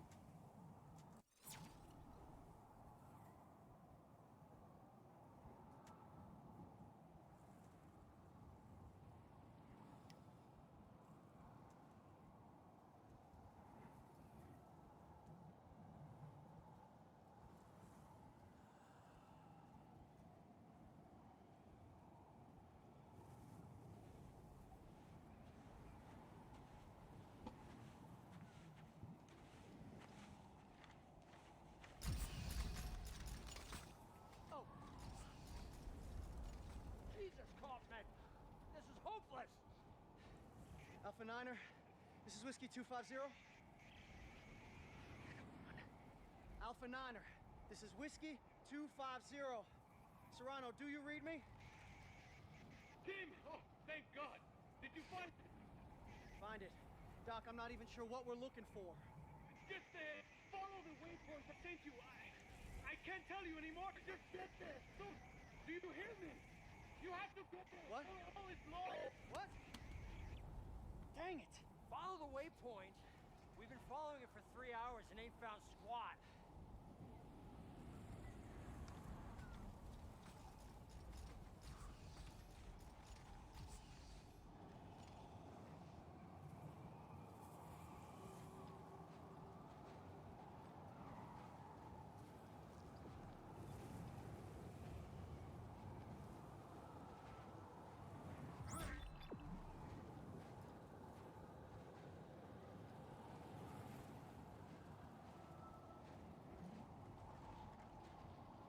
Can't see a goddamn thing. How the heck did you get roped into this mess? The doc needs us, Sam. Come on, Kaufman. We're not seasoned soldiers. Christ. You don't even know how to hold your rifle.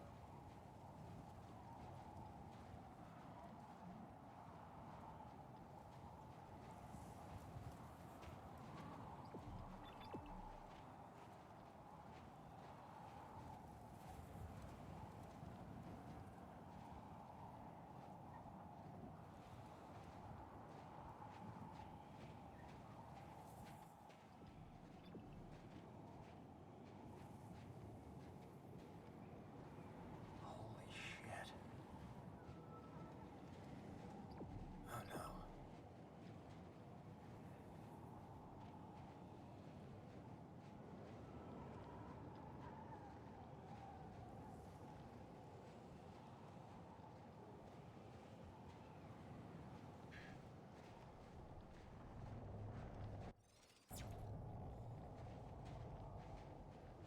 Hey, Doc, we found it. Good. Can you get inside? It's all sealed up. Look around. There must be a way. Great, bullets. Now we can kill each other before we freeze to death. Maybe we can shoot our way in.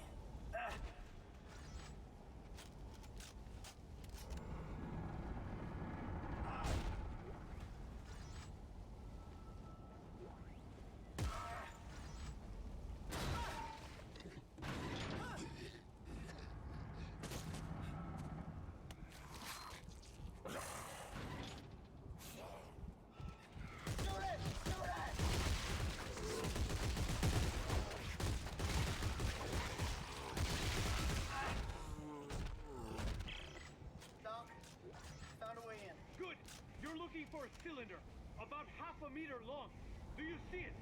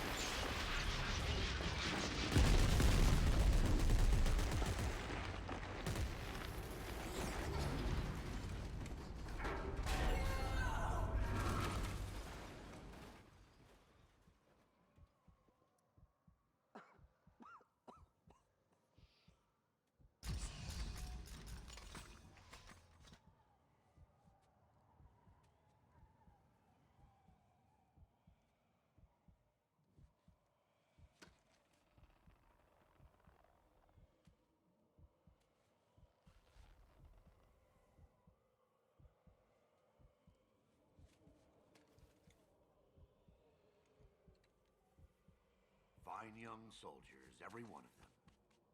General Mahad, sir. Where's Dr. Serrano? Earl Serrano, always the optimist. Well, he said I should take this into the city. He said there's still time to stop it, sir. There's still time. We lost control! And now, for the love of Earth and the sovereign colonies, we've got to do what's right. You love the Earth, son. Your mom and dad. Yeah, yes, sir, of course. Good. Glad to hear that.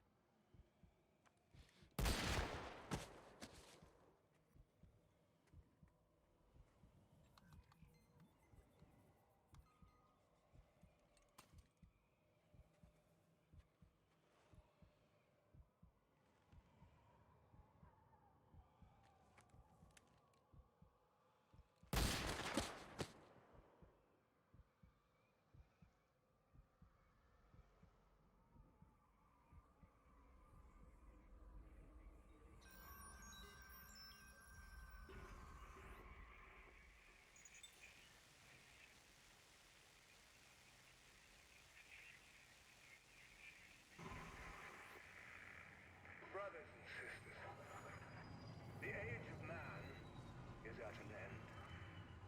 We have become too many, too little to go around. Corporations that we once trusted. Playback, message 34. Isaac, I know you're there. Come on, pick up the phone. Fine. Look, I just called to say I'm moving on. I have to. Just take care of yourself, okay?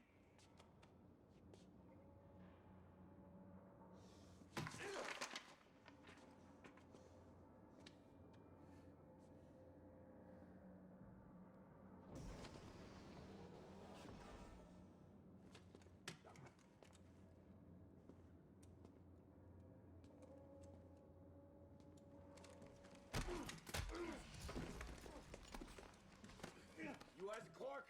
Get the fuck off me. Answer me! Tim? Who the hell are you? Lift him up. Up!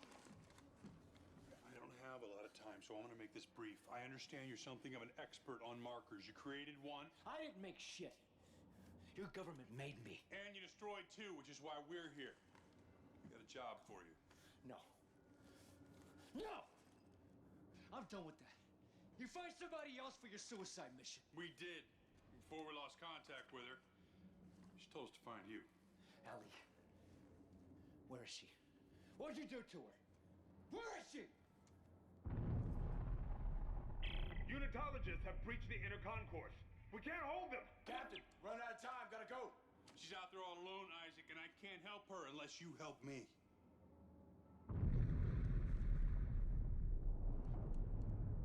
Okay. Okay! Here. Let's get moving.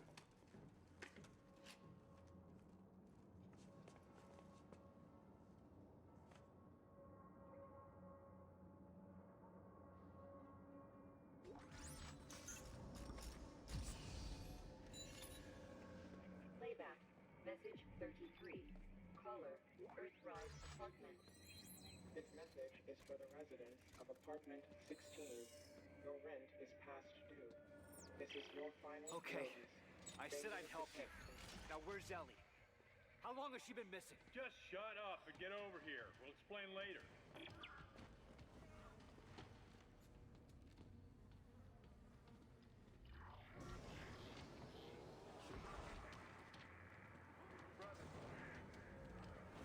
Hey. Who the hell are you guys? Earth Gov's last battalion. Name's Norton. Captain Robert Norton. Sergeant John Carver. Last battalion, what do you mean? Last means last, genius, as in no more left. Looks clear. No more left. It's all right, let's go! Go! Go!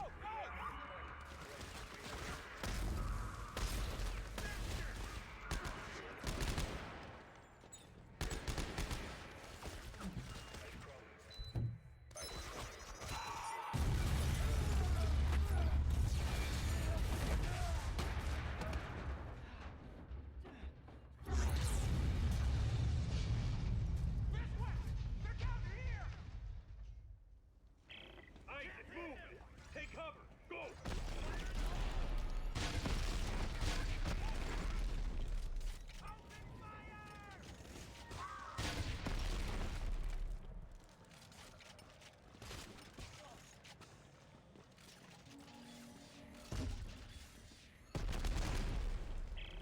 Norton, these are unitologists.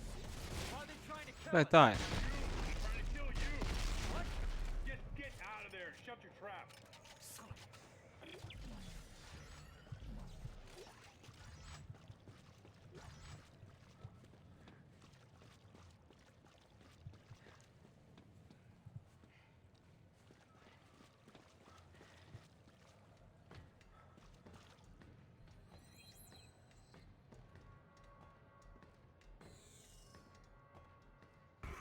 Why are these fanatics after You've me? destroyed markers in the past, Isaac. That makes you a direct threat to their plan. Plan? Some end-time prophecy based on the markers. Convergence? Yeah, Ellie thinks you can stop it. So now she's missing and they followed you here? Yes, now get to the roof of the Dredger Corp building. There's an extraction team waiting.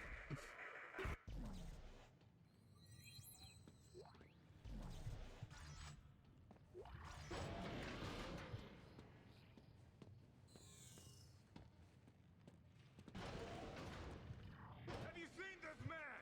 Where is he?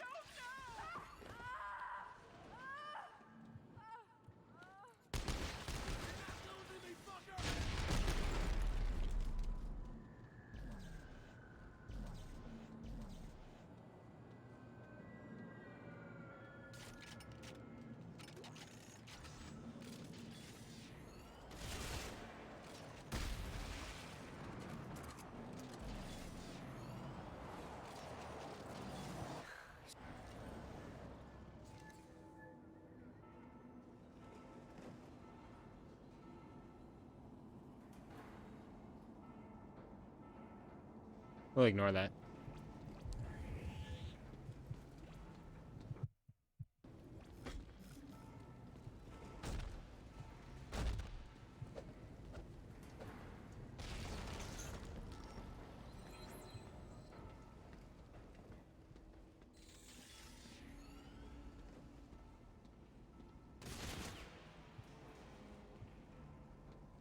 Can't shoot down there.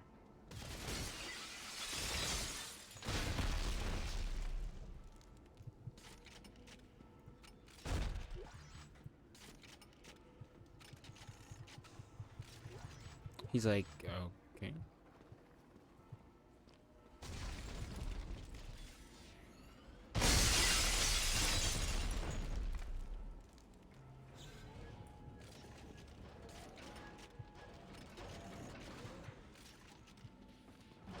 This is it. Come on. We need to get to the roof.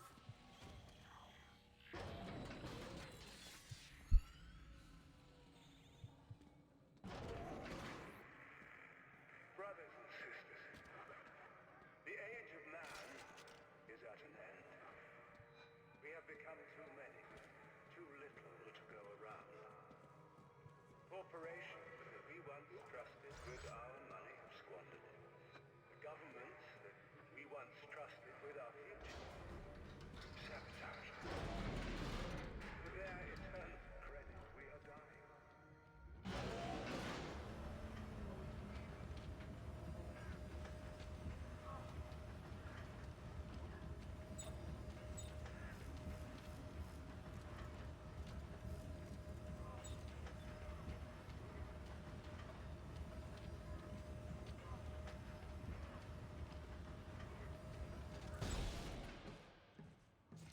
Take them out!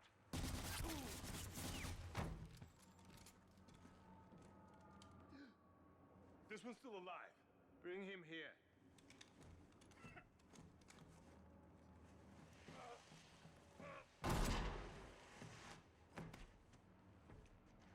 Isaac Clarke. Just the man I was looking for. Oh, don't waste your energy. You're going to be dead in a matter of minutes. Pick him up. There's something I'd like you to see. There. You see that? That's a marker test lab. They're everywhere at all the major colonies and outposts. What do you want from me?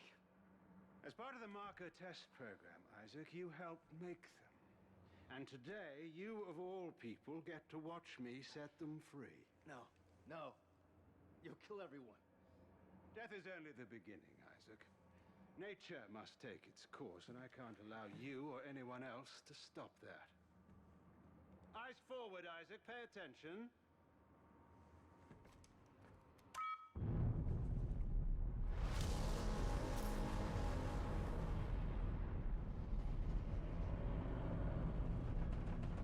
And now it's time for you to join the cycle of rebirth.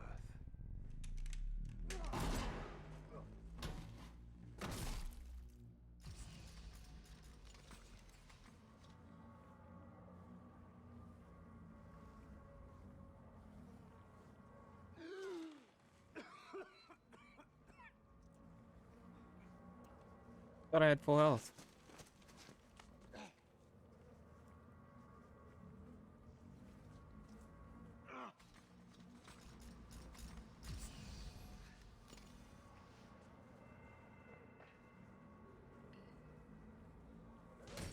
Oh, shit.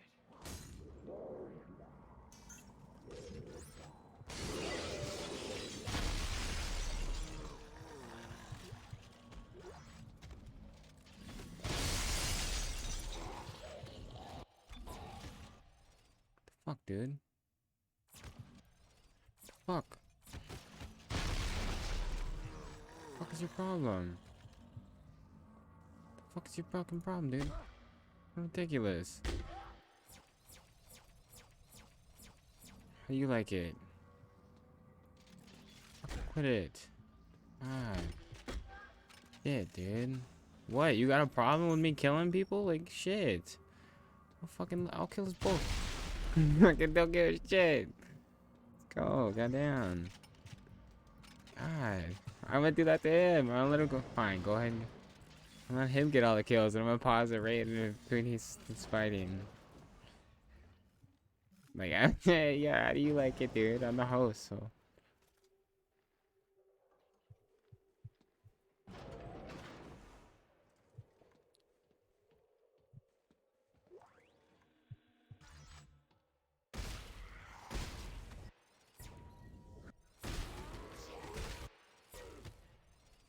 How do you like it? See?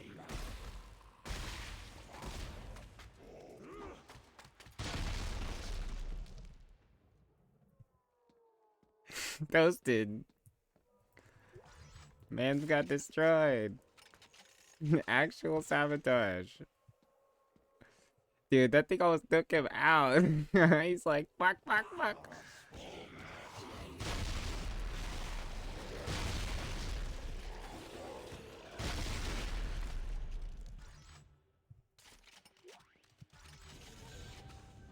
He's like, I was gonna use stasis.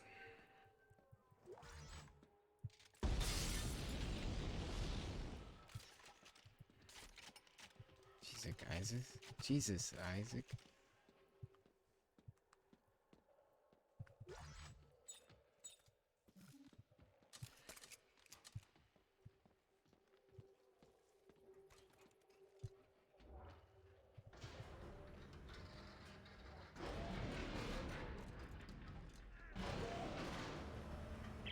Carver, what the hell is going on down there? Danik flatlined the extraction team. Fuck. All right, I'm coming in with the Eudora. Find a way out of the city. How about the trains at Washington Station? We can ride one out. And how are we supposed to do that? Figure it out. I'll see you on the tracks. I love his outfit. His outfit looks dope.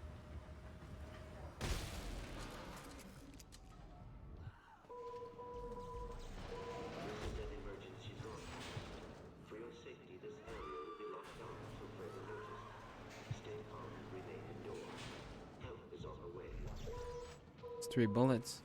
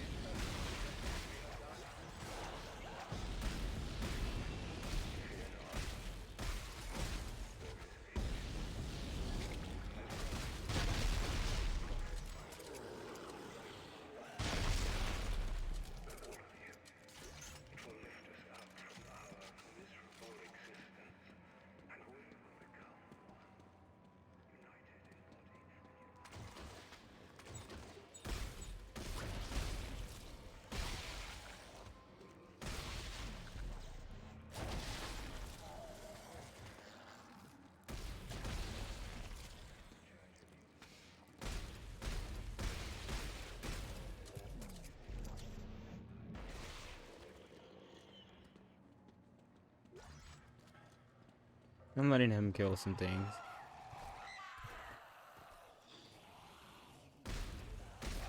I just realized you can never save someone.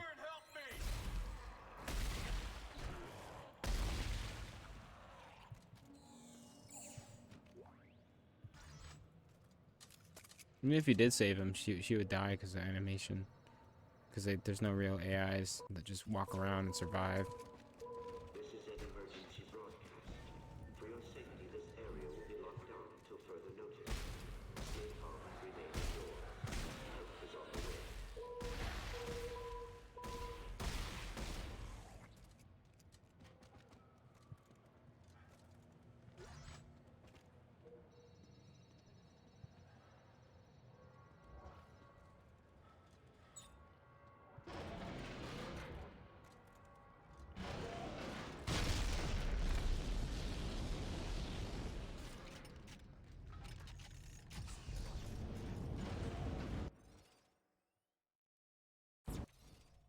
What a bitch.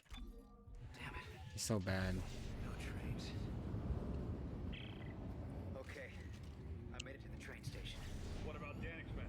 I lost them in the panic. This outbreak may buy us some time. Like, what was he expecting on Good.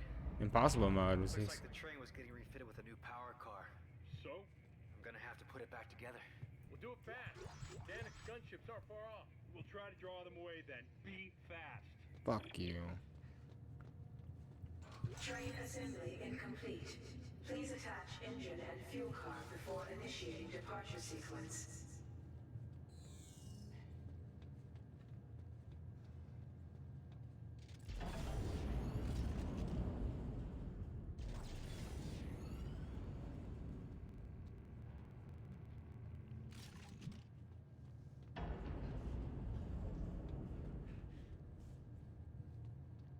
And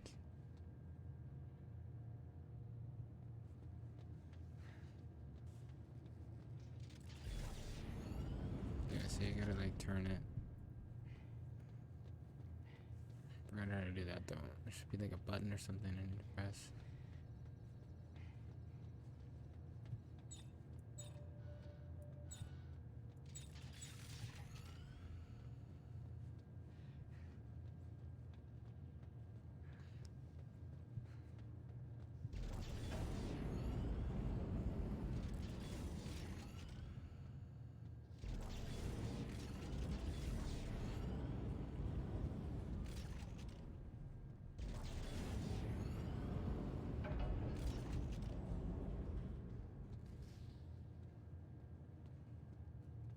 What do I need to do?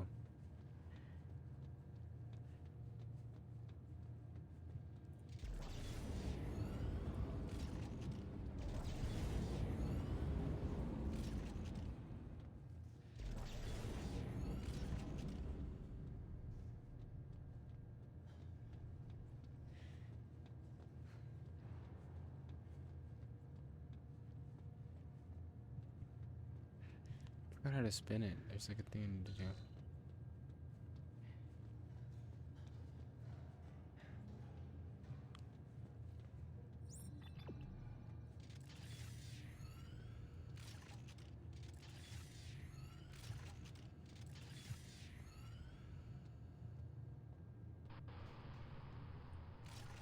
It's like a button I need to press. I forgot what button it is.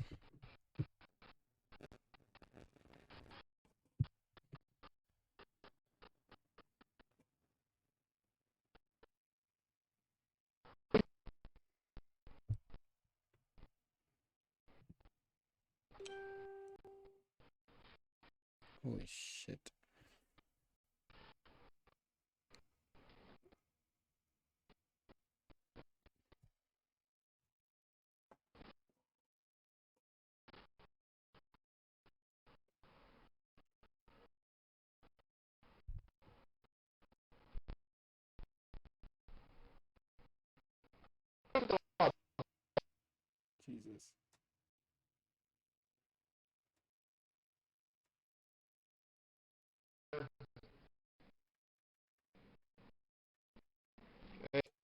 Jesus.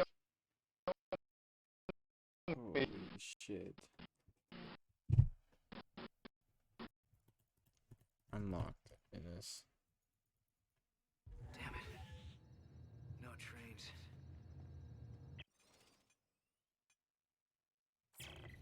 Okay, I made it to the train station. What about Danik's men? I lost them in the panic. This outbreak may buy us some time. Well, grab a train. Let's go. No good. Looks like the train was getting refitted with a new power car. So? I'm gonna have to put it back together. We'll do it fast.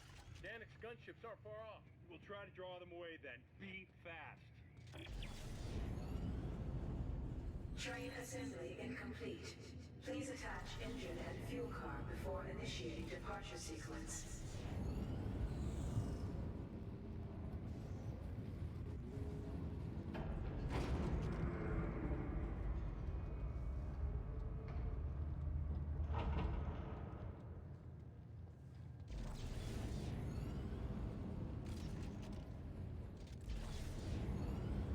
The engine is in position.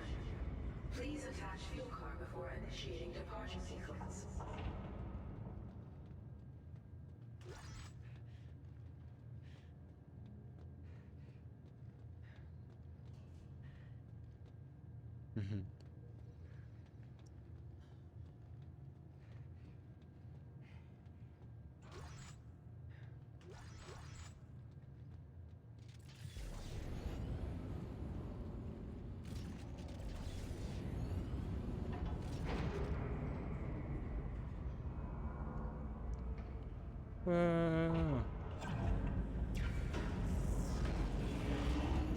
All train cars are aligned. Departure process initializing. Please board to the rear of the train. All right, Norton. Train's hooked up and ready to head out the south gate.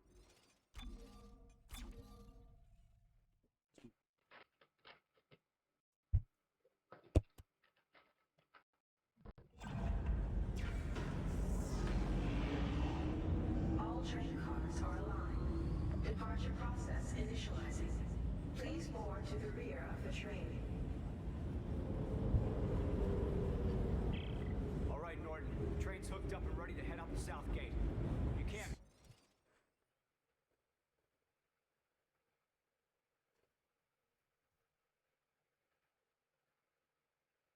miss it. It'll be the... Oh my god. Why queue up if you're not ready? What the fuck is this? What the fuck is this? Who joined someone's game just to pause it? Why do people do this shit? the only thing moving. Right, understood. I'll close in once you clear the city.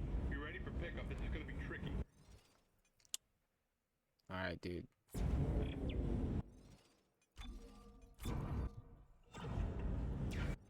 Fucking stupid.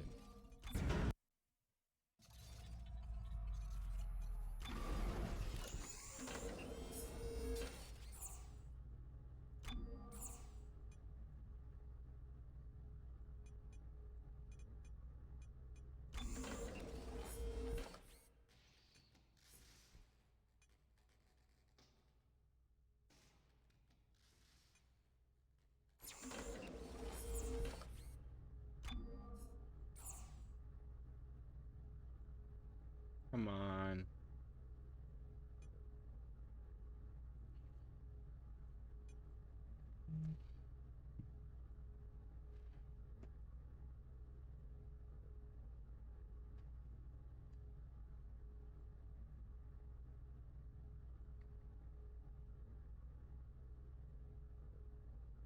Come on.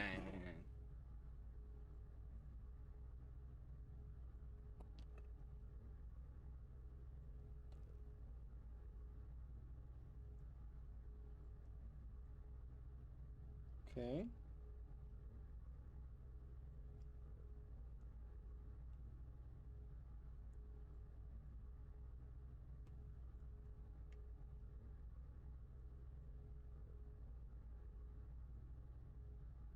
Ugh.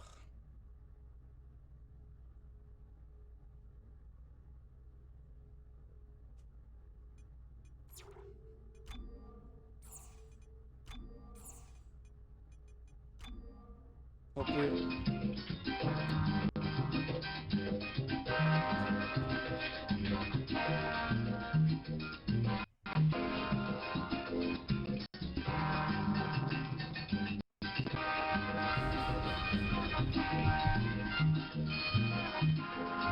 What the fuck?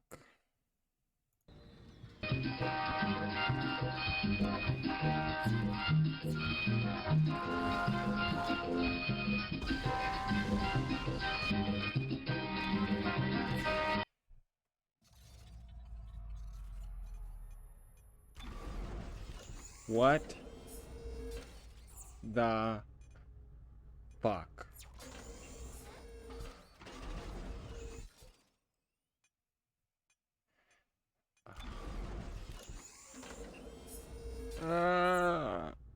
Fucking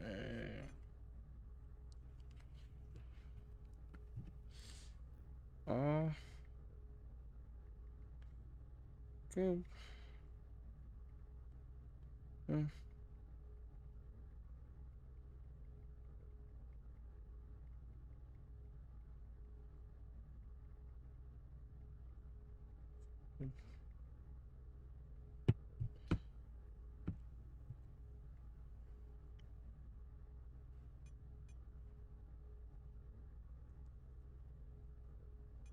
All right, let me think here. I'm gonna try a quick match. No, I'm gonna do impossible. Let's try impossible because it's so impossible. Cause yeah, my freaking rocket launcher, like you just saw that, it's just like delete, delete, delete, delete. Who's next? Oh, you are delete, deleted. And they built it up too. They're like, big enemy. And I was just like, just fucking.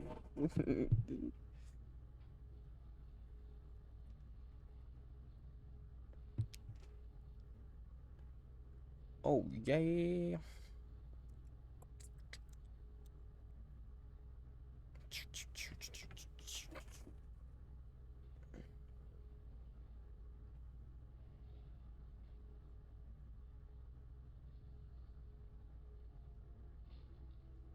Damn, San Francisco is fucking steep.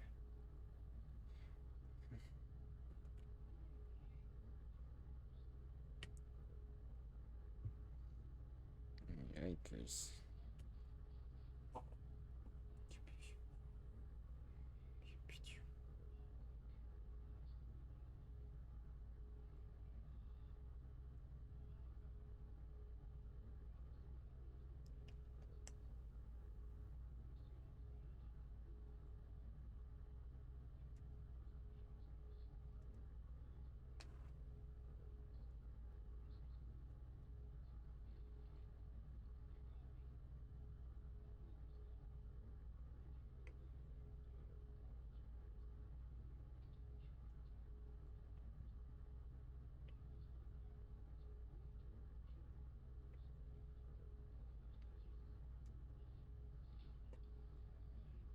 What the fuck? Jesus.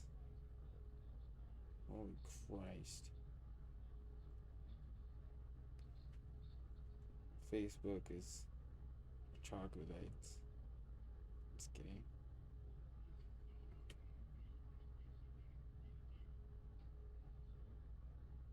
Haha, this is funny. I see a post here, it's an Overwatch post. It says, no one heals themselves by wounding another. Like, you know, some emo shit. And then it shows, like, Moira and fucking Brigitte and fucking Reaper. That's funny. Yikes.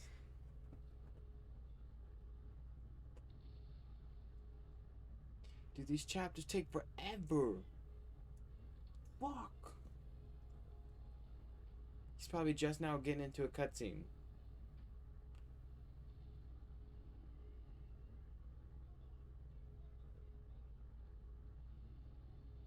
Holy shit.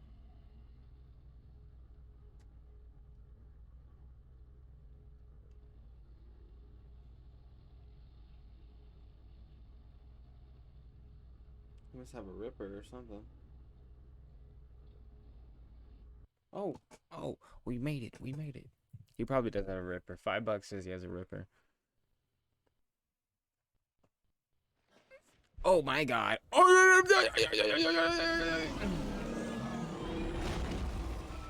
That's not a Ripper.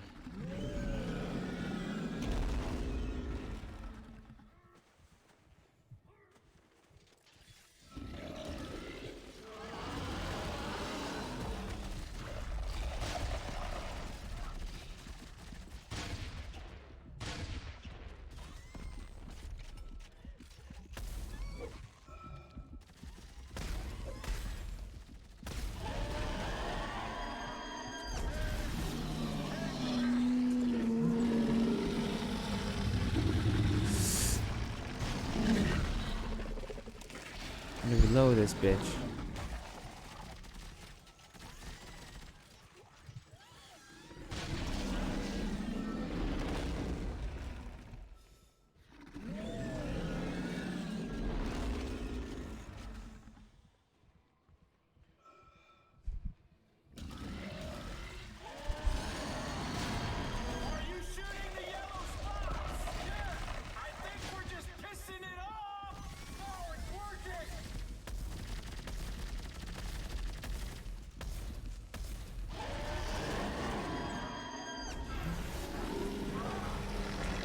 We need to reload. Fuck, fuck, fuck. Damage +3, bitch.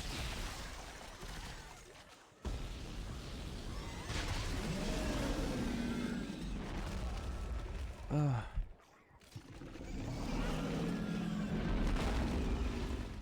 Oh.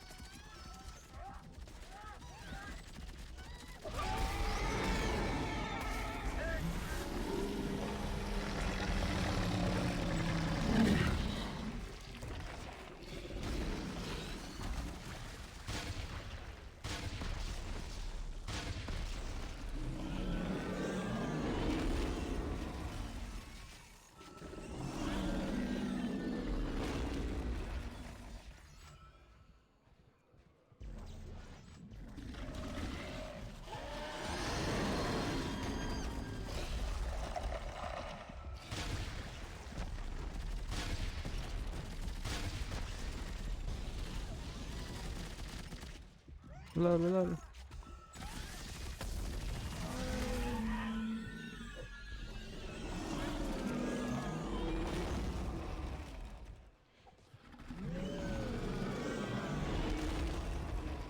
Come on, man. Stay focused.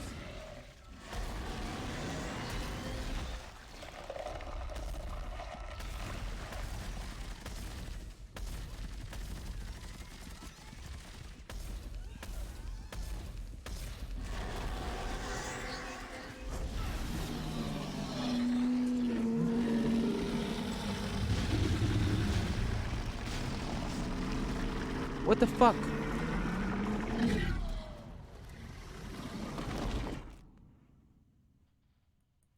What the fuck?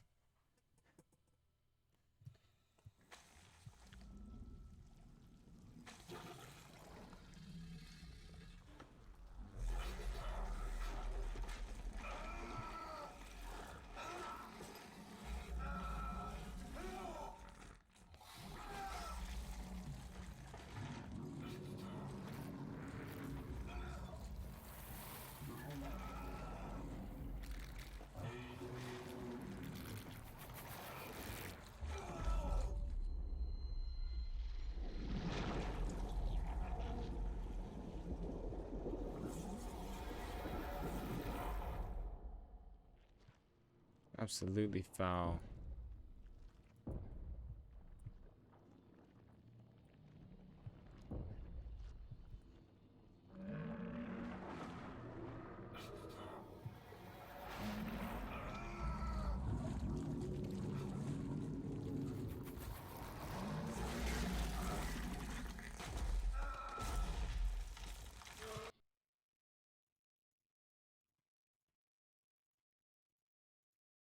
Let's see here.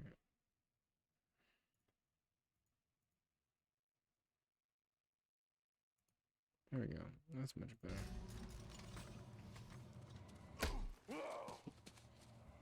You made us come down here. You encouraged her.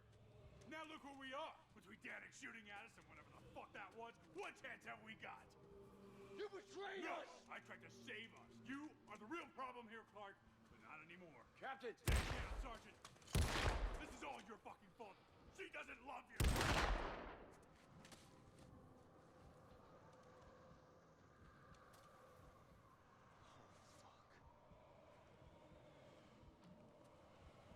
Fuck. Come on. He won't stay dead forever, not around here.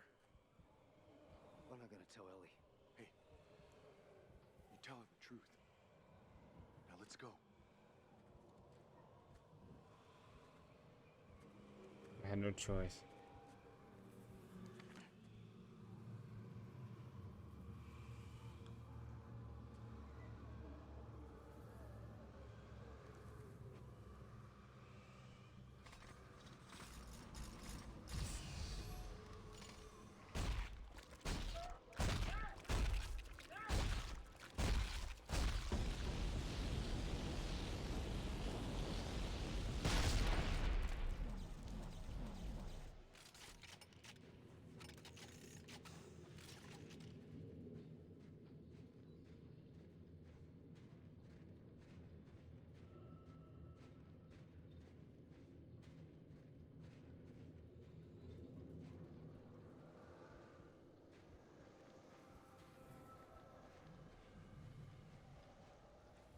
Now I'm gonna just kind of imagine what it's like to be Carver in this situation. Oh.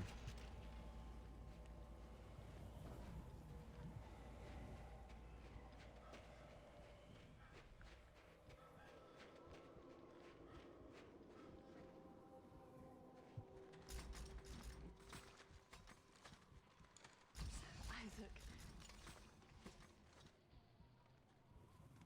That's Isaac. Where's Robert? Is he... I shot him, Ellie. You what? What? What? I'm sorry. I had no choice. Norton betrayed us, Ellie. He was ready to kill us. Isaac did what he had to do to save the mission. Come on. We gotta keep moving. Now there are only 4 of us left. I can't do this. Then we leave you behind. If you can't keep your head, you're a danger to everybody. Horrible. Nobody's leaving anybody. Now, come on. Let's get to the top of this mountain. Together. Together. Right.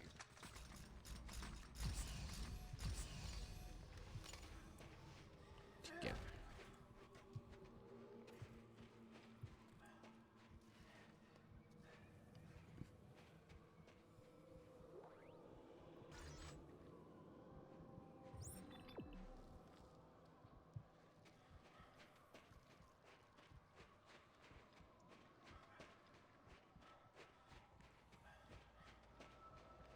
Where did he go?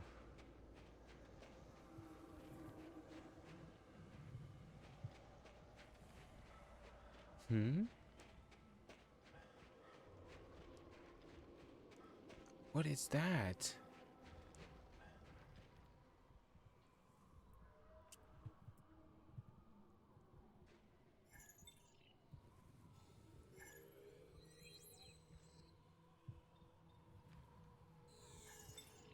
Where did he go?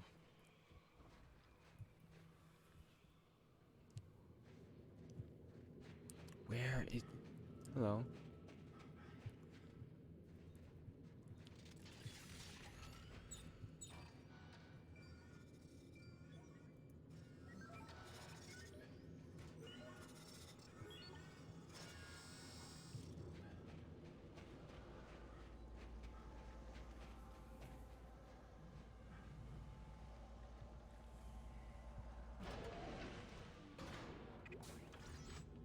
Fine, Isaac.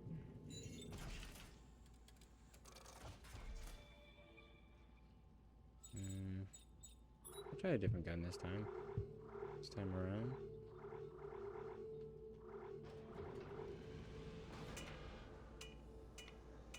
Then the line gun. And then for the weapon upgrades, I do some crazy shit.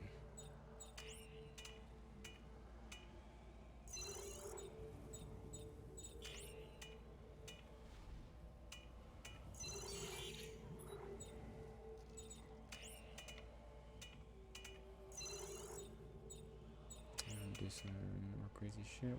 Reload.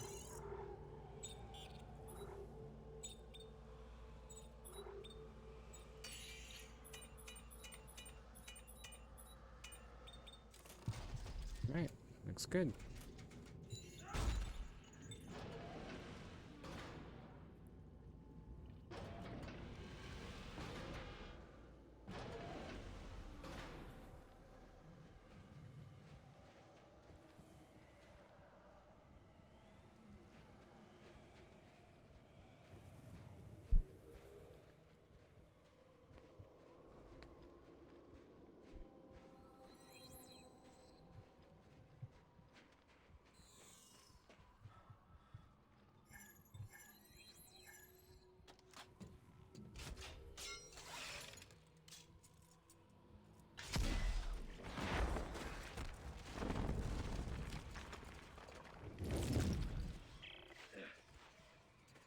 We're gonna start an avalanche if we all try to climb this.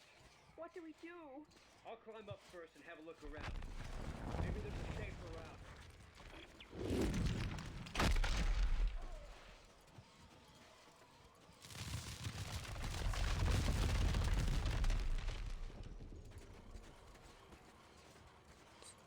Jeez, good job, Isaac.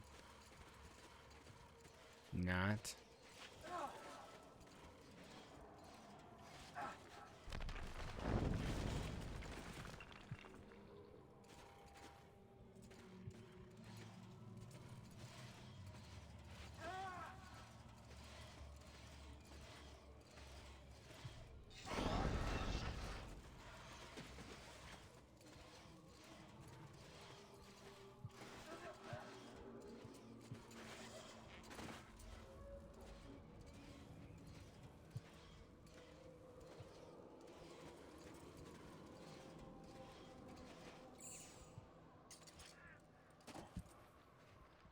Oh, he's got the zealot gear. Nice, good one, man. Good one.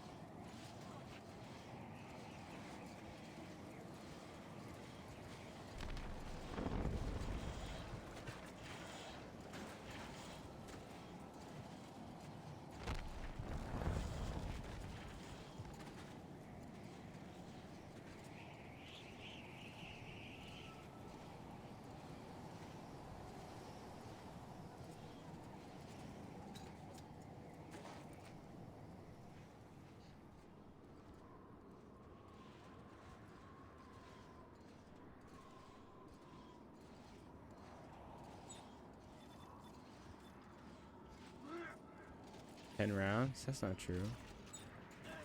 Oh, 10 rounds left. I get it. Ellie, come on. Norton was pointing a gun at my face. I'm sorry. Is that supposed to make it okay? You never believed in me. Yeah, I or was. this mission, He was or shooting us. at us. I had to go find someone else to help me, and now he's dead. You sabotaged it. Just like everything else. What's that supposed to mean? Is that what you really think? Yes. They brought you here at gunpoint. I guess that's what it took. I'm not here because someone put a gun to my head. Yeah, well, Norton's dead because someone put one to his.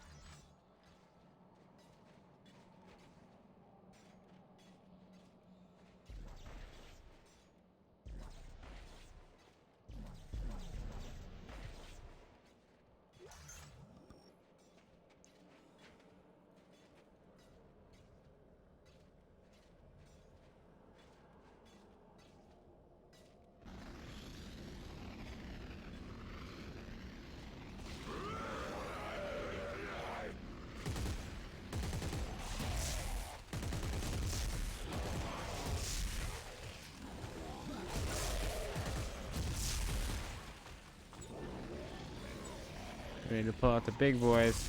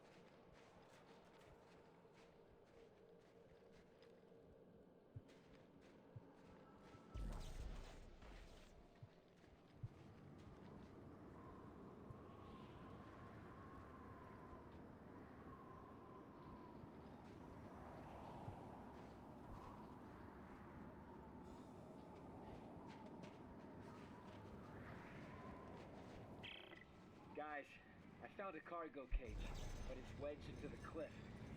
I'll try to free it and set it down. Ellie, you hear me? We see it. Come on, Ed.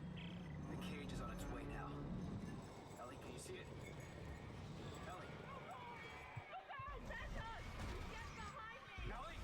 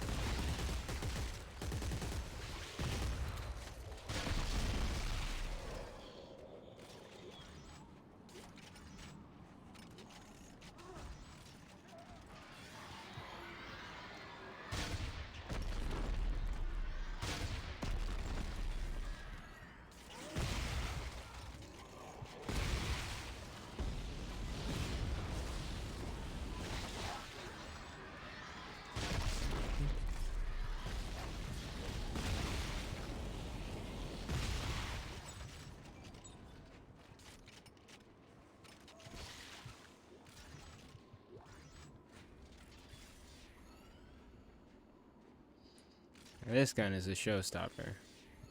It's not what it's called, but it should be called the showstopper. Cause like I'm even ruining the fun for him. Like I shot once and I knew everything was dead. I was like, oh dude. All that tension is just gone. It killed everything.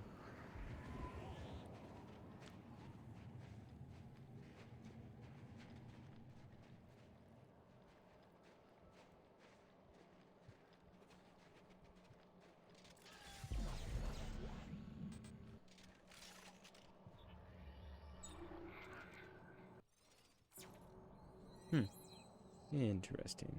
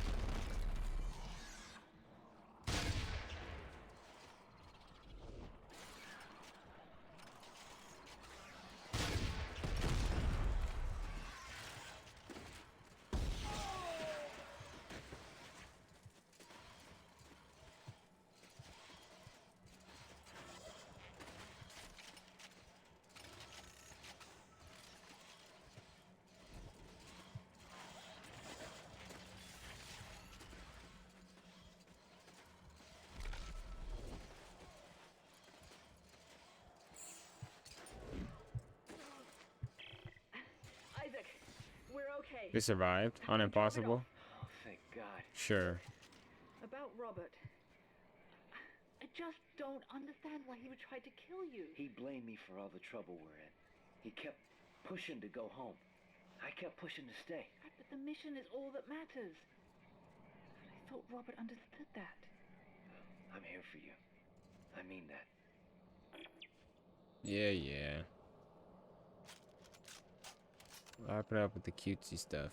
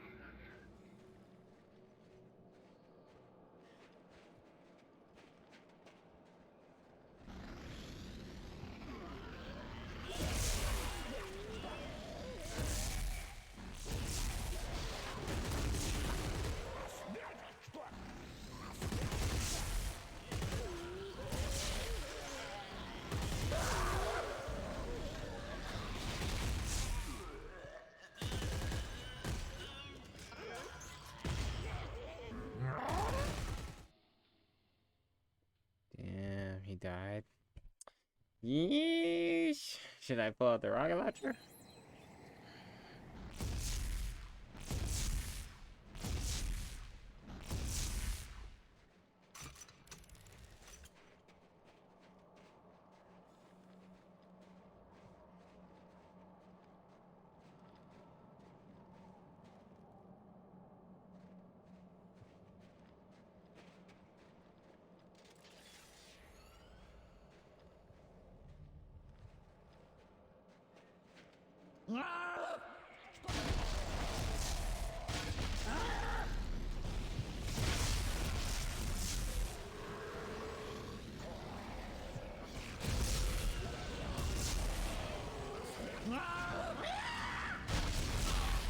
Stupid.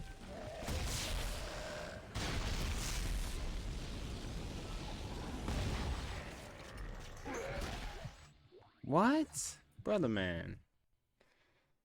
Huh? Hmm? That wasn't even that hard. I thought we were at finishing the wave. Damn, son. Let me see his health bar. Cause he might... No. I mean, he has shit. I don't know what's wrong.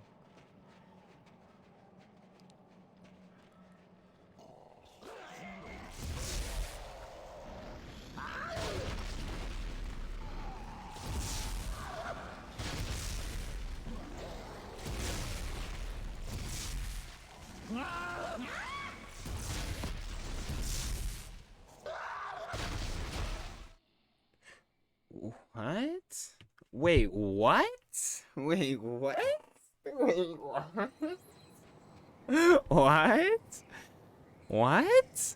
Wait, so he gets hit by an attack I do that's closer to me, and it doesn't do a lick of damage on me, but it rips him in half. That doesn't make any sense.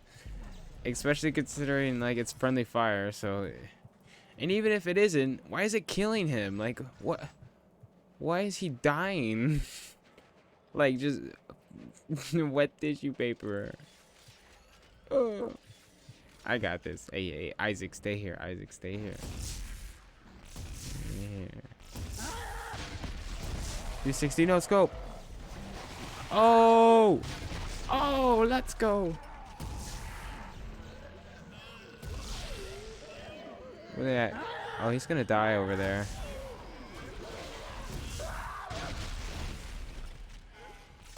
I took damage? When? Must be AoE damage. How did he even die those last few times? That didn't make sense. It's just totally unfair for him. I feel like he totally got skamazed. Especially in the last one. Unless his shit isn't upgraded, that might be another thing, because I have my armor upgraded all the way. But he just got ripped apart, so... It's alright. Yeah, he might have less health, too. That looks like he has less health. Okay, I found another lift point. Still no winch. You guys alright? So far, we're just at the cage. It's infested pretty bad up here. I hope I find a winch soon. Isaac, just be careful. I don't want to lose both you and... Oh, shut up, Ellie. Thanks, Ellie. Shut up, Ellie. I don't know. I'll take it. I want like a cool rocket launcher or something. Construct the new blueprints. What do I have? Oh, I don't have anything. I have like a shotgun. All these guns are not gonna do any damage, and they're not gonna protect me. Can I upgrade the model of it? Yes, I can. I can do the precision tip times 3. That increases its damage. Red core engine. Oh, that's awesome. I kind of want to use that. What is this? Grenade launcher? Kind of disperses like a grenade launcher. I need one. Oh, another repeater. You can have a repeater. Hydraulic blade. Create new one. Oh, I don't have enough for fire. But I'll take the rip.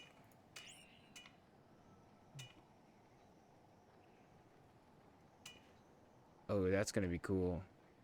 I'll try that one for now. And I'll do plus damage.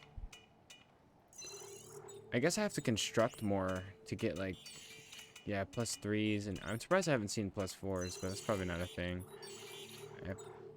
We have the power, Johnson. And then +3 plus damage. Nothing? Okay. Probably already used them. Safety guard. Oh, sweet. Okay. And we'll zoom. Okay. And the sweeper. Okay. That's it. That's it. That's all I want. I'll give it a shot. It's probably not going to do enough damage. Like I said, it's not going to be enough to protect me, but kind of looks funky too. Oh, that's kind of cool. Let's go. I don't know if I dig that scope yet. That's cool. You like my cool gun? Yeah? Not impressed? Not impressed.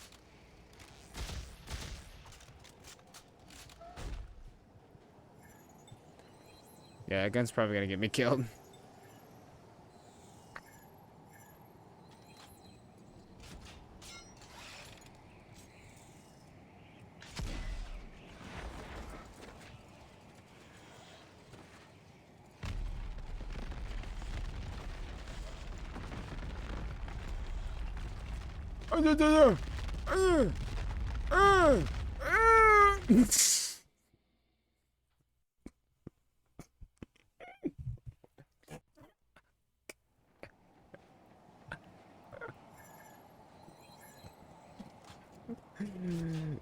Oh, what the fuck was that?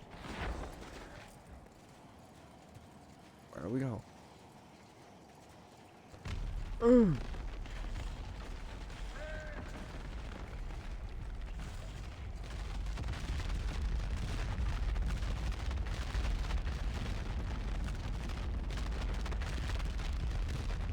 What? How am I supposed to get it? You can't get in there. It won't let you in there. That's insane. What am I doing wrong? You can't sprint? You can't sprint. I don't know how to work this thing.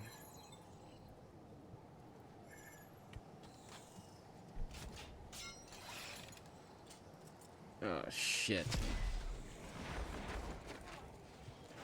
Not again. Is there a way to sprint? Go, go, go.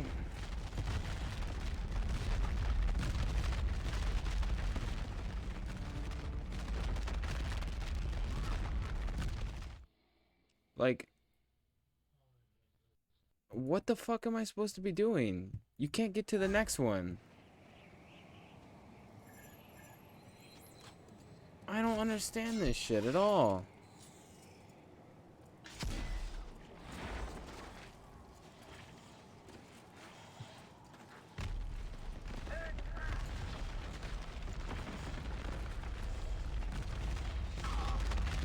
That's so fucked.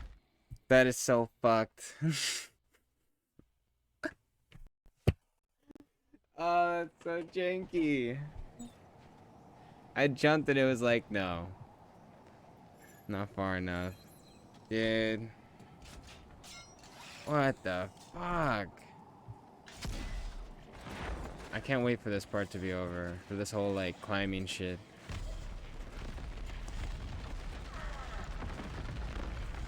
Can I jump over, please? Can you let me jump over the... So stupid. Why can't I jump over it?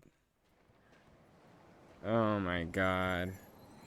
This is just so silly.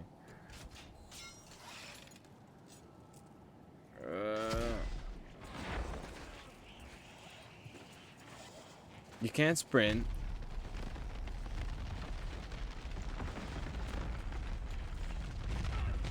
Like, what the fuck? Like, what the fuck is that? What the fuck is that? What actually is that? What the fuck is that? Dude, what kind of game is that? What? Oh my god. Where the fuck am I supposed to be going? If not there? Dude. I'm not even gonna get started because this game has so many bugs and glitches, and this doesn't help. This doesn't make it look very good.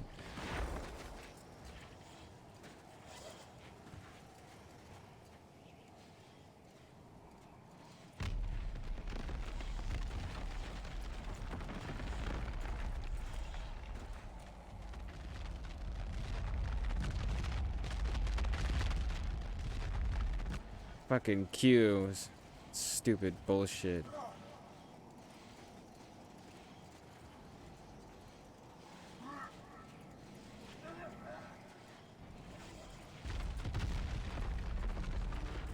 Fucking get power game. You fucking suck.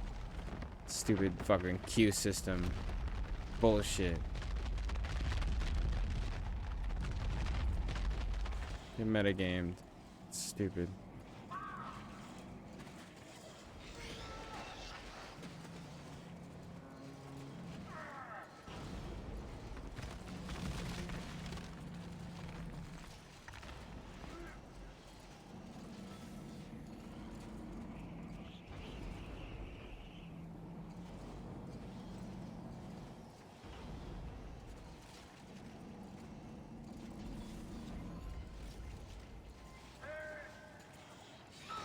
Come the fuck on! It's fucking stupid. Get the fuck over there, dude. I fucking can't. What the fuck? He can't even get over there, dude. Get the fuck out of here. He's gotta keep that shit. Oh my god. Come the fuck on. Get the fuck over there, Carver. For fuck's sake. God damn it. Dude, even he couldn't even do it. Come on, Carver. That was okay. That was just mechanically, that's gotta go. Like I said earlier, that shit like that, that's gotta go. The mountain climbing, like that's gotta go. I don't know who asked for this. Is he stuck on this?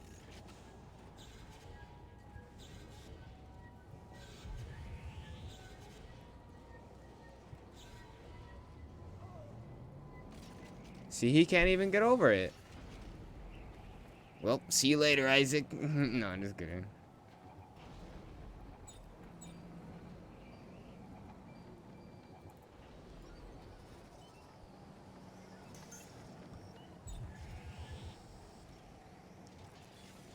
I want to try this bad. Oh, shit.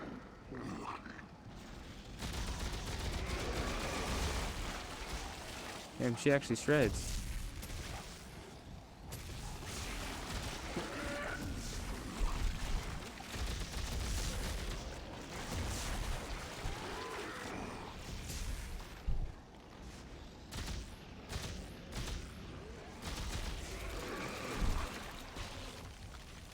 Bitch.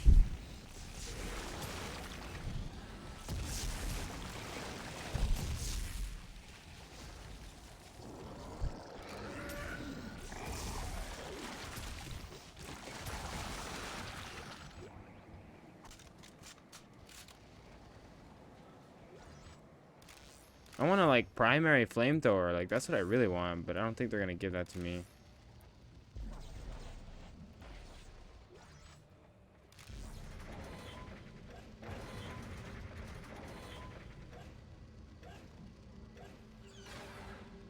There you go, Isaac.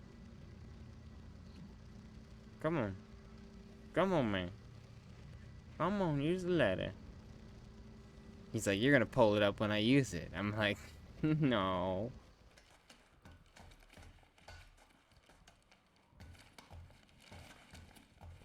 I found the winch. I'm gonna start it up. Oh, yeah, I got it. Something. Wait! I don't like this. Just talk to me, and don't look down. What's our next step? Well, we now know that in order to turn off the machine, we'll need some sort of key. The researchers called it the Codex. Okay, so where is it? We have to make one. And how do we do that? The same way they did 200 years ago, with Rosetta's research. Oh my god! Take it easy, take it easy. Just blown a fuse.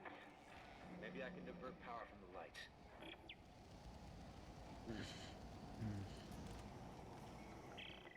So, tell me about this, Rosetta. Well, we don't know much.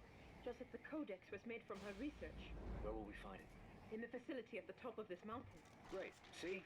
We're almost done.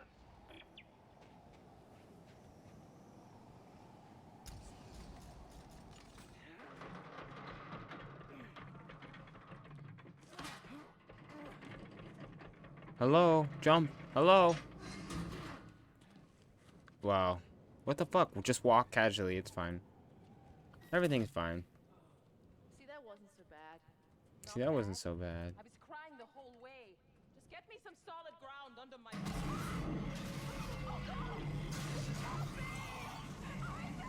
Santos! Carver, give me a hand. Too heavy. No, I got it.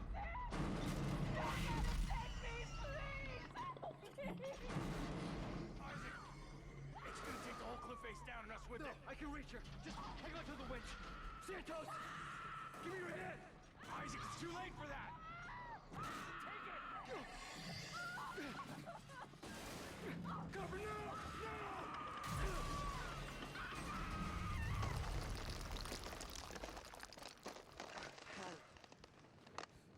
damn it!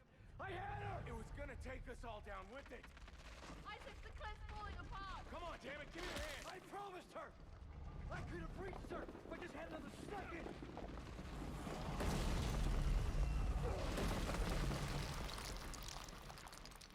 Jesus. It's a fucking long ass fall, wherever it is.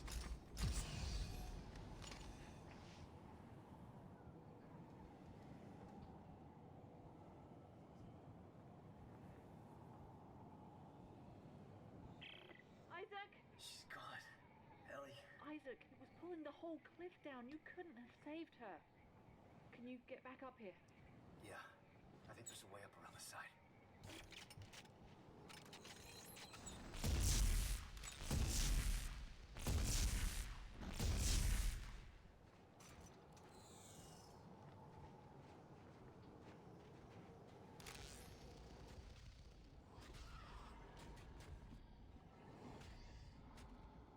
Oh, shit.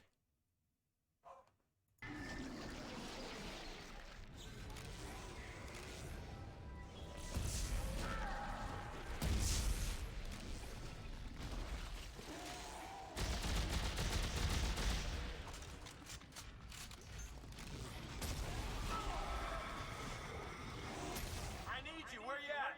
See if you can lure him towards the lasers!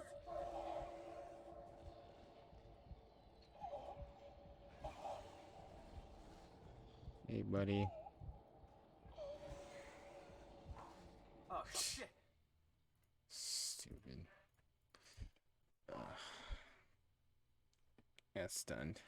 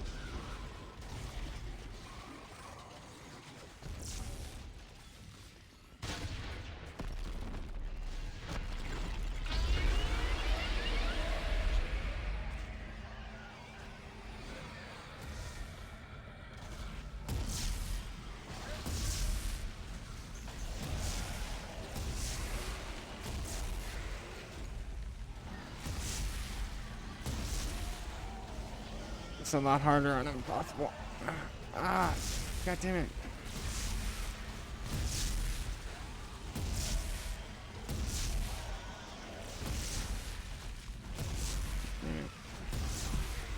Isn't he supposed to? I don't know. How the fuck was this supposed to work?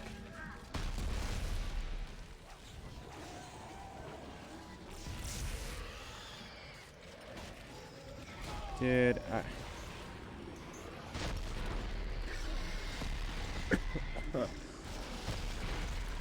come on, buddy.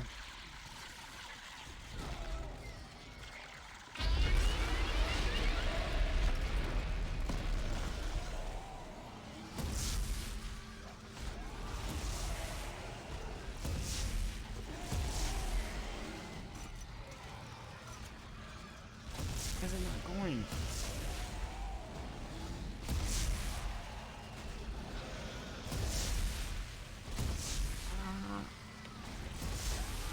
Dude, I fucking can't. I literally fucking can't. What the fuck do they expect? Like, what the fuck is that? It's not doing anything. This has got to be glitched out. Like, that doesn't make any sense. Dude, that has got to be a glitch. Because I straight up, like, I'm pressing this button so fucking much, it is impossible for me to press it faster. Like, what is that?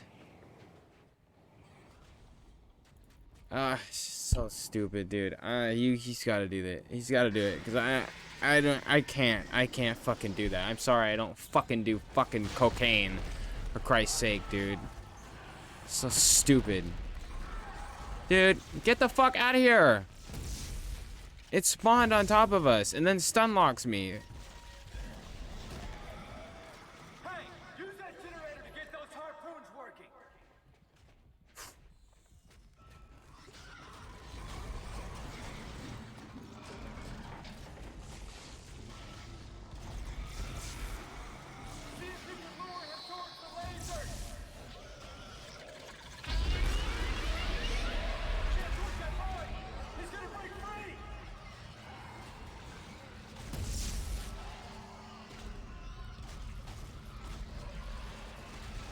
Fuck!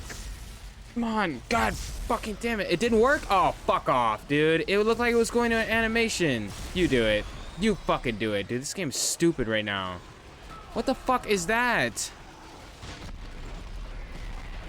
Fucking dog shit, dude. I straight up... Dude. Oh my God. It was in a fucking animation.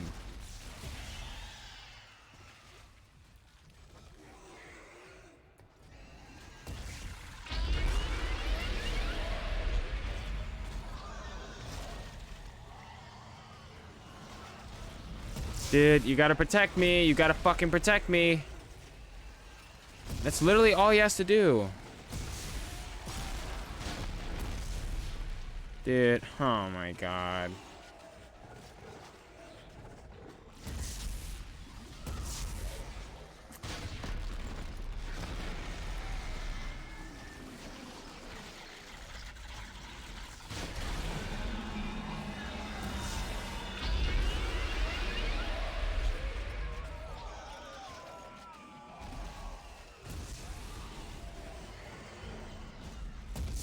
Yeah, dude, you gotta fucking protect me or it's not gonna work.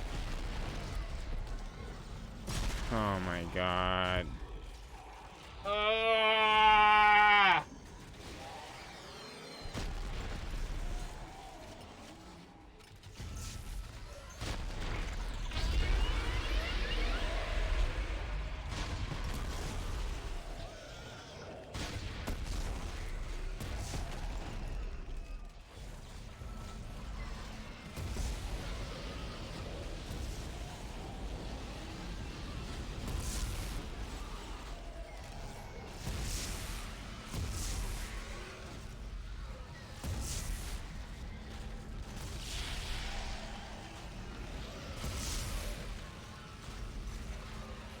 Dude, it's not working. What the fuck? It's not working. It's fucking not working.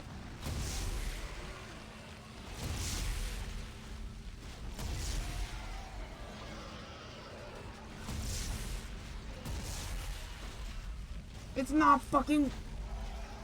It's just not fucking working. It's not fucking working. What the fuck? Dude.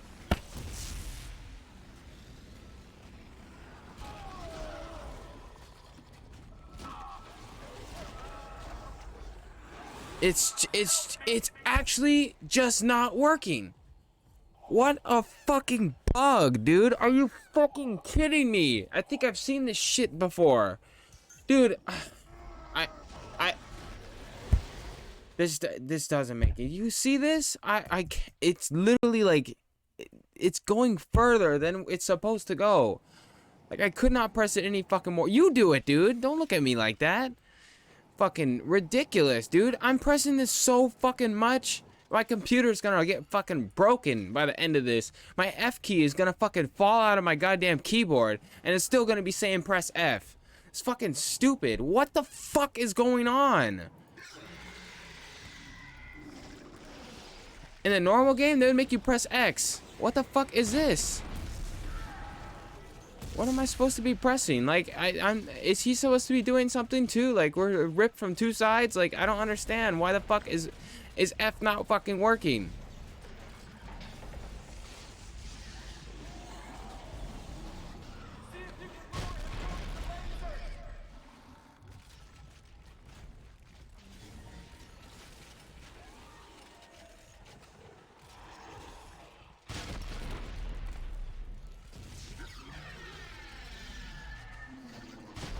See if we can do something about this. Like, what the fuck, dude? What the fuck, dude?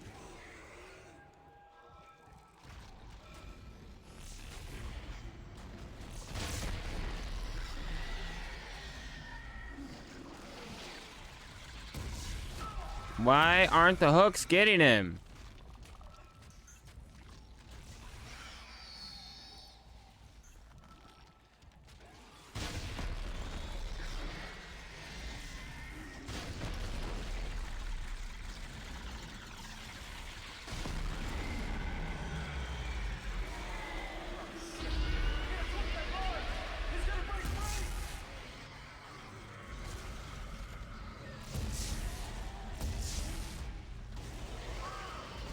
See, they hit me and it takes me out of it.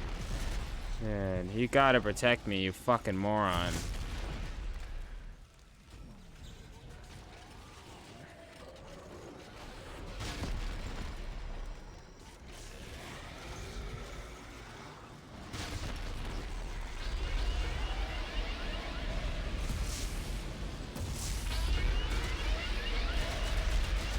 Hate that scope. Get rid of that. You do it then.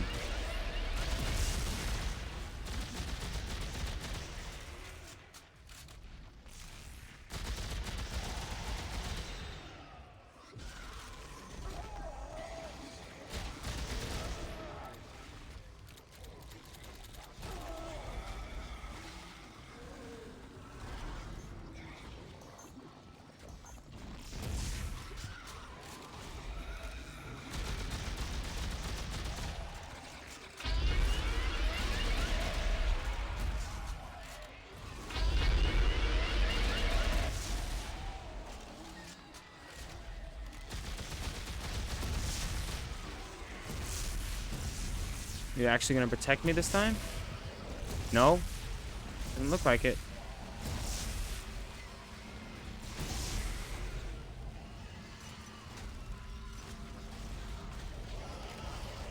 What the fuck? It didn't do anything. Did I get hit?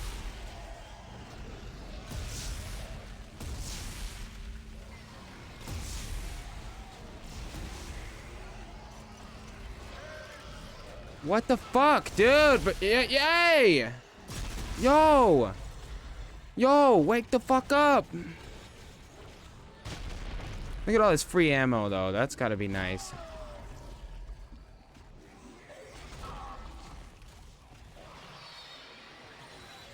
It's not like I can use it to get past this level. Like, what the fuck? I used all my healing just to fucking wait for this dumbass to figure out how this map works. That sucks.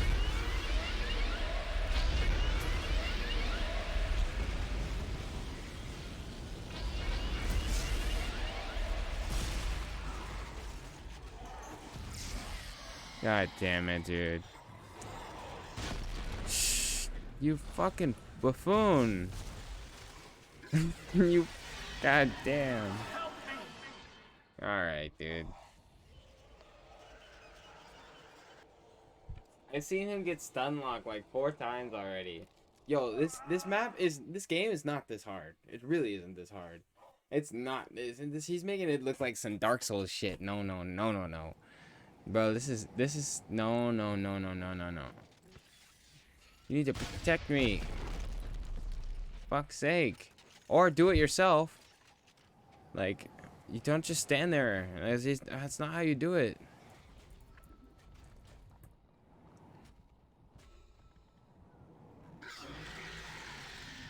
Well, GG.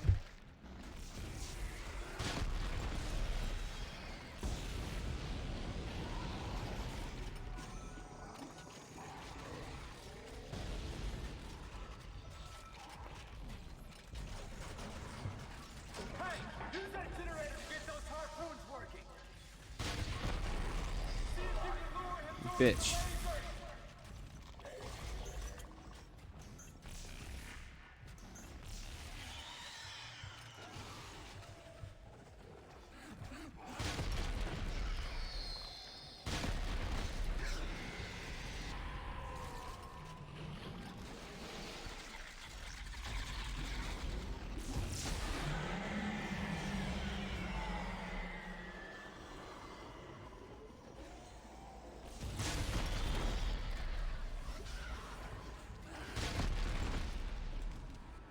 Hello?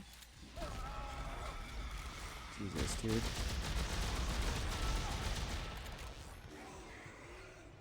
Come on, man. I have no ammo and you don't know what to do. That's not good.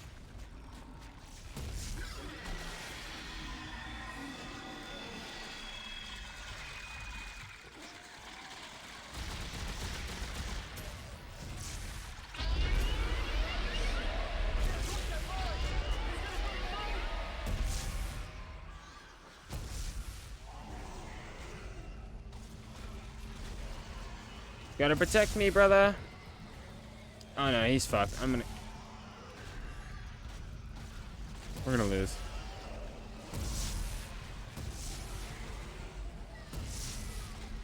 See, what the fuck? Oh my fucking god, finally. Protected me long enough. Oh my god, they like made it longer. And the other one, it's like you press it for a little bit and then that's it. I'm sure they did this on purpose. Sweet, look at all this ammo. I gotta get an ammo sweeper so I just pick up more rounds. Because 3 bullets, 3 bullets, 3 bullets, 3 bullets.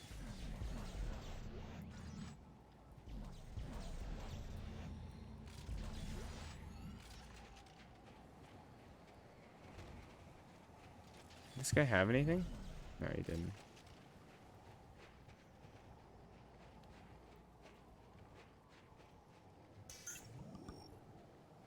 How much ammo do I have? So none. It's fine.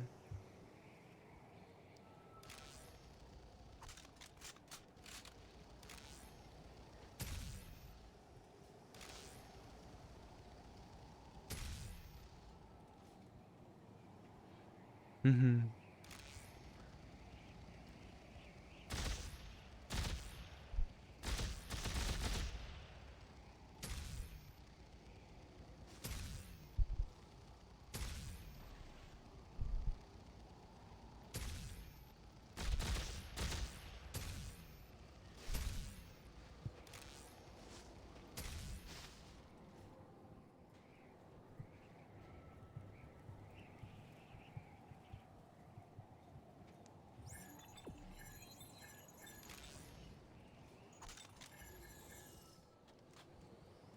Great, more climbing.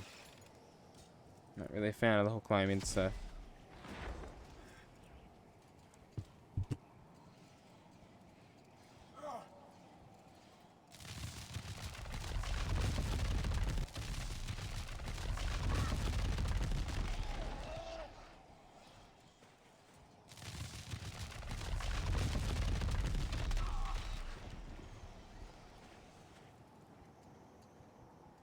What the?